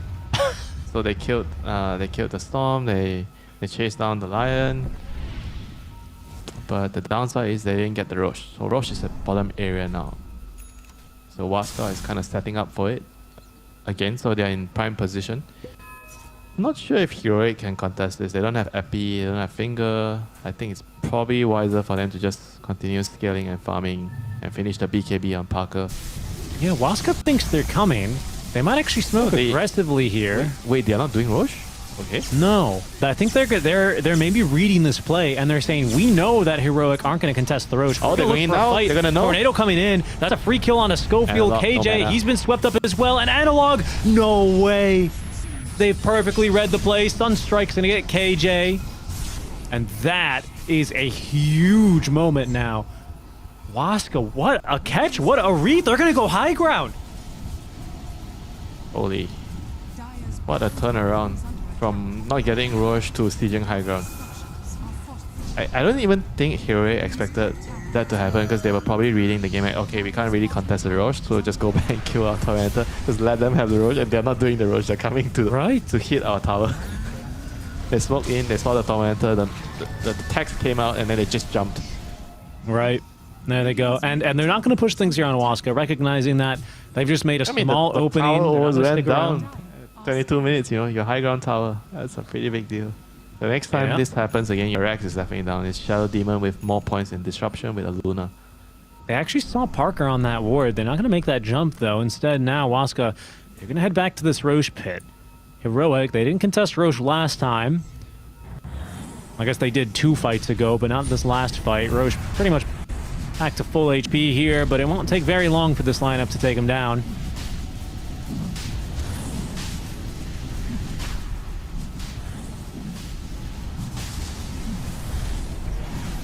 Well, how is Parker doing? He has BKB done, so he needs to get his phylactery next. Kanda. Because it's gonna be a lot about poking and prodding to kill off the back lines, right? The Pugna and the Shell Demon. Masterpiece for mid. Masterpiece the mid. They found Parker. Can they actually follow up in time? The blink. Pulverize. Ready to go. Finger of Death. Not good enough from Schofield. Parker still alive. Pike trying to put him down with the Eclipse, but the waveform comes out in time. Now Dark Mago tanking through that full duration. Chain Frost. He will live. Schofield, he can do nothing but drain. Unfortunately, he still dies all the same. Both supports are going to be the ones left behind. Waska, they're going to need to tend to their wounds here, but otherwise healthy, alive, and able to continue fighting after claiming that first Roche. Yeah, not the worst, you know. It could have been a disaster if they lost Parker there. He managed to TP out by the skin of his teeth. And the game goes on, you know. Keeps his item progression going. I think the moment he gets the Kanda, that's going to be a huge game changer. For now, he needs to just keep farming first. Storm is about to finish his BKB. Pretty big item. Because he needs to deal with this shamble of bones of a Pugna in a team fight. You saw what happened in a team fight. If you don't kill this guy, you're not killing his teammates. Yeah, it's been a bit ridiculous here. And I think even with BKB... Okay, so wait, so how does this Pugna facet work? Do you need to do damage? So if he's BKB'd, your ward doesn't do damage, so you don't heal, right? I assume that's how it should be, but... Because it says based on... it's damage to HP and mana. Yeah, so you're not going to make him tanky even if you don't do damage, understood? Yeah, but at least he has a Glimmer and Solar Crest now. Even if that's not useful, he can use those to protect himself. Parker is out here. They might try and pop Yadomi. He's completely alone. They're going to make the jump. Glimmer Cape. No chance here. Schofield no too far away. Schofield. No dagger. He's got dust. Look at this. There he is. He is baiting them. And this might just work out. Tornado. No way. Into the Fog of War. They've seen their man, though. Parker. He's got BKB TP, but Sacred not in front of him. Parker, he's going to shift. He's going to do what he can, but I think his hands are off the keyboard at this point. he's scratching his face. He's having a laugh. Everyone else, they can't believe it. He just gave up. Oh my god. He knows there's no chance of him escaping there. That was a very, very big catch. They caught a big giant grouper there in their net. Tasty. It's been a long time since I've seen someone just give up like that. He literally just said, all right, I guess. Yeah, he knew he was done. There's no way to outplay them. Yeah, but still, you would still expect the player to try, you know? Yeah, or maybe try an onslaught or something, like more. Try something, you know, do something, yeah. Turn into the primal and just try to charge out anything, you know? He had like, at least like 3 seconds. It's not gonna happen here. Hands were off the keyboard. I hope it makes you feel better, you know? Every time I play with you, I never give up. I try to the end, to the bitter end. That's true. That's true. Winter, you know, sometimes when you play with me and my stack, you turn into Captain Winter. You get a little scary. Well, your friends seem like they didn't mind you, so I just... Winter doesn't join the Discord, so we're all in the Discord having a nice time, just yappa. We're just yappaing, and then Winter will be like, ward here, fight here, smoke, go, go, go, go, go. And we're like, oh my god. A little scary, dude. Okay. Epicenter here. Let's go. Yeah, let's see what they can get going. Divine Llama ready to go in. That's a nice jump on the Pike, but the blink, or there's no initiation. And Divine Llama, he's been ran over here. He's getting trampled in his base. He will drop. Chain Frost bouncing down. Good for the kill onto Sacred. Buyback out from Divine Llama, but he doesn't really have much to offer here. Pike stuck on the enemy high ground. He is going to go down. That's just the first life, though. Heroic setting up for round 2 as Yadomi doing what he can here. He still actually has his Nether Ward down. Matthew with 2 kills here. Through the Disseminate, Parker does take down Pike on that second life. Parker falling low, can't do any damage to Dark Mago because of this darn Pugna, but Waveform will eventually do the trick. Parker on a double kill here, and now the buyback from Divine Llama allows them to catch Matthew. Stuns are continuing. Matthew doing what he can, almost gets this kill on to King Jungles, almost onto Parker too by the looks of things, but he is going to drop. 4 dead just like that. The Parker 1v5, it's online. That was a huge fight. I mean, all the heroes did a lot of damage. I think the biggest damage came from Lich actually with the Chain Frost, around 4,000 damage. Woo. Insane.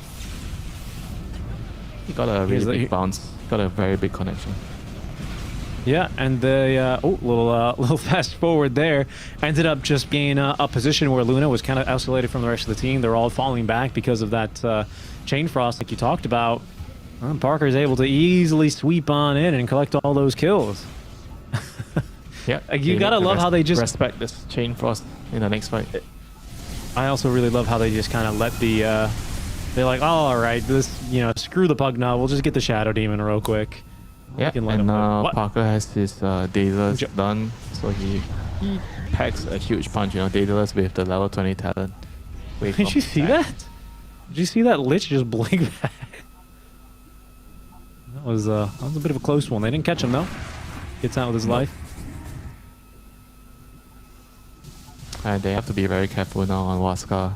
As Morphling is online, he's very, very strong. I mean, once the BKBs run out on their cores, right, I feel like they can't really fight at all into this Lich and line. Parker, they find him. They're trying to bait. All right, well, it's not going to work, unfortunately. Good effort here, but Parker turns with the BKB. He is very tanky. Going for the TP out now. I can't believe it. They didn't save a stun. I mean, they thought he was on the high ground. I think they didn't see him.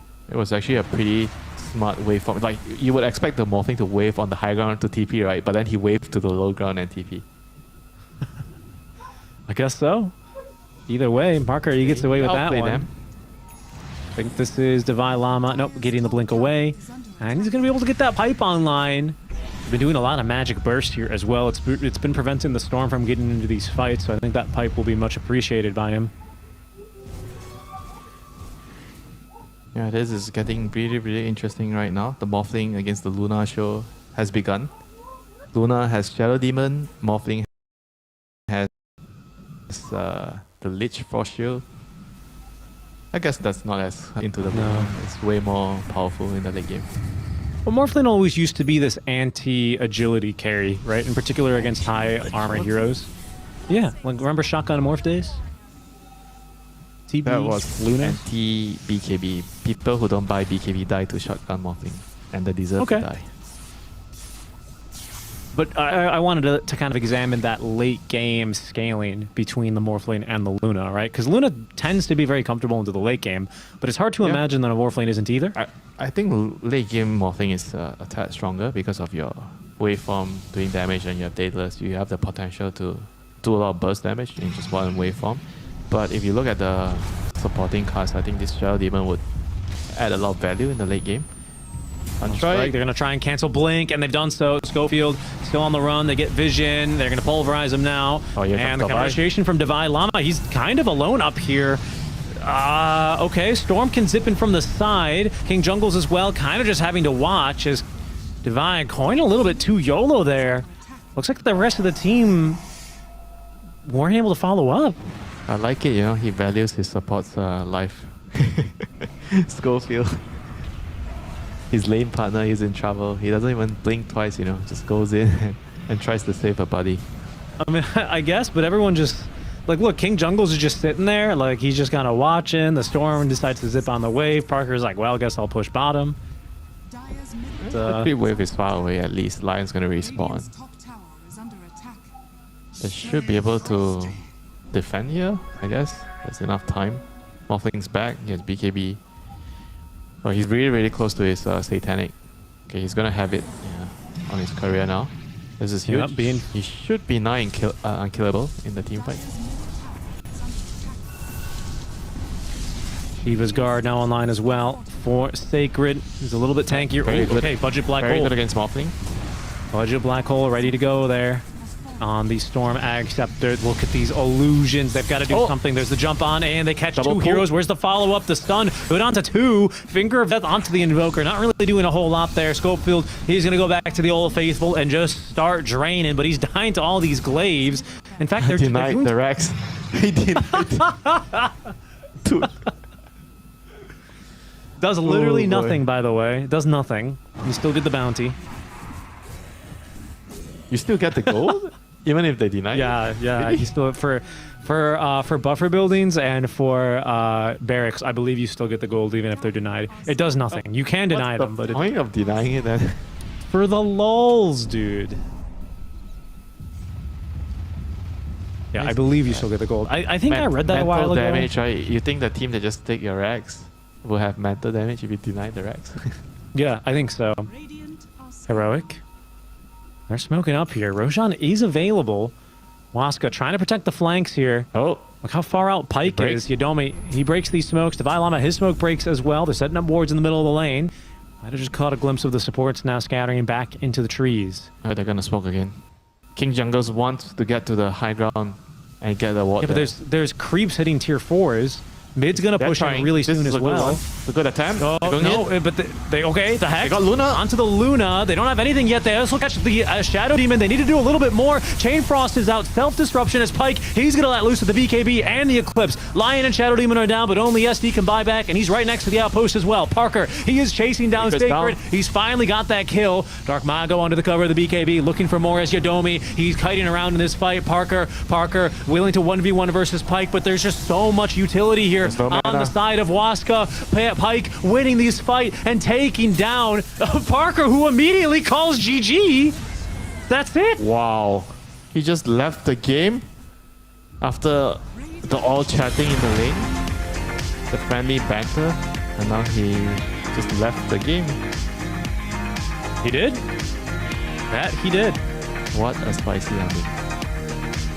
What a spicy ending, but take nothing away, from Waska. That was a very, very patient play in the last fight. They waited, they bided their time.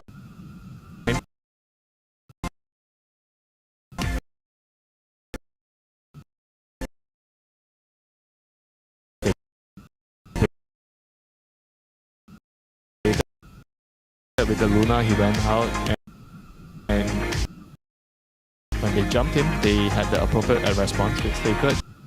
Just ran out of juice, Yeah. Couldn't really finish off the last couple of remaining targets. He got kited, he doesn't have enough mana, and he just got killed, by the Luna. Dude, I also think that was an especially frustrating last fight for him to take, because he knows he has damage. He knows he can tear apart these heroes, but he's getting kited around. He's getting kited by this Pugna Decrep. He's getting kited by the solar, not the solar crest, sorry, the Glimmer Cape. That maybe he should have gotten a Revenant's brooch for that, for the Pugna. Yeah, I mean, it just ended up so. But to GG like that, a spicy ending for a spicy series, isn't it? Right? The SA matchup is going to go the way so far. Team Waska. We'll take a look at some of these highlights, especially that last fight. I'd love to see again because the game ended so abruptly. Yeah, this was like the early fights around the rune. I think it was they traded the Invoker in the end, but they got heroes. In return, everyone showed up Sacred as the proving to trusty, coming to help your mid laner fight the runes, and here it was the keyboard death. Yes, built 3-4 sets of BKB. He could have at least tried to turn into the fire and run away.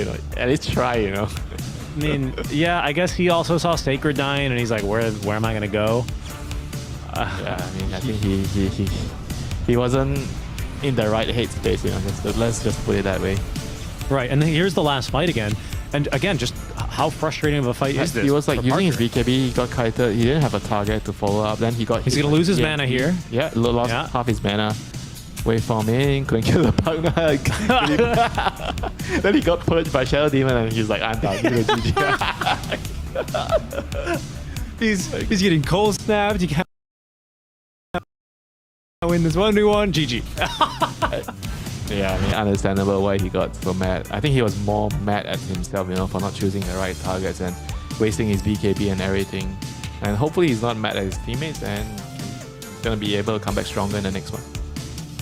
Yeah, it's a spicy game one here that results in a victory for Waska as they continue to extend their lead over their fellow SA qualified team, Heroic. We'll see what happens here for our second game, folks. Do stay tuned. I think it's going to be a spicy one. We're going to a break, and when we come back, game 2 of the SA Derby.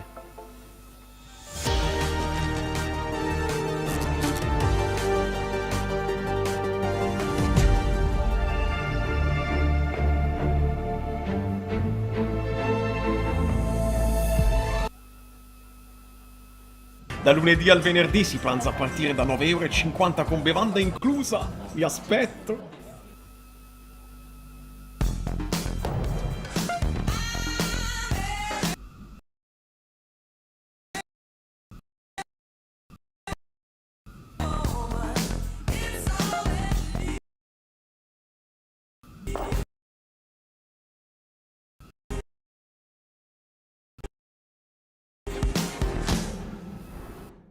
The new feminine.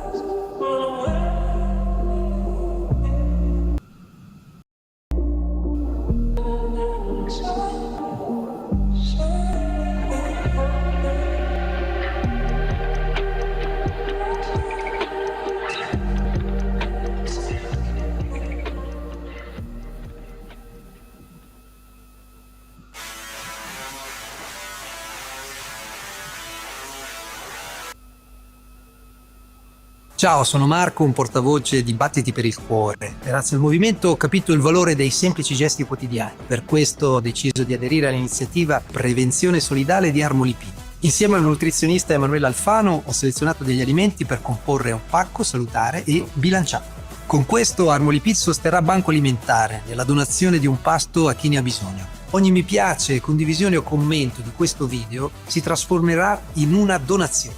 Ora tocca a te. Capelli forti e corposi. Merito di un professionista. Merito tuo con Biopoint Professional Hair Program. La qualità professionale per rivitalizzare e idratare i tuoi capelli. Con Biopoint Professional Hair Program, la professionista sei tu.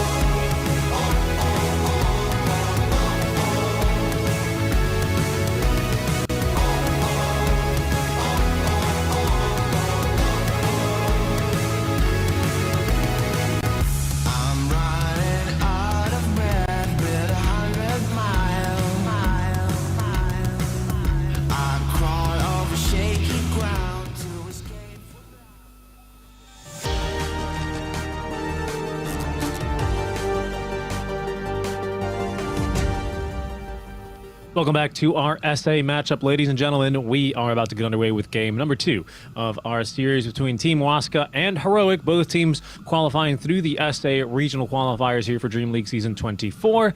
It's time to see if a BO2 series will be enough to settle the score, or if Heroic will bounce back after kind of a tough game 1. It's Winter and Seek and Strike here on the coverage for you. Thanks again for joining us. Hopefully you are enjoying your day. Winter, I always enjoy me some SA Dota. A little bit of all chat. It was, in my opinion, friendly, if not maybe a little, like, cocky-ish all chat. Before you continue on your story, just join the slot first. Oh, yeah, okay. Sure.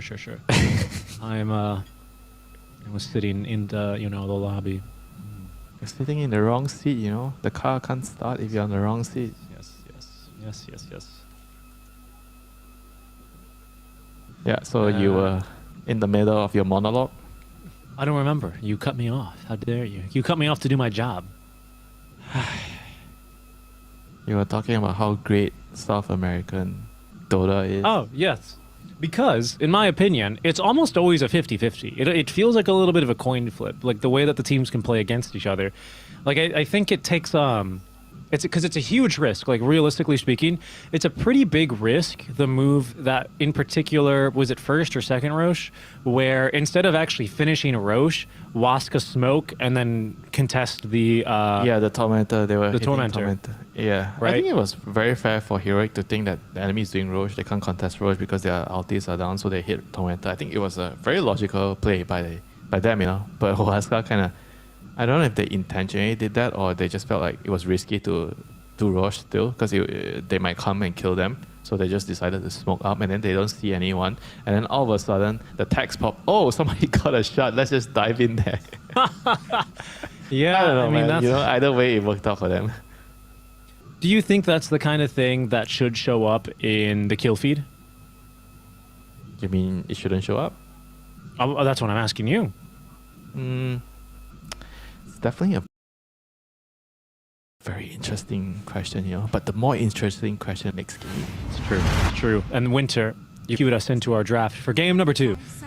See how things get going here. Waska up 1-0, hoping to keep their lead. But I think Heroic will have something to say about that.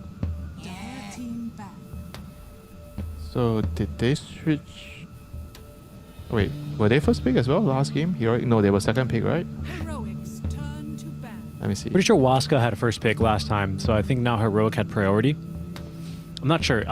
Maybe if we could see the graphic for priority by team.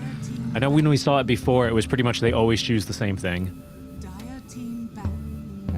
mean, I can't really seem to remember what did they do in the first game.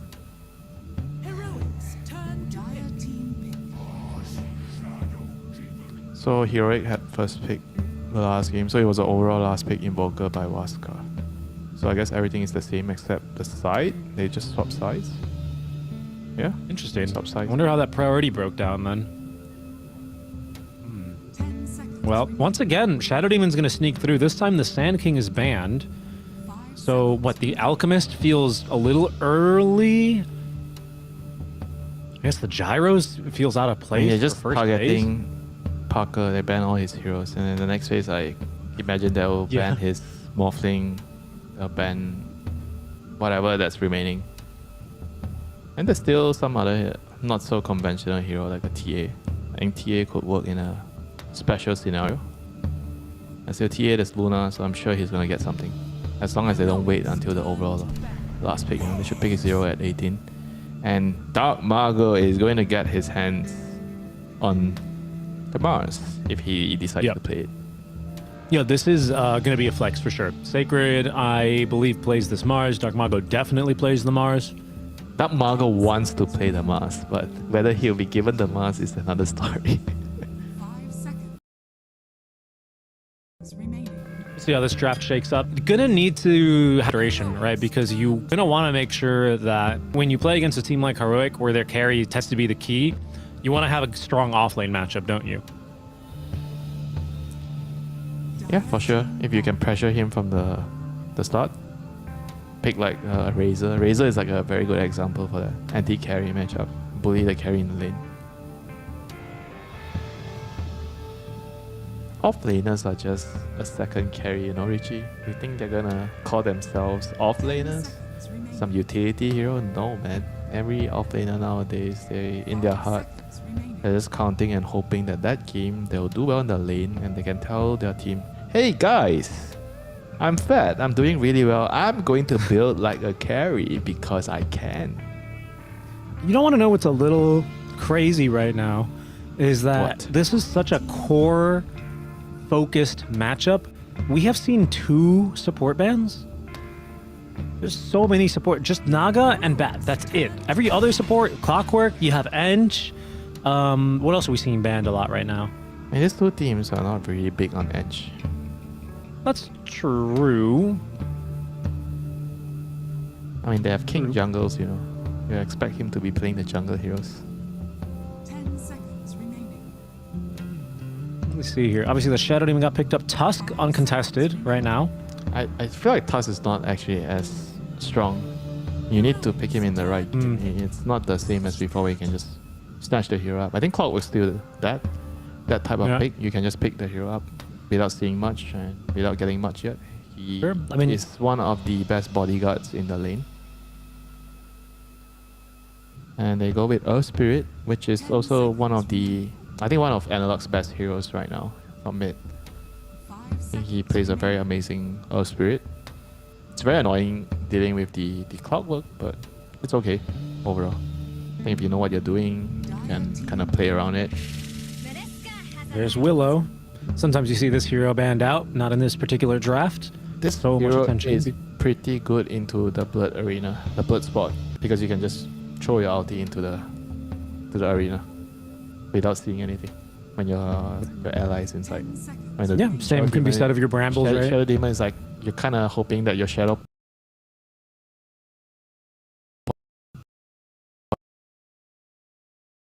poison can give you that little bit of vision, and it's very good against Clockwork. I think Clockwork against Dark Willow, this is one of the matchups that it just makes you wanna die instead of hooking, you know. Like every time you hook in, you get caught by the brambles and you just feel so bad. You're trying to run out from your power clogs and then you get stuck. There is a Terrorize on top of your head.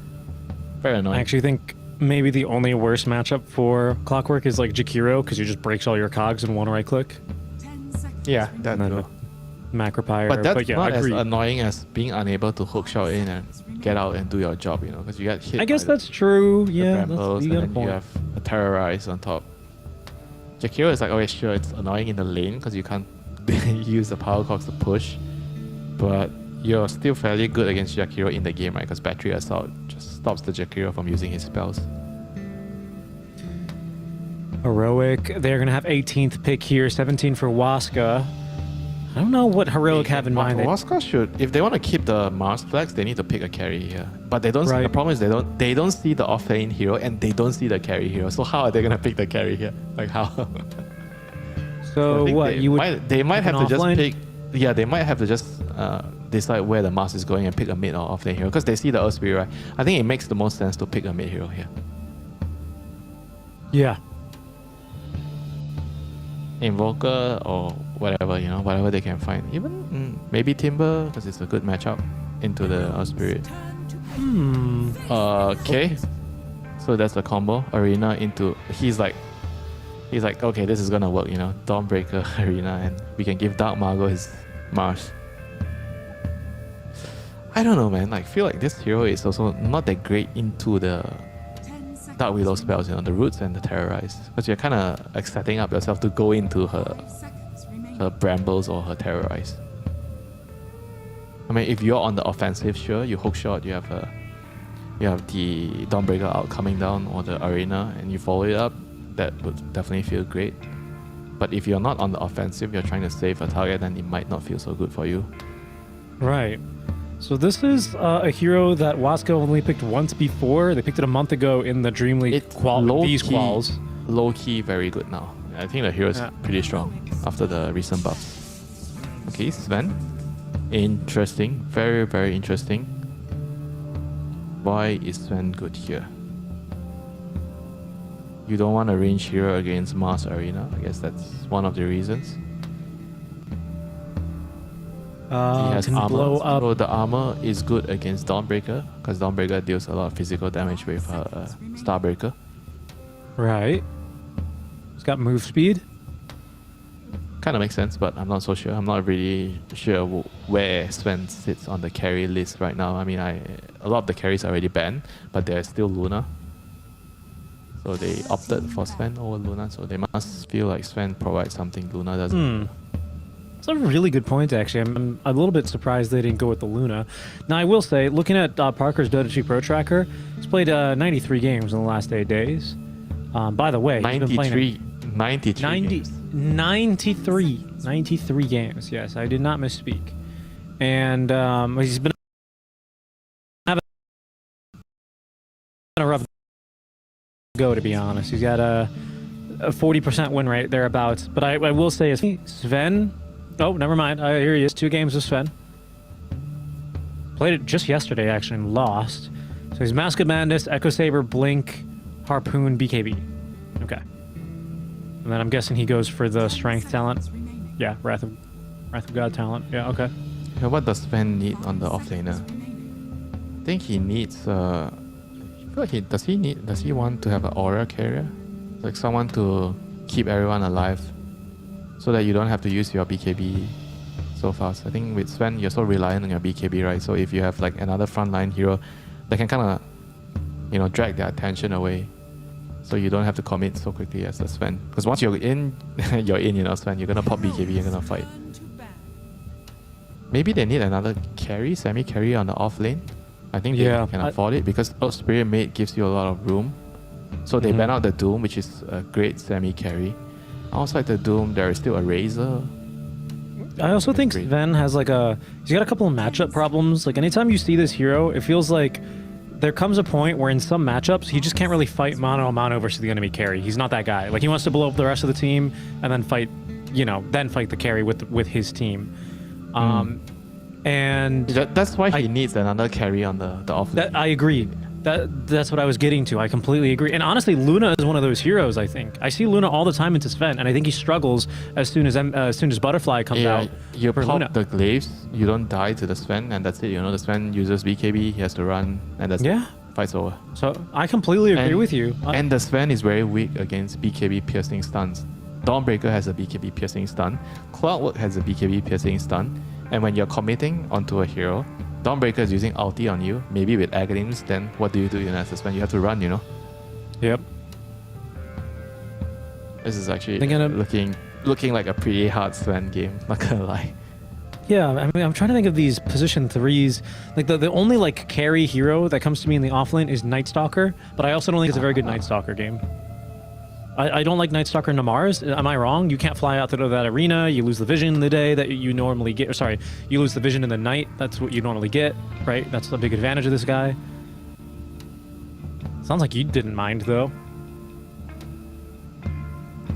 Yeah, it's very tough. Look at his face. He doesn't know what he wants. Oh, does he? Okay, Visage. I was gonna say Visage or Slardar. It's not like a very big gotcha pick or anything. It's okay, I think. Yeah, it's still a good hero. But you don't have the best lane partner because you have a range hero with you, Dark Willow, with Visage. Yeah, that's true. Maybe, yeah. I don't know if Venge is super pickable, but maybe it could have been Avenged. Doesn't matter. Yeah, but at least the better carry matchups are already banned. So Medusa is really great against Visage because you don't get the charges when you do damage because you're doing damage to her mana, so you don't get the stack up. And I think we're just going to see Luna. Yeah, probably. Not many. I mean, they go for the more durable DK, which I think also makes a lot of sense because Luna is more easy to kill in the lane against a Visage. You die a lot more easy. With DK, you're more durable, you can withstand the slow assumption poke. So hopefully you can survive the first couple of minutes and then you get your raindrops and you're gonna be fine in the lane, because you have to be able to live until the 3-minute mark when you get to buy raindrops to block the slow assumption. Right. That's just unfortunately how you have to play the lane. You might also need to consider getting a Salve because usually you don't buy Salve on your supports. But I think in this particular matchup, it's quite good to buy a Salve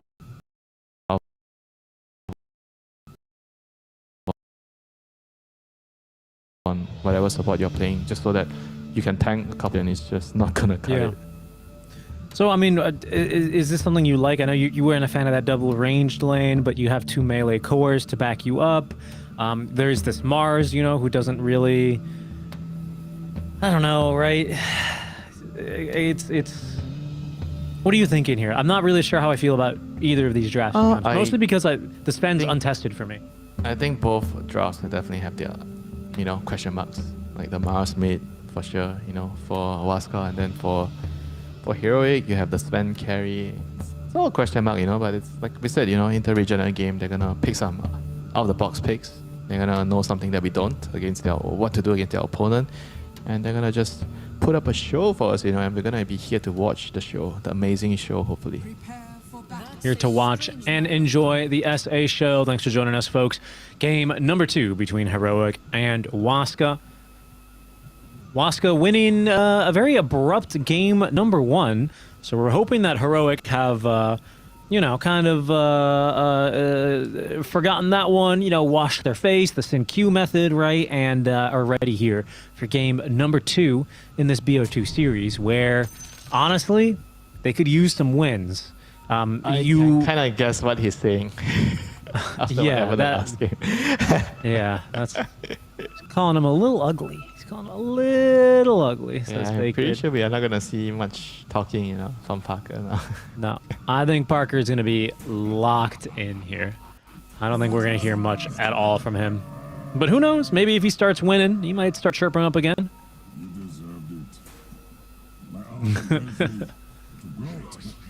My honor compels me to quit. That's a good one. I'm not gonna lie, I don't know. The last game. I don't know if I've seen a lot of like master tier Svens and all that stuff. I feel like Sven's just kind of like your intro to MOBA kind of hero, you know? He's like doesn't have a lot unique. That's the first hero you would teach someone. Like for a carry? MOBA? A carry player? What? A Sven? What do you mean? He's got a stun. He's got his ulti just gives him damage, and then he's got a buff and a cleave to help him farm. Is he getting first blood? Oh no! Oh, yes. nice parry fire. Well, I would have died to the assumptions. Sven. Yeah, I don't want to die to the soul assumption. Oh yeah, sorry, you get money from that now, right? You get more money. Death toll. What, you disagree? Yeah, so back you to the don't first think hero. So I would be teaching anti-mage because anti-mage is the most traditional carry.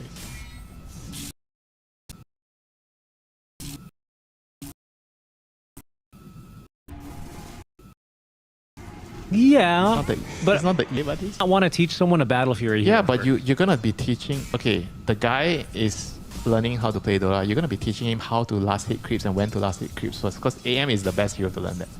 You're not gonna be telling him, oh, you need to show up, twin gate, you need a TP, you need to rotate. You're not gonna be teaching him that. I just think Sven is more fight mode, right? Which is a better way to introduce someone to a MOBA if they've never played. Really good cog action here. Really good cog action. I think if they're already used to MOBAs, then I would agree with you. But if it's their first MOBA, you would first say, why have you made this poor life decision? And then second, you would help them pick Sven. Okay. Yadomi? He's in trouble top lane. More cogs, blood grenades. He's going to go down to the right clicks of Schofield. Yeah, he did get a stuff, but he didn't have a chance to use it in this lane. He died. He has a stick, he has a salve, so he was prepared, for what's to come. Mm-hmm. But still dies. Yeah. Stick and salve used to be my nickname before I changed it to Seek and Strike, Uh-huh. Nice. I'm going to be calling that. Thank you. Yeah. It's better than R and Run for Miracle. This mid lane, actually. Pretty good for Dark Mago. This top lane, though, is looking pretty tough for Pyke. Throws out the stun. 3 bars of cell phone coverage. Yeah. And Yadomi, he's going to go down as well. Is there enough mana for Soul Assumption? I think it's a pretty heavy ability. Oh, no mango. Double null. No mango. He has double null, no mangoes. I mean, this is the thing, right? In this stage, you have to pray that you don't die and then you can pop yourself, Now they didn't pop themselves, they died, so this is really, really bad. Davai has the bonus goal from Death Toll, so he has a lot more items coming out. Ooh, and that's a nice play from Analog. He's going to get both bottles, water runes. Kick them up to the... He's thirsty, after the last game. Drink up. We didn't have a very fun game on the Storm, to be honest. Yeah, nope. He got targeted by the enemy supports. And Lotus. Careful here. Speaking of being hungry, grab your Lotuses. Yep, dump it into the hot pot. Oh, wow, he almost died. Dump it into the hot pot. I only order meat, when I'm at the hot pot. The buffet. Winter? All these years, we've never gone hot pot together. How can that be? Sure we did one time. I don't think so. Look at this 3 bounce. Dude, look at this. This is crazy. He's going to go in, actually. Careful, though, for Pyke. The regen, that's going to be enough. Killing spree for here. And Yadomi, he's going to make it too. Bro, look at his net worth, man. He also has drums. He also has drums. Double null. Magic wand. Drums halfway there. No, he changed his mind, right? He sold... Wait. He sold his items. Wait, what did he... Wait, what did he change his mind? Oh no. Okay. He passed it to the... to Schofield. Oh, I was confused, because his items went missing. I'm like, but... Yeah. Gold. What did he do? Did he change his mind? God, he almost has a full drums at like 4 minutes on top of dual null talisman and a full wand. Yeah, Sometimes this is you the see second carry that they needed, right? This game, because the plan is not carry the game.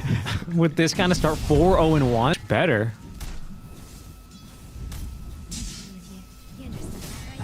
That is just a bit ridiculous, honestly. Wow. He's getting up there with his money. What was the strat? We saw like a gold stealing strategy. I remember they paired something with Visage to just... Stealing? Not gold stealing, but... Was it? I don't remember. It might have been. So you track. Yeah, that's what it was. And then they would track and kill, and it was just like... Gold stealing? Alright, Gold extra gold generation. Bounty does steal gold, though. Yeah, but not... Okay, not for this stage, right? Yes, I understand. For himself.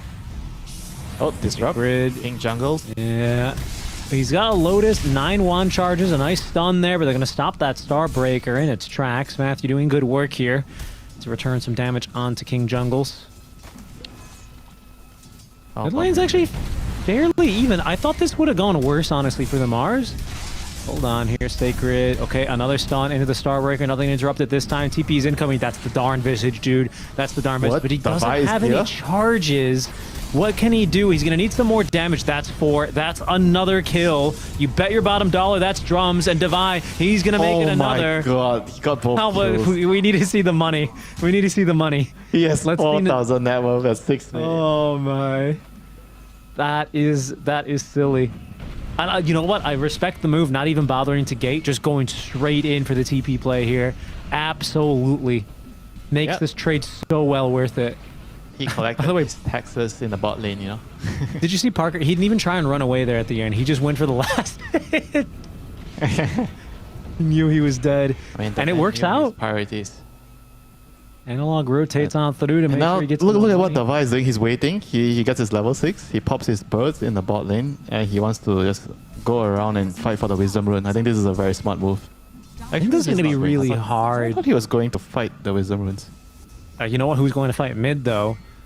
Dark Mago is making his first rotation. He manages to sneak through the towers here, still under that smoke cover, but they will instead make the play for the lonely Dark Willow up top lane. They need some support here, because they're going to end up losing the tower with the wagon down, as in go the Visage Familiars now. Sacred getting kicked away, the slows, another Soul Assumption, good enough for the kill. Dark Mago comes in now. They actually have Vision still here, thanks to the Familiars. There's one more Soul Assumption doing some work. Another one ready to go. Dark Mago ticking down low, magnetized, refreshed, and I think he's gonna drop. Oh, the regen!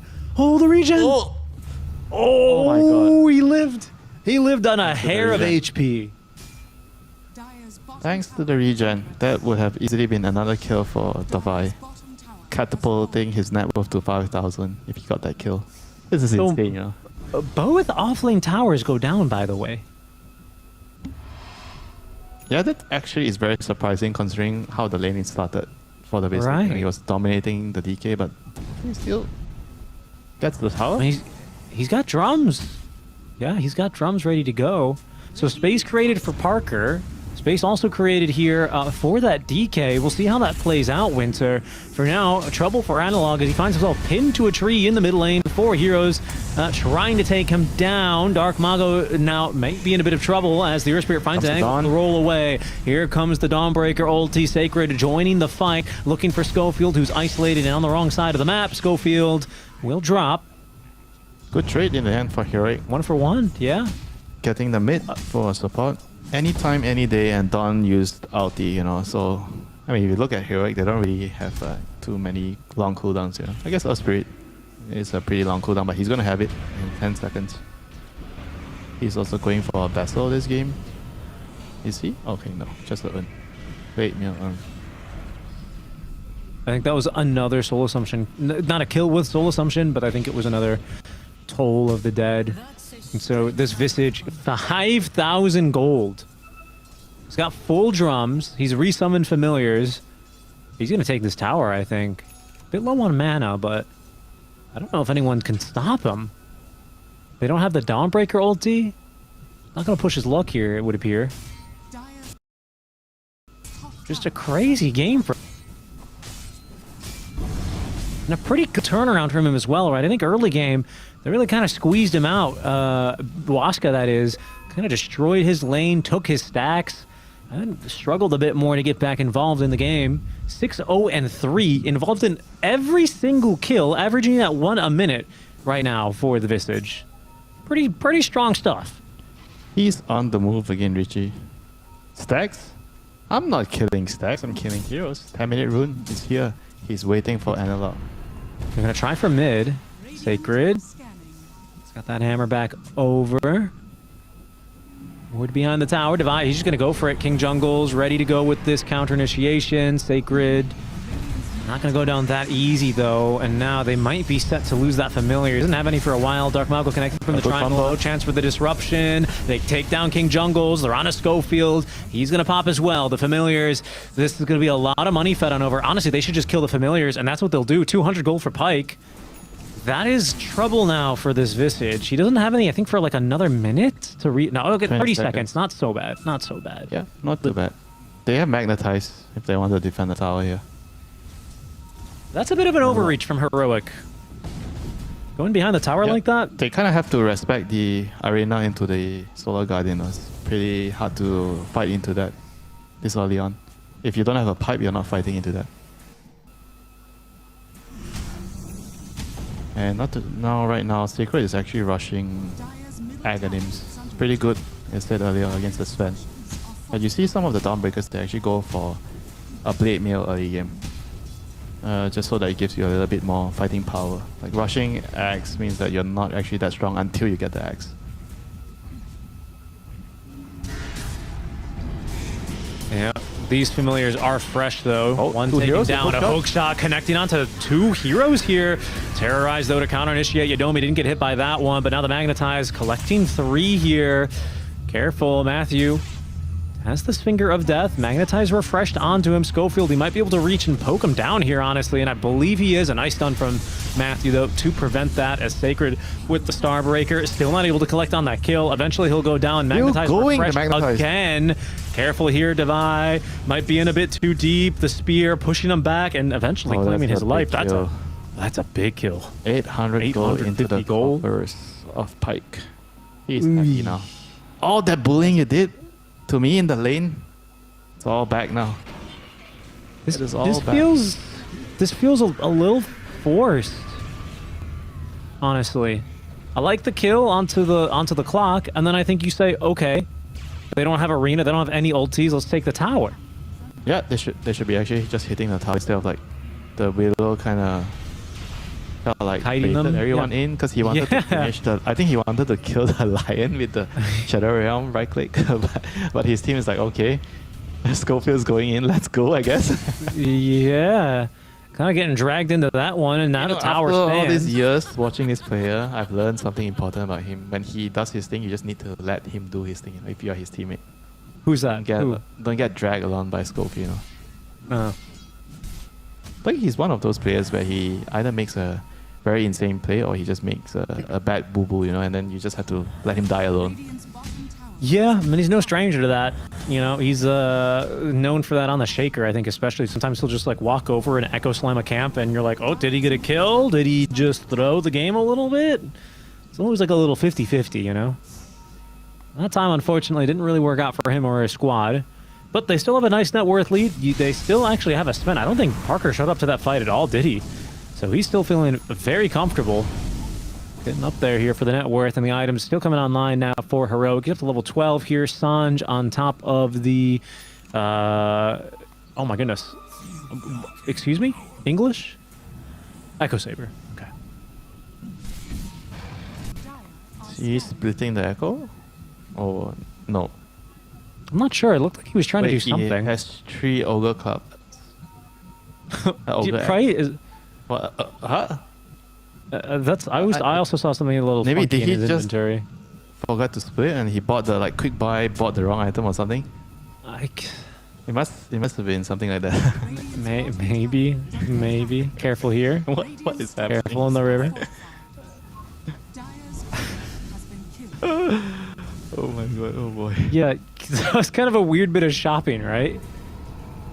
Yeah, he bought like 3 carts of eggs by accident because of quick buy. Right. Or it's like when you remember during COVID and we were all buying our groceries online and then you try and buy like, 3 onions and you accidentally buy 3 kilograms of onions and you're like, what am I going to do with all of these onions? I mean, onions are not the worst thing, you know. Just imagine if you bought like People are like, what? Something that you can't keep for a long time. I don't know, like something that expires quickly, then you're in real trouble. Yeah, like an NFT. Anyway. Analog. He's doing okay here. He's actually going to complete the Vessel in the end. I thought he was going to only stay with the Urn. He hasn't bought it. He could still change his mind. Yes, he could. Careful here. A little bit of invasion. Schofield leading them into the triangle. This time with Parker in tow. Devi's had a shot. few... He's going in. Yeah, he's going to go in onto Devi. This time the disruption is early. Sets up, though, for the two-man arena into the Dawnbreaker ultimate. They've yet to really get through these heroes, but that's a big old bulwark. Devi doing what he can. Nice stuns here on the familiars. That might buy him a little bit of time, but in the meantime, it's Pyke who's being focused on by 3 heroes. Devi finally finished off as Analog gets the killing blow onto Pyke.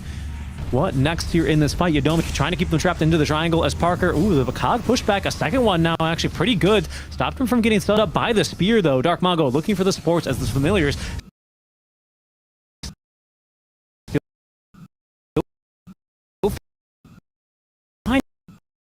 stuns in this fight. Analog, he's gonna save Schofield now. Kill onto Yodomi. Analog back into the triangle here. Another stun by the familiar.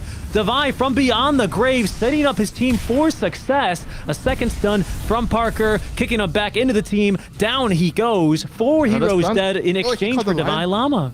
Oh, okay, it's over. Finally. Like if they had enough mana, they would have maybe committed for another kill on the Lion. That was crazy. Look how many familiars like running around with no mana, just right-clicking. He was just waiting for the Spirit to stun someone or the Familiar to stun someone. Just running around. Okay, now he finishes his SNY. He doesn't complete the BKB. At mid lane, Dark Mago, he is in trouble. This is not where you want to be. Oh, Devi Llama restarting the engineer in the tip. So quickly out from Devi. His team will follow suit here a little bit, as I'm not sure how that one started off, but sure ended pretty bad there for Dark Mago. Alright, they have the Agrims on Dawn now. That's a big power up. Yes, it is. See if they can use it. It's still a level 1 ulti though.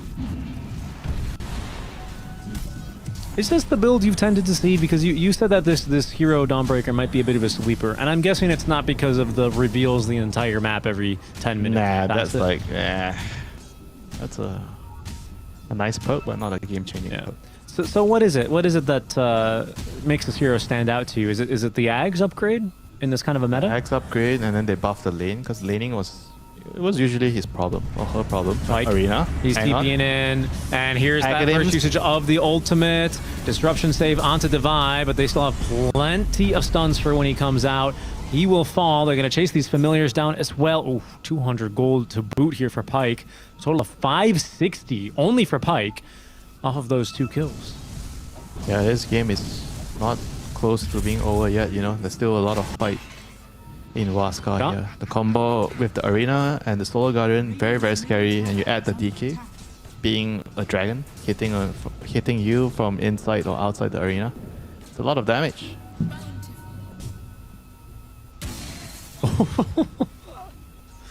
Schofield has to be time for Roche, right? There's no Solar Guardian, there's no Arena. I guess you go Roche now? They're pinging it. Good call here. King Jungles agrees with you, Winter. Really, they've only got Finger of Death, even a hookshot coming off cooldown now, but they're going to need the team to gather around. It is the full Vessel, by the way, here for your Analog.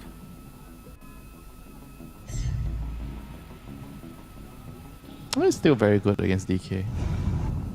That's true. Yeah, you don't really have like a Scotty build there, do you? It's also good against the Solar Guardian, I guess. Stops the heal. Rocket Flare is going to raise their blood pressure here a little bit, but there's no real heroes in the vicinity to try and contest. The scan confirms so.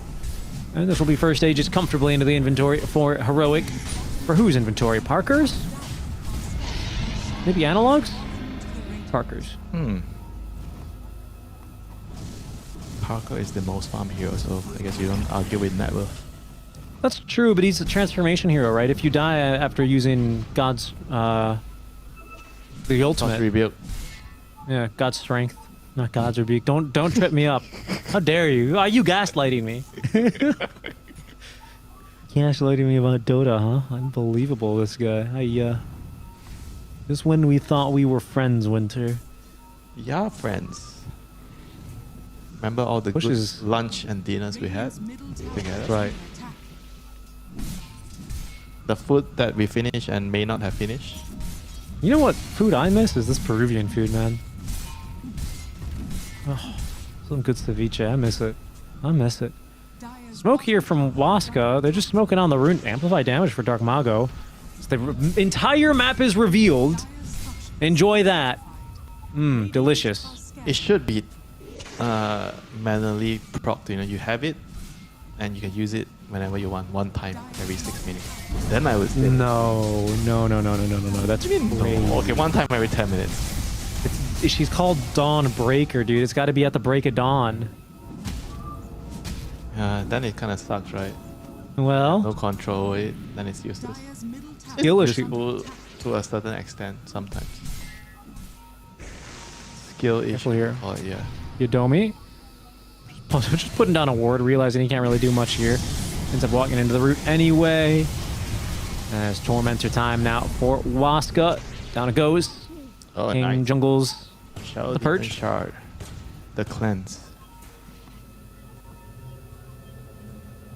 Oh, and they're going to go back and... How is it fair that Shadow Demon has such a good shot? Yeah, you talk about this a lot. You know what rant you haven't done in a while? What? Old Man Winter? You haven't done your Wisdom Runes are so unfair rant. Huh? Remember? You hated Wisdom Runes when they got added in the game. You hated them.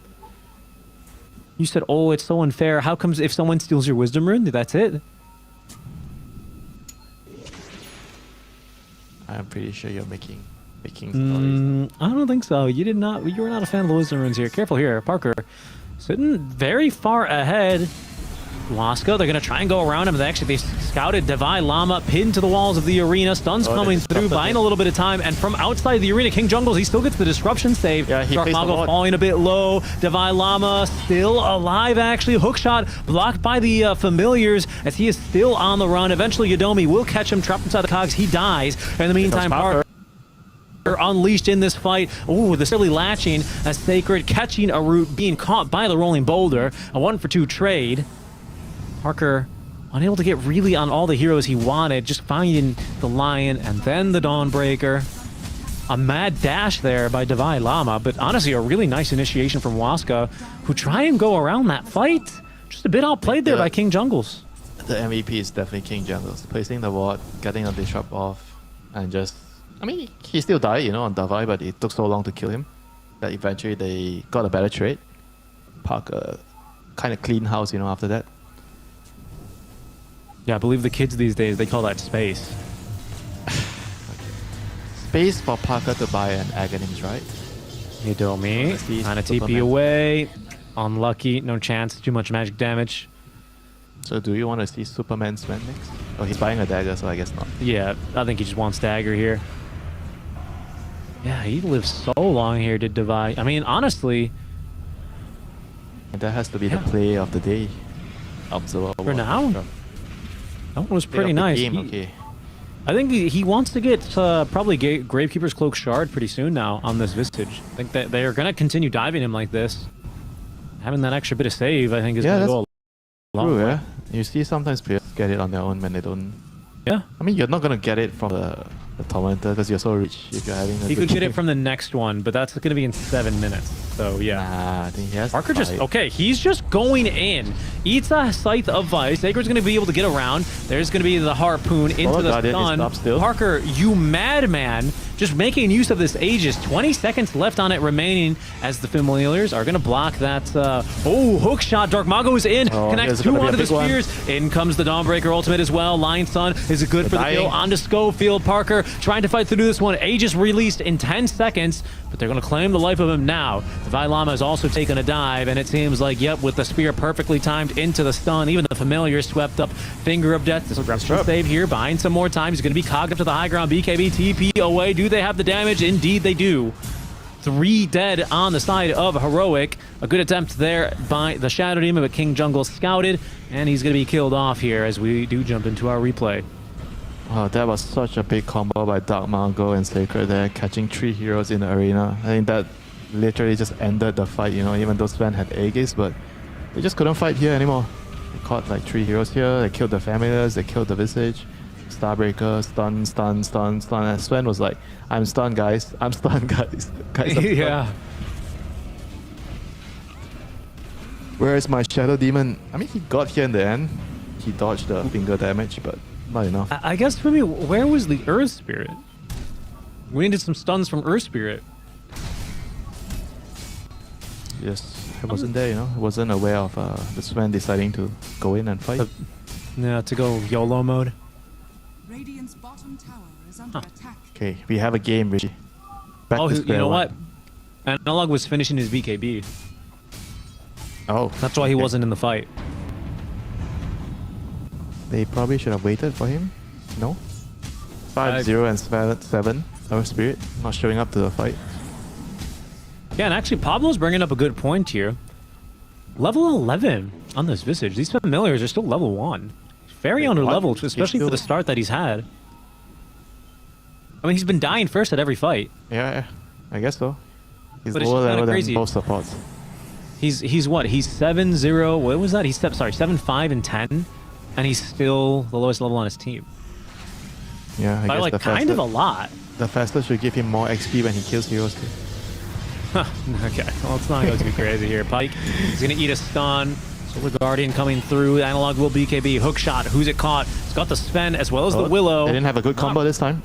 No, but Yadomi still managing to run away. No way he gets away with his Invisor, right? No way he gets away with the Invisor. No. Okay, they've got detection, sentries planted, dust, and done and dusted is Yadomi.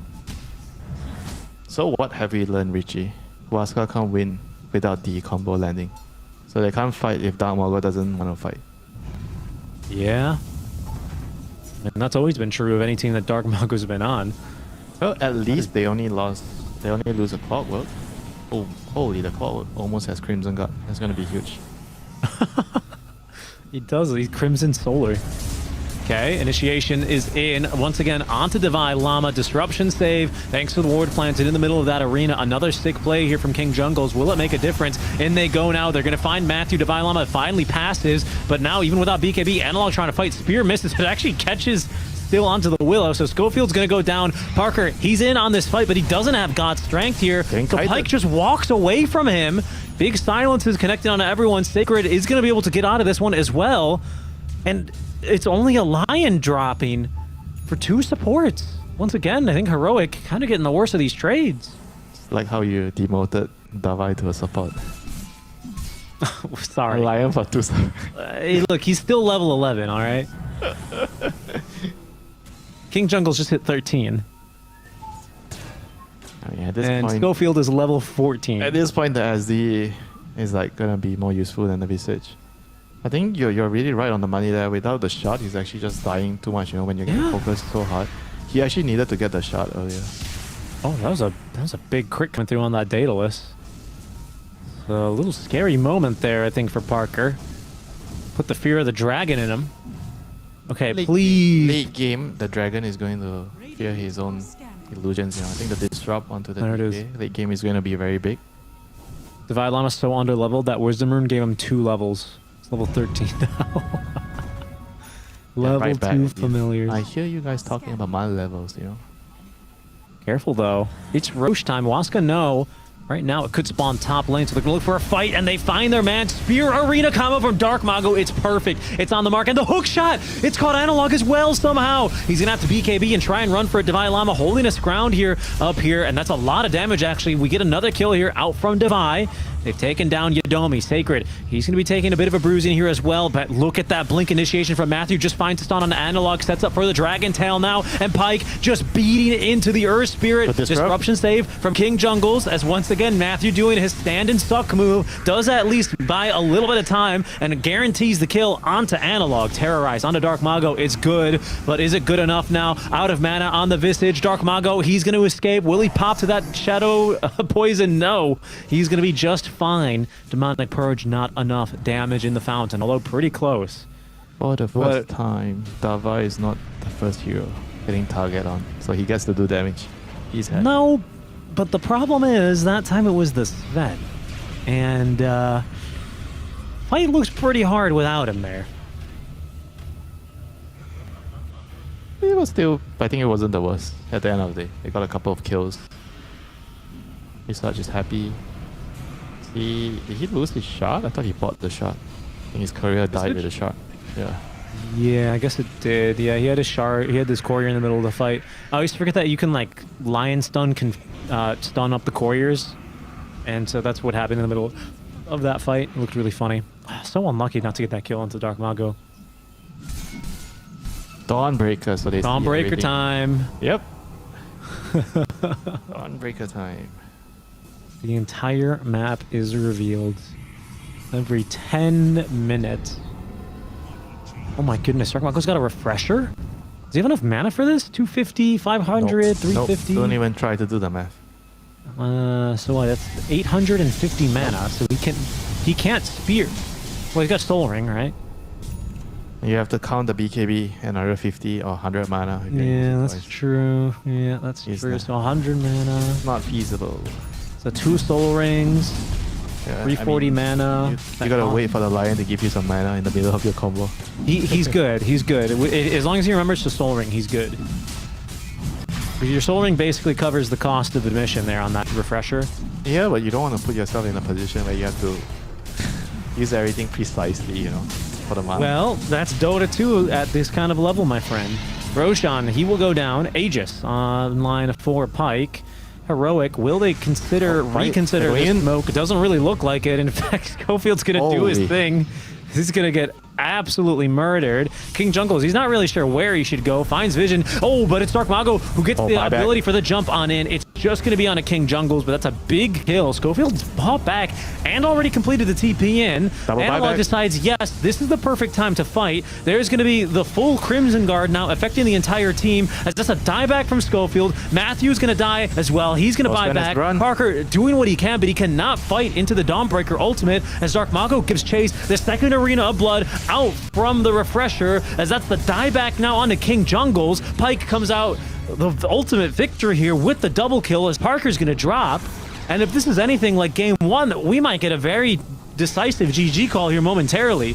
Matthew, once again, he goes down, but he sucks all of the mana here. Analog, he does not have enough mana to roll away. He's desperately trying to get the bottle sips in. Pike didn't have any mana either to Dragon Tail, fortunately, but Analog still gets caught by Dark Mago all the same to make 6 dead total on the side of Heroic this fight. 6? Hero? Oh yeah, the double buybacks. Your math is on point, Richie. Today it is. Usually it's not, you know, every time we are going for the bill and we are calculating about your share, your math suddenly just turns off, you know. All right, whatever here. But you know what looks off? They are not coming together here. I mean, we also talked about how the Sven seemed like a peculiar pick right into those heroes. We felt like it would be having a really hard time. I mean, we expected them to last pick like another carry, but they went with the Visage, which kind of, he was doing really well in the beginning of the game, but when the game is just going on, he's dying left and right, and he can't really carry the game on his own, and it becomes right the Sven's burden alone to do all the deeps, and you have the ulti, and then and then you have the hook shot to stun you.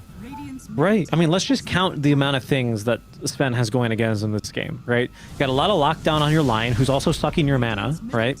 You have the Dawnbreaker ulti, which is giving them 60% evasion for how long is this? The evasion is like not even the biggest deal. The biggest deal I feel like is the stun through BKB with the Smaller Guardian. He can't fight, you know, like he has to run. That's true. He gets stunned, like it's over, you know, your BKB duration ends, you're gonna be killed by the Lion and the Clock. And even the Mars stun.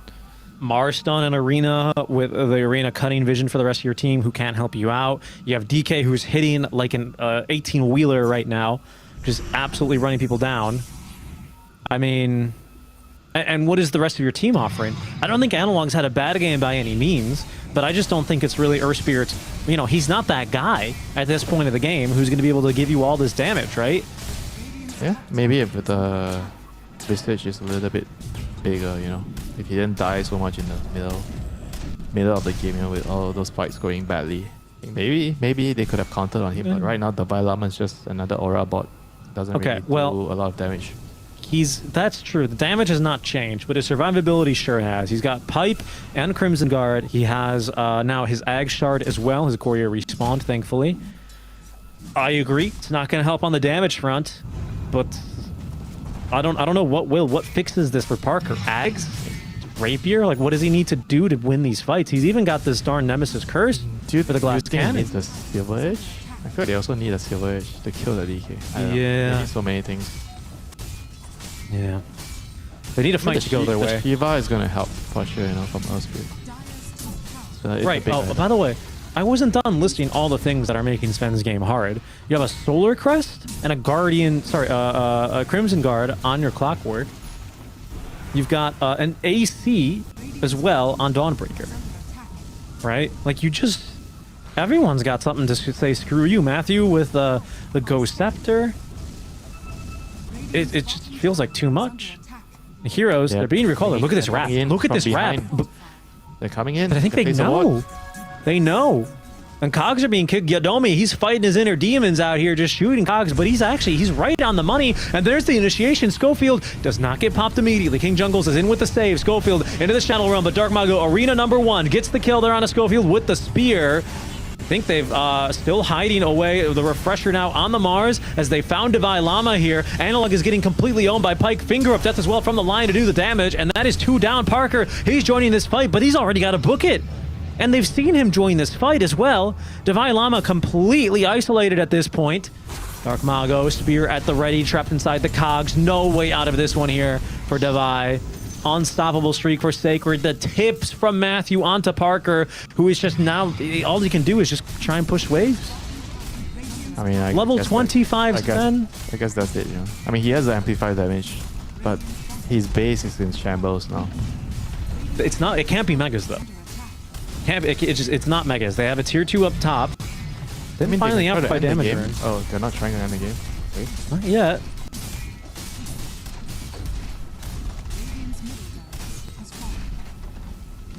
I mean, this is why we gave the Sven a question mark.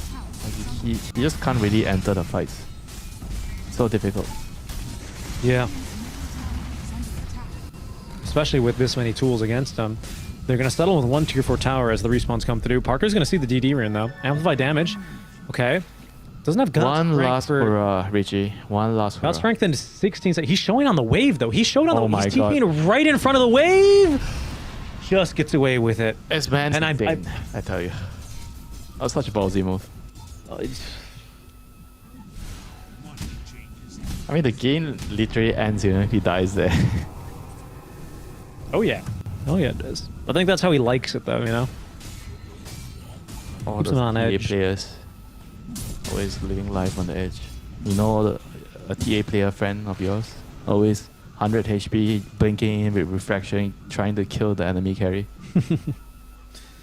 Oh my, we have double Scythe of Ice now, by the way, on Dark Imago. 3 hexes, sorry. Yeah, look at your NA math not working there. Forget about Lion. Yeah, well I said 4 because I thought Lion had a refresher, but he doesn't, obviously. What, Lion has a refresher? In what world Lion buys a refresher? No, that's what I'm saying, I agree. We are in accord, as Puck says. Look at this. Once again, Parker, he cuts another wave. Still not TPing back. The high ground siege is coming. Waska have no interest in waiting for Roche. DK has butterflies, Sven doesn't have any true strike. And there is, and Sven just does not like to build MKB here, does he? Here we go. Crimson Guard effect now as Schofield trapped inside the arena, and he's going to be killed. Oh no, Divine Llama, he could be next once they get a nice save there, courtesy of, at the very least, the Shadow Demon. BKB is going to be used. Not much happens. Analog just kind of rolls into the fight as they are trying to get on the line. Parker's able to blow him up, but what's next, Parker? Out comes the Dawnbreaker ultimate. Analog does a lot of damage in return with that Blade Mail active, actually. So Waska looking worse for wear here. Divine Llama gives him the boot here. Yadomi, he's going to drop. So the numbers here, not so bad, not so lopsided, but Parker, he's just so far behind in terms of net worth. The DK auto attacks nearly bursting him down. This time, Divine, what does he have left to save him? King Jungle's again on the money with this ward, as actually backdoor defense is going to kick in. Divine's still alive. Parker makes the jump in. Cut the wave. He cut the wave with 2 illusions at top. That's nicely done by Parker. Stops the push. Stops the Very bleeding nice. for now. For now. But Roche is gonna be up. Alright. I mean, that's they just the support kills. I mean, it's not bad though, honestly, from Heroic. Pyka's just on top of things here too, a little bit too much though. I mean, I know it's mainly hero difference, but at this point, the manner where Pyke can just initiate the fights and blow up one support, sometimes two, it's so punishing. Parker just can't really accomplish the same without putting himself in a very dangerous position. I mean, He's gonna go that's for just the MKB. nature of Sven, right? When he goes in, he's all in, you know. He has to commit. And with the Dawnbreaker, it's just very difficult. Dawnbreaker and a Butterfly on the DK. How are you gonna kill the DK? I have no idea. I really... you kill everyone first and then you kill DK. I mean, that's the it only needs way. to be like the supports with the magic damage, killing him in the end, you know. They need to somehow kite him out for the whole fight. Use Disruption, purge him. Yeah, I guess so. I mean, hey, at least now that he's got Butterfly, his team has troubles. Well, not really, right? Because Matthew has Shard. Never mind. Oof. It's tough. Yeah, Matthew even has an Aeon Disc getting ready to be assembled, just in case he gets jumped. Dark Mago. Maybe scouted on this ward. This is a nice effort here from Heroic, honestly. I think Waska, they know what's up, though. They're not going to fall for this one. Dawnbreaker. Look how far home she is. Not leaving anything to risk. Full HP, full mana, sitting in the fountain, ready to ulti in. As there goes the initiation. It's going to be Divine Llama, caught by the Arena Spear combo. He's down, dead for a minute, no buyback. That should be at least Roche, as they will cut the eyes also from Heroic. Once again, patience from Sacred, who does not even ulti in. This reminds me of the old days. You're playing Silencer, you're just in base, waiting for the Enigma to BKB Black Hole so you can click your R button. Because you don't want to get caught, right? So because there's like a Spectre in the game or some other carry that can just kill you in 1 second. So you have to be in base. A few level 25 talents here, Winter, by the way. I think the more interesting one is the Arena of Blood talent for Dark Mago. Now it gives HP regen. Pyke's gone for more HP regen and armor on his passive. I guess the innate now. The other level 25, yes. Parker has his for the God Strength damage, and he has a full MKB. He's bought out here. He's trying to bait this rune, but... Okay. Yeah, he quickly realized he can't do it from the low ground because he's smoked, so he would get popped immediately. Wait, but this might work. Hold on. Let him cook. Oh, he's picked the haste. He was like 30 seconds, which is just kind of...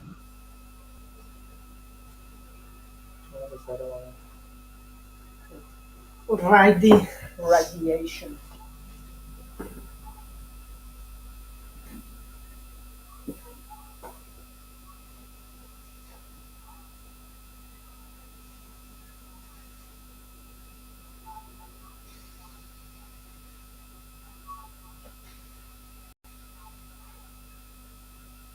Perché guardiamo schifacci?